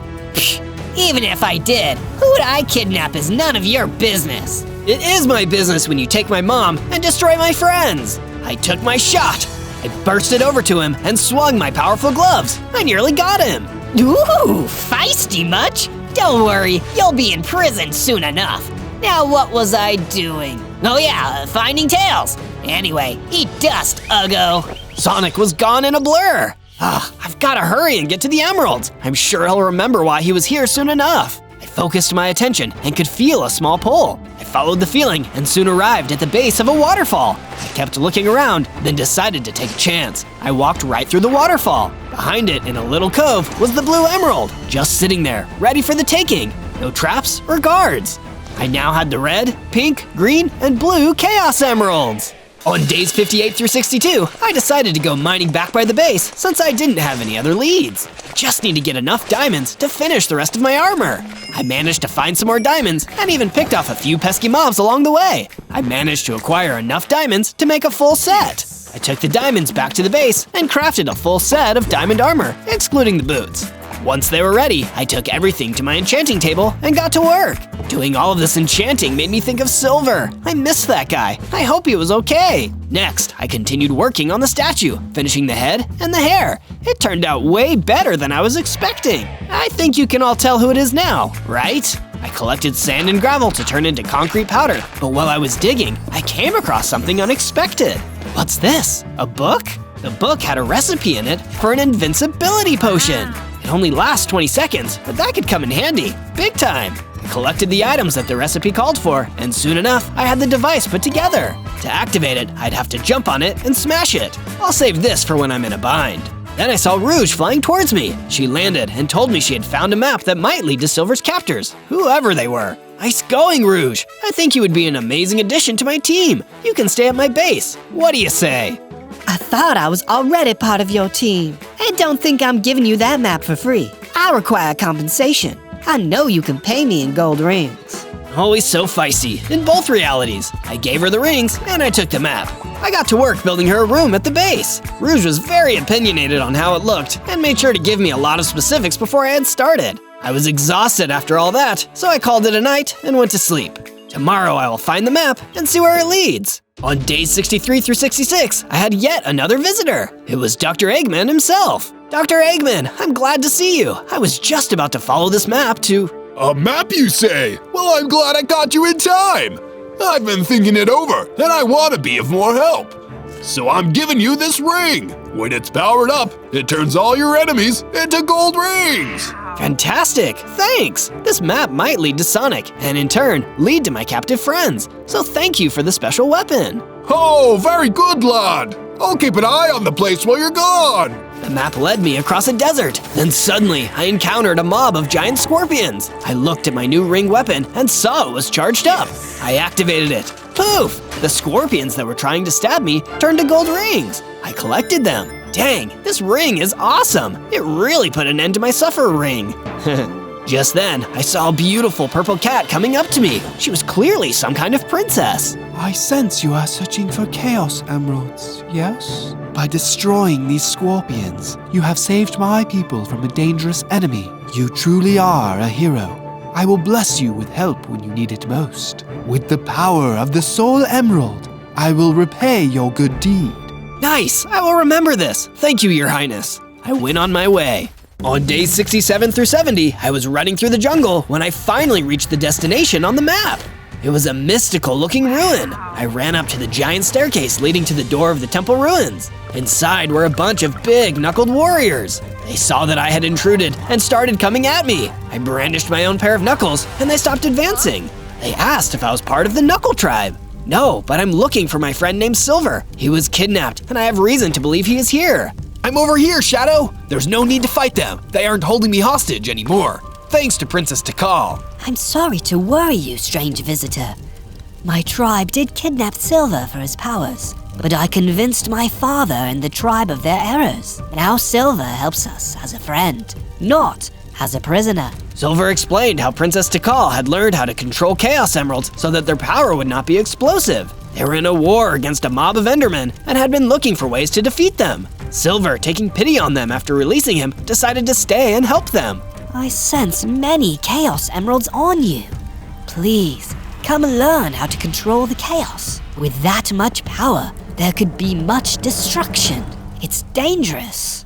Silver and I were reunited, and we both trained with the Knuckle Tribe on how to control the long-lost art of controlling Chaos Emeralds. A grandmother always taught me, chaos is power.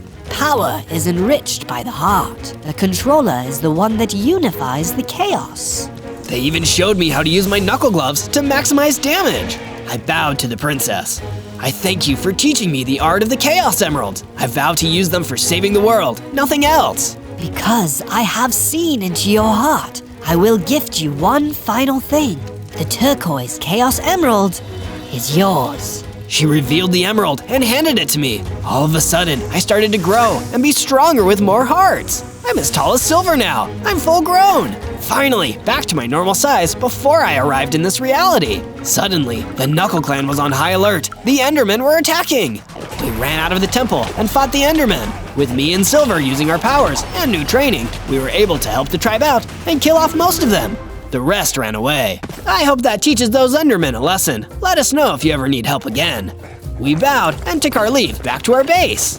On days 71 to 74, I found lots of confused creatures that had escaped being turned into robots by evil Sonic. I felt so bad for them. It was awful what he was doing. I invited them to come live at the base, and they readily agreed. You're very generous, Zozo, but I'm not sharing my room, just so you know. Don't worry, I'll add on to the base so everyone has a spot. Did I tell you Dr. Eggman is staying at the base now? And so is Rouge. Rouge? Are we sure we can trust her? She helped me get a Chaos Emerald. She talks tough, but she has a good heart. Okay, if you say so. We got home and introduced everyone to each other. Silver helped me make accommodations for the new arrivals. I think they're going to love it here. Once I was done, I noticed one of Princess Tikal's men coming up to the base. I met him outside the grounds. He said Princess Tikal had been taken by the Endermen to a nearby camp. Those Endermen are relentless. I will save you, Princess Tikal. On days 75 to 78, I headed to the cave where the Knuckle Guard led me. There at the entrance was Princess Tikal. I thought you were being held hostage. I'm sorry to worry you, but I have something for you, and I had to be sure you were an ally first. The fact that you came to save me proves to me you care about others, and that you care for my people. Oh, okay, but have you heard of the story of the boy who cried wolf? She hadn't, and it showed. Princess Tikal revealed what she had for me, and it was another Chaos Emerald. Where did you get this yellow Chaos Emerald? Well, I had to steal it from my father. I wish he could be trusted with it, but he can't. He is power-hungry and reckless. He kept it locked away in the ruins, but I figured out how to get to it. He doesn't know it's gone yet. She also gave me a rod that had been with the emerald. It contained a lightning bolt. I couldn't thank her enough. Just then, we heard crashing come through the cave. It was a warden. He was massive and super strong. He fired his sonic boom at us, and we jumped out of the way. I used my speed to run circles around him, taking slices of him with my diamond axe. He was able to take a swing at me, and it knocked me over, as well as knocking my health down a ton. He was about to take another big hit at me. I thought quick and activated the lightning rod Tikal had given me. A great big bolt of lightning hit the warden and destroyed him. Phew, thanks for the lightning rod. I should be getting back to my base. You're welcome to come visit anytime you like. She thanked me and said she needed to get back to the ruins to face her father.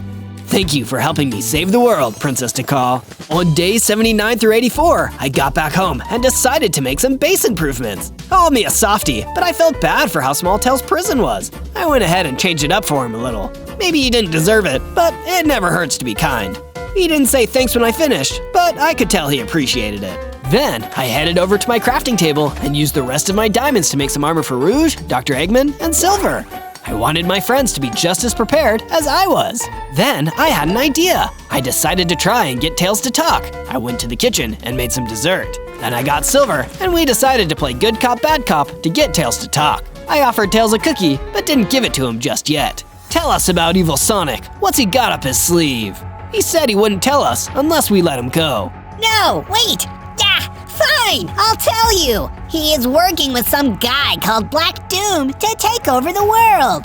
They have this scientist that's really lost their mind and is making all sorts of brilliant and deadly weapons.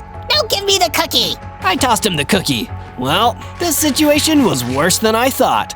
Luckily, I only had one last Chaos Emerald to find. On days 85 to 89, I woke up to a commotion outside.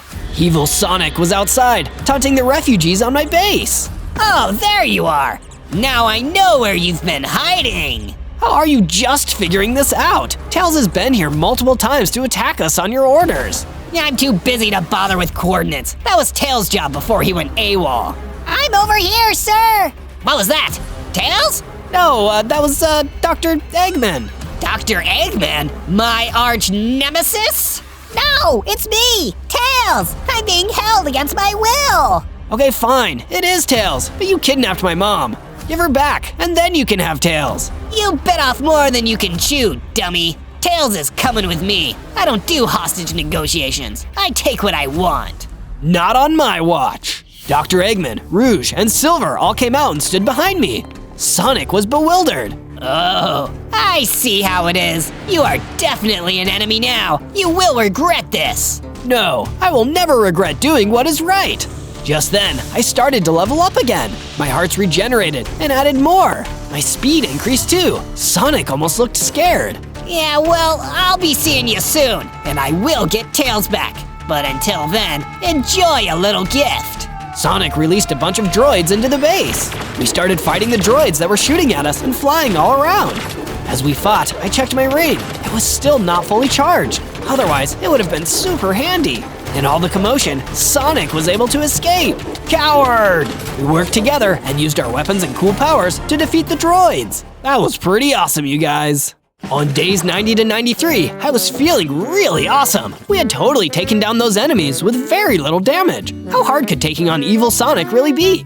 I wanted to finish my statue. I did the eyes and mouth, careful to not make it look too wonky. It was finally finished. What's with the shrine? Who is she? Before I say who it is, do you know who it is? Take a guess. Who are you talking to? To me, she looks just like my granddaughter before she left home. That's because it is her. In my reality, she was the one person who was kind and cared for me. She saved me so that I could save the world. That's sweet, I guess. Actually, it's really depressing. Kinda wish I hadn't asked. Dr. Eggman changed the subject. Check out this upgrade I made. I call them Cyclone Wheel. They help you jump high in the air with the science of tornadoes beneath your feet. I added them to my shoes, and I could jump super high with them, almost flying. This was pretty cool. I never thought I'd hear myself say this, but I was glad to have Eggman on my team. On days 94 through 96, I still had one more Chaos Emerald to find. I asked my team if they had any good ideas on where to find it. My intel suggests there should be one on the highest peak of the snowy, abominable mountains. It won't be easy getting there. Luckily, I was up for the challenge, the very cold challenge. I ran as fast as lightning towards the mountain. When I reached the base of the mountain, I used my soul busters to help me jump up the mountain. I followed the chaotic pull of the emerald. Eventually, I heard some screaming. Help! These goats are attacking me! It was a warmly dressed human running for his life, with a few mountain goats right behind him. Whoa, whoa, whoa! Everyone calm down! Meh. He is a Snoopy human. He has a map that leads to our peaceful goat home. He plans to bring hunters back here. It's just a hobby. Listen, human, how are you liking all the goats hunting you right now? That's completely different. The human went to attack the goats, but in an instant I ran up to the man and hit him, knocking the map out of his hands. Scared, he ran away into the forest. There, that ought to fix the problem. The goats were so thankful, they gave me some ice cream. Very delicious. At the top, I found a white Chaos Emerald, camouflaged by the snow. I took the white emerald. Power surged through me. I had all 7 Chaos Emeralds. I felt like I was going to explode. I did my chaos breathing and was able to control the chaos. Then, I ran back down the mountain and back to my base.